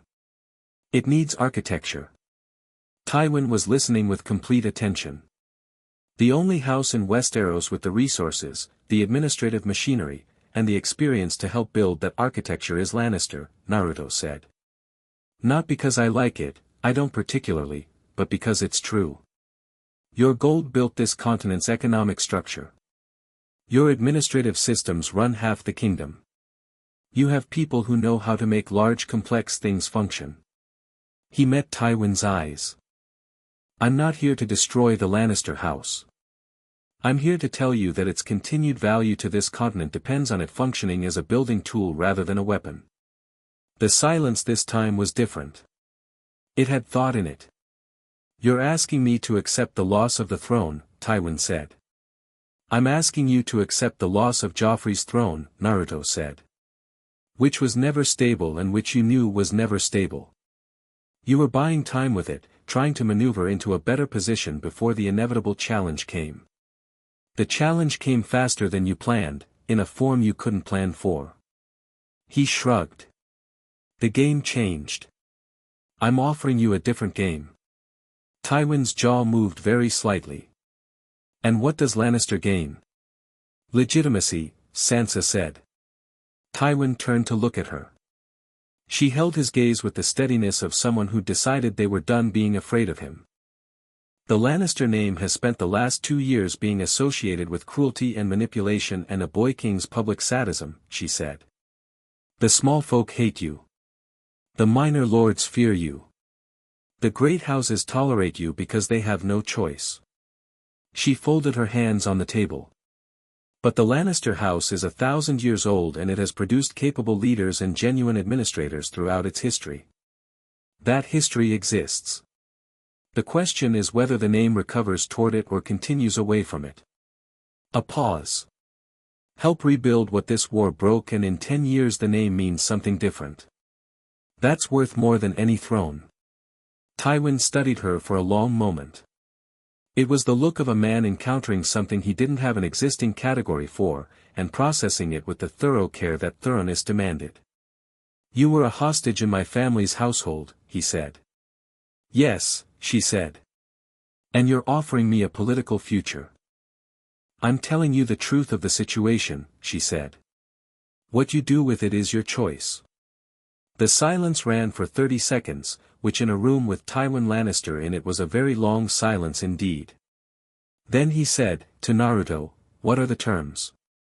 The Lannister military force stands down from active campaign posture and returns to the Westerlands, Naruto said. Harrenhal is surrendered to Stark custody as a transitional neutral site. Robb Stark's northern independence is acknowledged and not contested. Lannister gold goes to rebuilding the Riverlands, not all of it, a negotiated portion, but a real one. Not a symbolic gesture, actual rebuilding. He paused. And Cersei? Tywin's expression didn't change. She goes north, Naruto said. Not as a prisoner. He thought about the right word, as someone who needs distance from King's Landing to become something other than what she's been. She can take the children. She can take staff. She can have a comfortable residence and appropriate resources. He looked at Tywin. But she can't stay in the capital. She'll destabilize whatever gets built there. She won't accept, she will, Naruto said. When you tell her. She'll argue first. And then she'll go. Tywin looked at him. You're very certain. She loves her children, Naruto said.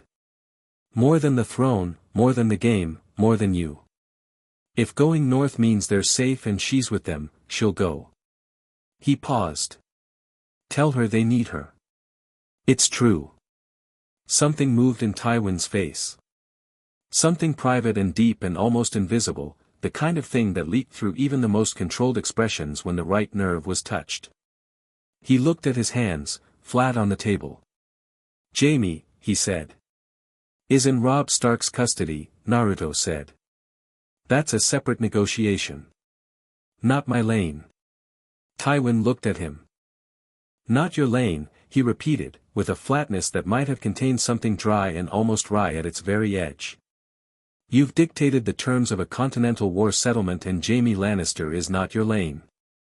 His release is a hostage negotiation, Naruto said. That's between your house and the Tullus and the Starks. I can facilitate it but I'm not going to decide it. He held Tywin's eyes. I'm not running this continent. I'm fixing a specific problem. Once the problem is fixed, the people who live here make their own decisions. Another silence. Tywin sat back. He looked at the fire in the great hearth, at the cracked walls of Harrenhal above them, at the maps on the table that nobody had spread but that were implied in every part of the conversation. He was doing the calculation, not a quick one, but the deep one, the comprehensive rebuild of the model that Sansa had said he needed. 3 days, Tywin said. I'll have my response in 3 days. I'll be in King's Landing, Naruto said. The message will find me. He stood, and Sansa and Kakashi stood with him, and they turned toward the door. Uzumaki, Tywin said. Naruto turned. Tywin was looking at him with an expression that was as close to unguarded as Tywin Lannister probably got, which was still considerably more composed than most men at their most composed, but had in it a quality that Naruto recognized, the look of someone who's been genuinely surprised and is deciding how to accommodate the surprise. You're not staying, Tywin said. In Westeros. No. You're fixing a problem and leaving. Yes. Tywin was quiet for a moment. Then who holds you accountable, he said, for the shape of what you leave behind? Naruto looked at him. The question was real, not hostile, not threatening, genuinely real, the question of a man who believed that power without accountability was the fundamental disease and was applying that belief consistently even to someone who just defeated him. I hold myself accountable, Naruto said. I'll look back from wherever I end up, and I'll know what I left, and I'll have to live with it. He paused. That's all any of us have. Tywin looked at him for a long moment. Then he turned back to the table. 3 days, he said again. They left. In the courtyard, Kakashi fell into step beside Naruto with his hands in his pockets and his visible eye doing the small curve thing. He's going to accept, he said. I know. He's also going to spend 10 years trying to understand you. He'll manage, Naruto said. He's smart enough. Sansa was slightly ahead of them, pulling on her riding gloves. She glanced back. He asked about accountability, she said. You could have deflected it. Why would I deflect it? It's a good question. She looked at him. Most people in your position would find it threatening. Most people in my position would be thinking about their position, he said. I'm thinking about what I'm going to leave. She held his gaze for a moment, and then she turned back to the horses. Kakashi looked at Naruto with the expression of a man not saying anything because everything he might say was either obvious or unnecessary. They rode south, and Harrenhal diminished behind them, and the riverlands in winter spread out on all sides with its burned fields and its bare trees and its slow, persistent suggestion of a spring that hadn't come yet but was out there somewhere. Tywin's acceptance arrived in 2 days, not 3. Naruto read it and handed it to Shikamaru without comment. Shikamaru read it, checked the terms against his notes, and said, "He's accepted everything except the Riverlands rebuilding figure. He's offered 60% of what you asked." "That's enough," Naruto said. "It's 70% of what would be ideal." 70% of what would be ideal is 60% more than what the small folk had yesterday, Naruto said. "Accept it." Shikamaru wrote the confirmation with the expression of a man who disagrees on principle and accepts on practicality, which was the expression he wore most of the time. "Rob's army is 3 days out," he said. "He'll want to be present for the formal settlement." "He should be," Naruto said. "It's his territory. His war. He should be the one who ends it formally." "And Stannis?" "Stannis is in the bay. He has the ships and the legal claim and the stable temperament for governance. He knows it. He'll formalize his position when Rob arrives and the political terms are settled." Naruto looked at the window. The day was cold and gray and the bay was visible from here, Stannis' ship steady on the gray water. "He's not going to be a beloved king." "No," Shikamaru said. "But he'll be a functional one.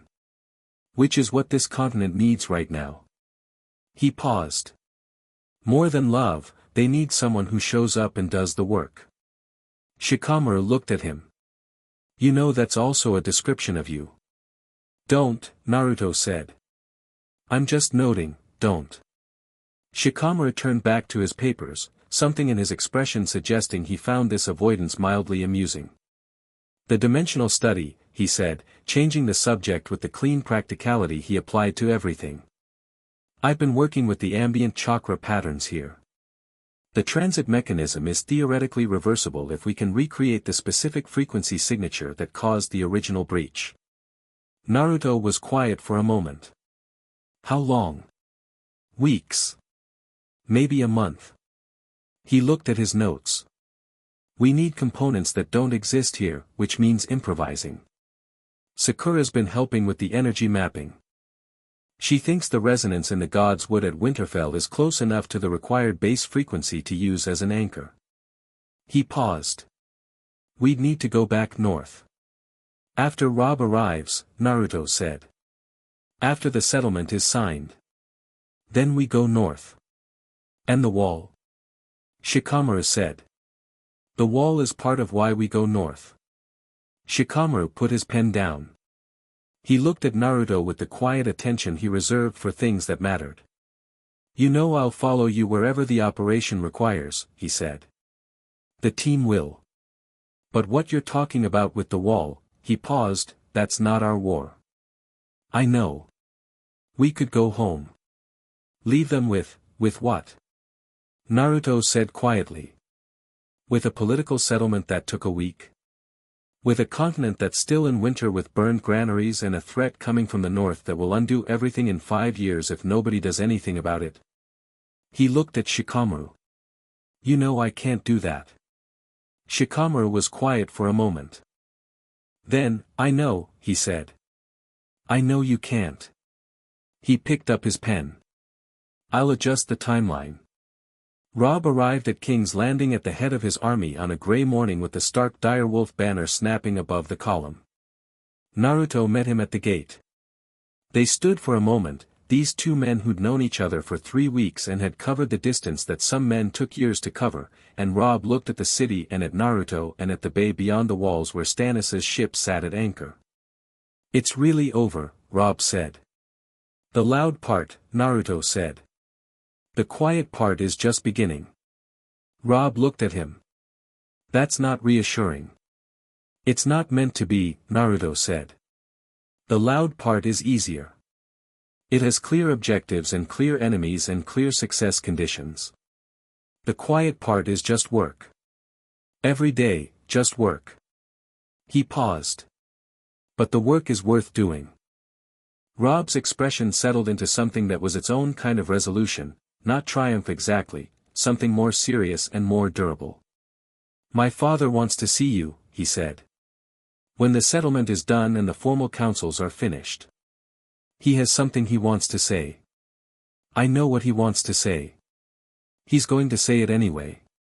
That's Ned Stark, Naruto said, and there was warmth in it. They walked into the city together. The settlement took 3 days.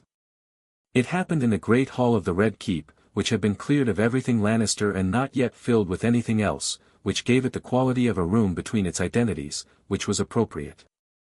Stannis sat at the head, which was also appropriate, flanked by Davos Seaworth, who had apparently managed the entire naval positioning with quiet competence and received no credit for it, which was the pattern of his life and which he seemed to have made a complete peace with.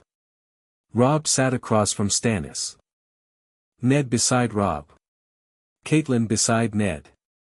Tywin attended by Raven, a deliberate choice, and a face-saving one, and Naruto had suggested it as a concession that cost nothing and greased the practical mechanics considerably. Sansa sat at the table, which nobody argued about. Naruto sat slightly back, by the wall. He watched the negotiation unfold with the same quiet attention he'd given every council since Winterfell. Shikamaru was beside him, also watching, occasionally making small notes that would inform his strategic review later. The terms were what had been negotiated. Northern independence, formally acknowledged. Lannister military withdrawal, formally codified. Riverland's reconstruction, timeline and funding formalized. Stannis's governance of the South, acknowledged without celebration from anyone, including Stannis, who received it with the expression of a man who'd asked for exactly what he was given and considered gratitude an inappropriate response to being given what was correct. When the main terms were signed, Stannis looked down the table to Naruto. You're leaving, he said. Not a question. Eventually, Naruto said. There's something north of the wall that needs addressing first. Stannis's jaw worked. You said the dead were walking. Yes. You intend to address that personally? Yes. Stannis looked at him for a moment. And you're not asking for anything in return. I'm asking the North to prepare, Naruto said. Actively prepare, not politically prepare, materially prepare. Food stores, shelter, organized evacuation plans for communities near the wall. When we go north and deal with the source, there may be collateral effects that hurt people who weren't in the direct path. He met Stannis's eyes. That's not optional. That's the cost of intervention. The cost of intervention, Stannis said, with the slight quality of a man who was storing a phrase for future examination. The North pays it, Robb said. Quietly, firmly, not looking at Stannis. The North has always paid it. A moment passed between them across the table that was complicated and not entirely resolved but moved in the right direction. Stannis gave a short nod. Robb gave one back. Naruto looked at the signed settlement on the table. At the seals of 3 houses. At the document that had, functionally, ended the War of 5 Kings 7 days after 6 people had left Riverrun before dawn. He thought of the old man in the forest with the boy holding the knife. He thought of Edo and his father.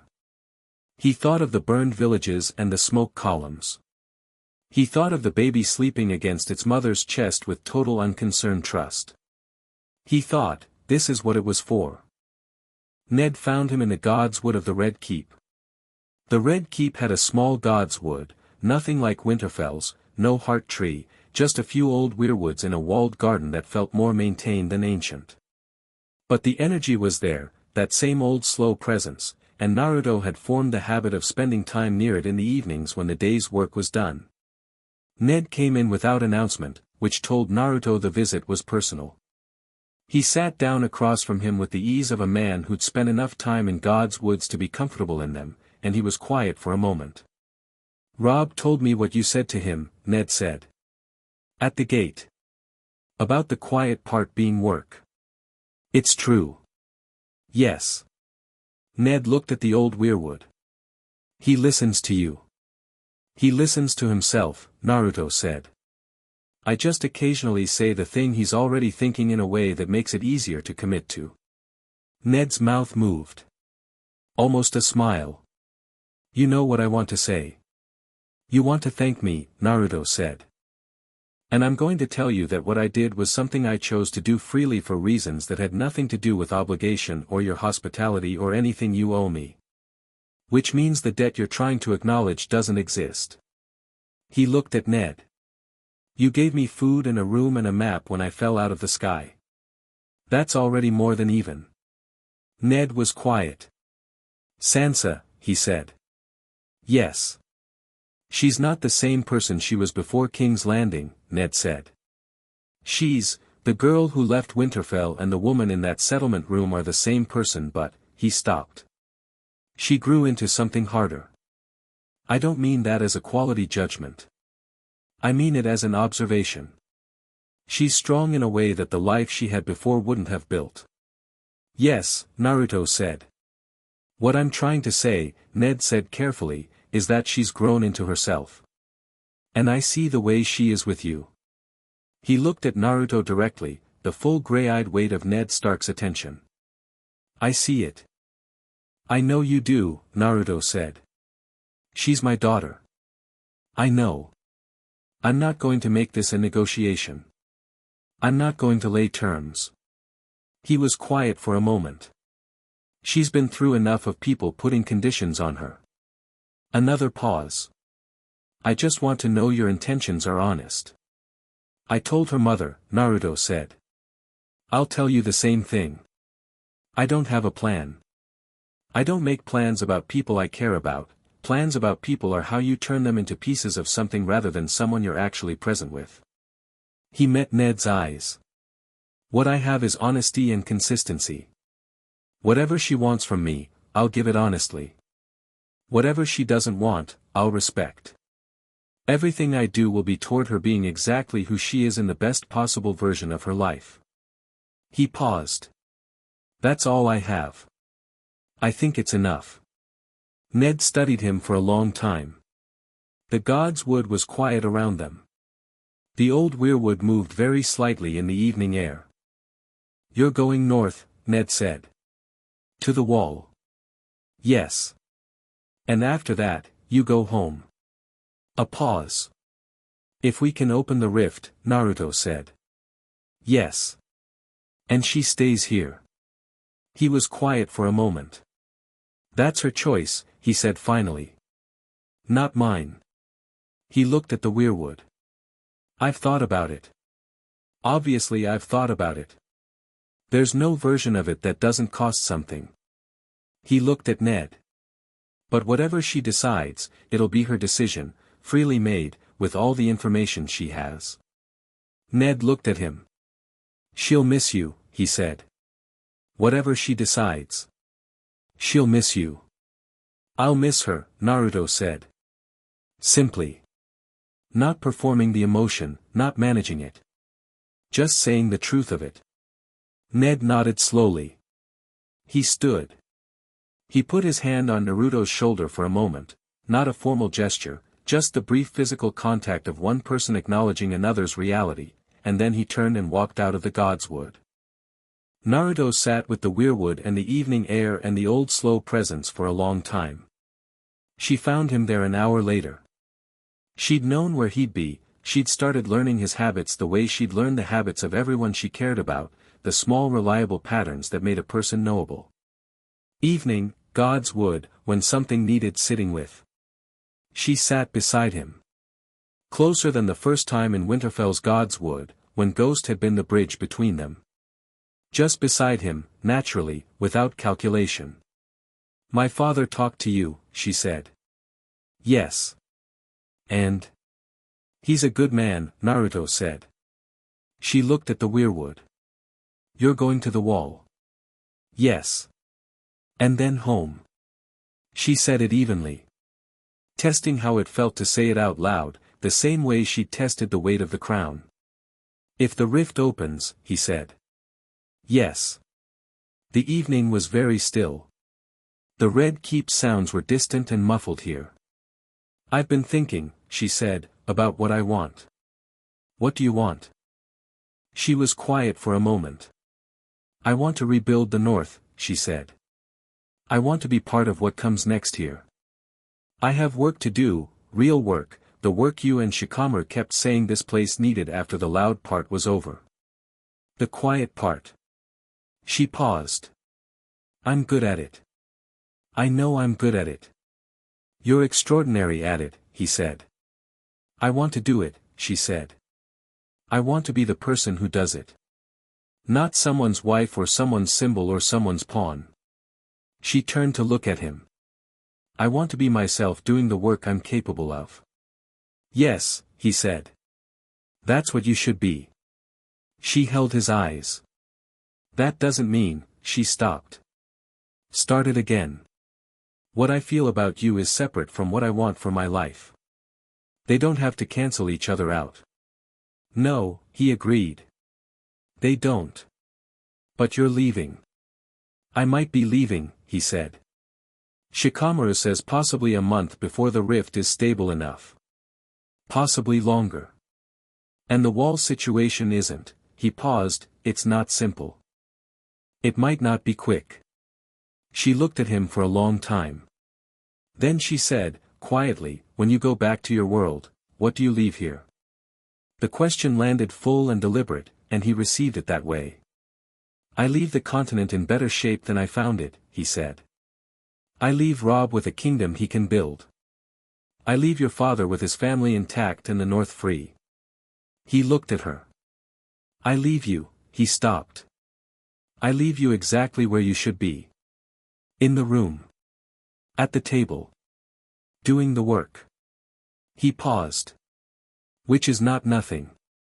That's permanent. You're there forever now. Nobody takes that back."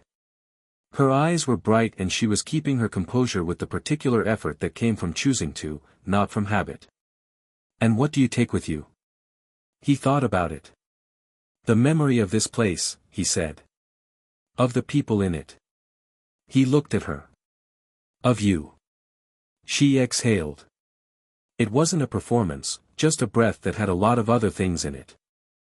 "Then we have time," she said. "Yes," he said. "We have time."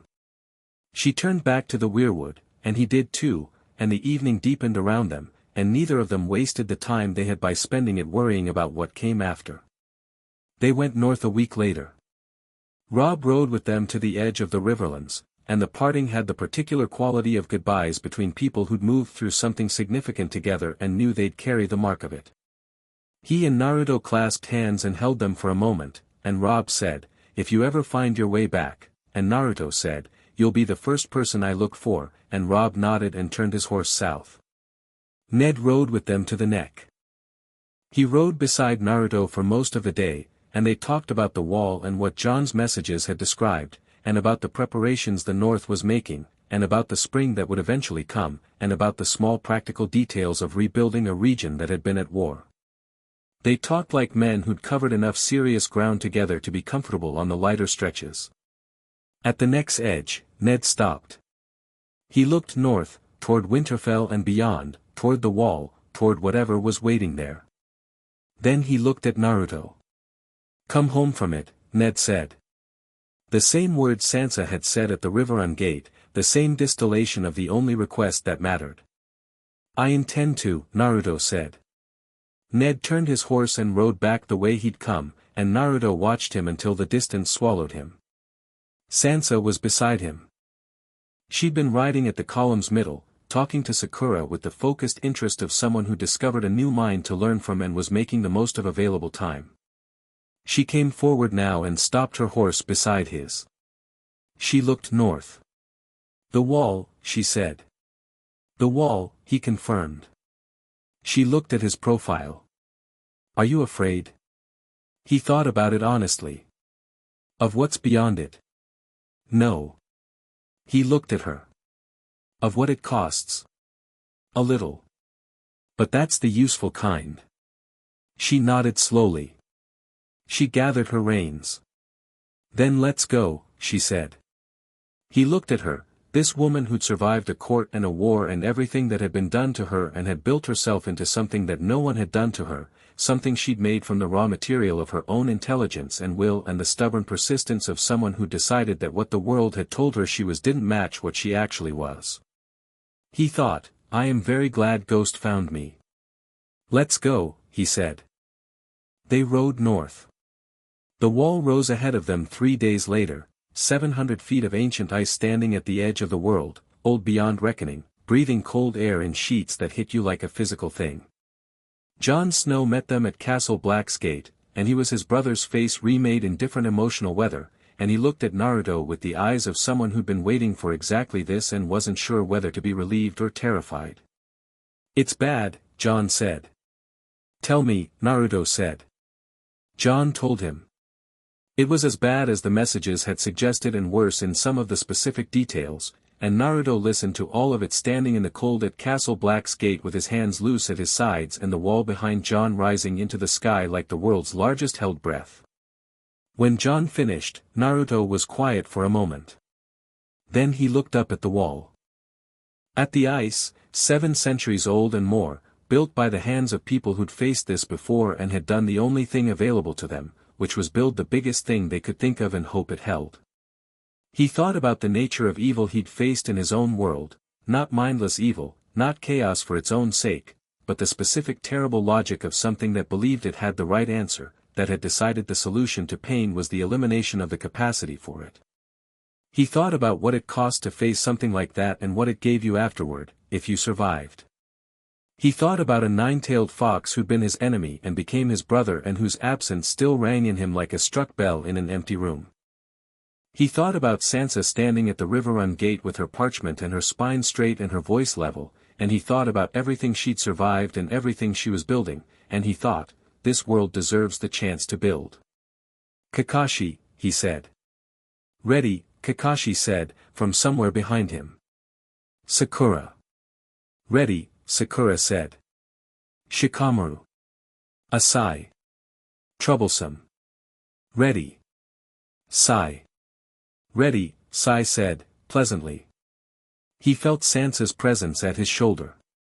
Not armored, not armed, not in the field, she was here as what she was, which was the clearest thinking political mind he'd encountered in this world, and when this was over there would be things that needed her specific kind of intelligence, and he'd learn enough to know the difference between keeping someone safe by keeping them back and keeping someone present by trusting what they were.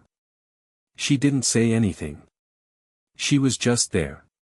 He looked at the wall one more time. Then he looked at Jon Snow. Open the gate, he said. Jon Snow looked at him, at this strange man who'd come from somewhere else and ended a war in a week and was now standing at the edge of the world about to walk into its worst threat with the same calm he'd apparently brought to everything. What do you see up there? Jon asked. Beyond the wall. Naruto pressed his hand flat against the ancient ice. He sent his chakra sense north, wide and deep, through the cold air and the dark and the vast white nothing until he found what was there. He was quiet for a moment. Something very old, he said. And very tired. He took his hand from the ice. And something that can be ended. He looked at Jon. That's enough. Jon opened the gate. They walked through. The wall stood behind them, and the north stretched before them, and in King's Landing the new governance was taking its first uncertain steps, and in the Riverlands the rebuilding had begun, and in Winterfell the fires were lit and the banners flew, and somewhere in the middling distance between all of it, in the shape of a continent that had been broken and was choosing to be made, a week's worth of work was becoming something permanent. Not perfect. Never perfect. But real, and present, and alive. The way things worth having always are. 3 months later, in the Godswood of Winterfell, under the heart tree's white face, Naruto Uzumaki and Sansa Stark were married. It was a small ceremony by the standards of great houses, the family, the Shinobi team, Jon Snow who'd come south for it, Daisy Mormont, who'd apparently decided she was coming regardless of whether she was invited. Arya stood beside Sansa with an expression that was simultaneously the most serious she'd worn in months and the most satisfied, which was pure Arya in miniature. Ned stood for Sansa. Naruto stood for himself, which was the only thing available. They said the old words under the heart tree. Naruto said them in his language first, quietly, which nobody understood but which everyone felt was the right thing to do, and then in the common tongue, slowly, meaning each word with the complete undivided attention he brought to everything that mattered. Sansa looked at him throughout, not at the crowd, not at the tree, not at the snow falling soft around the god's wood.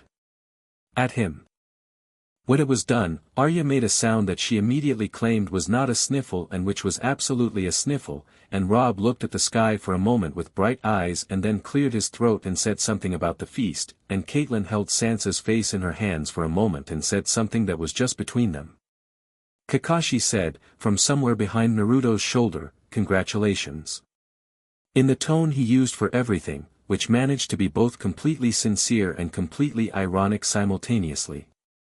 "Thank you," Naruto said. "She's going to challenge you constantly," Kakashi said. "I'm counting on it." Sansa, who had heard this, turned from her mother with the expression of someone who has decided to take that as a compliment.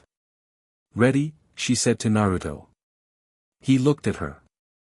In the white god's wood in the winter light, with the snow in her red hair and the heart tree behind her and the cold making her cheeks bright, she was the most present thing he'd ever seen, entirely herself, entirely here, occupying her life with the complete commitment of someone who decided that what she was and where she was were both exactly right. "Always," he said. They walked out of the god's wood together, through the snow, toward the warmth of Winterfell's fires. Behind them, the heart tree's carved face looked out at the empty god's wood with its ancient, patient expression, and the snow fell on its white limbs, and somewhere in the deep structure of the world something old and quiet registered what had happened here and held it carefully. The way things worthy of being held always are. The rift opened 6 weeks later, on a clear night above the god's wood. Naruto stood at its edge for a long time. When he turned around, Sansa was there. She was holding a pack. He looked at the pack. "Shikamaru said it was theoretically possible," she said. "For someone without chakra to transit, with the right modifications to the field structure. He's been working on it for 3 weeks. He didn't tell me," Naruto said. "I asked him not to." She met his eyes. "I wanted to decide myself, without you making it easier or harder than it already was." He was very still. "There are people here who can do what I do," she said.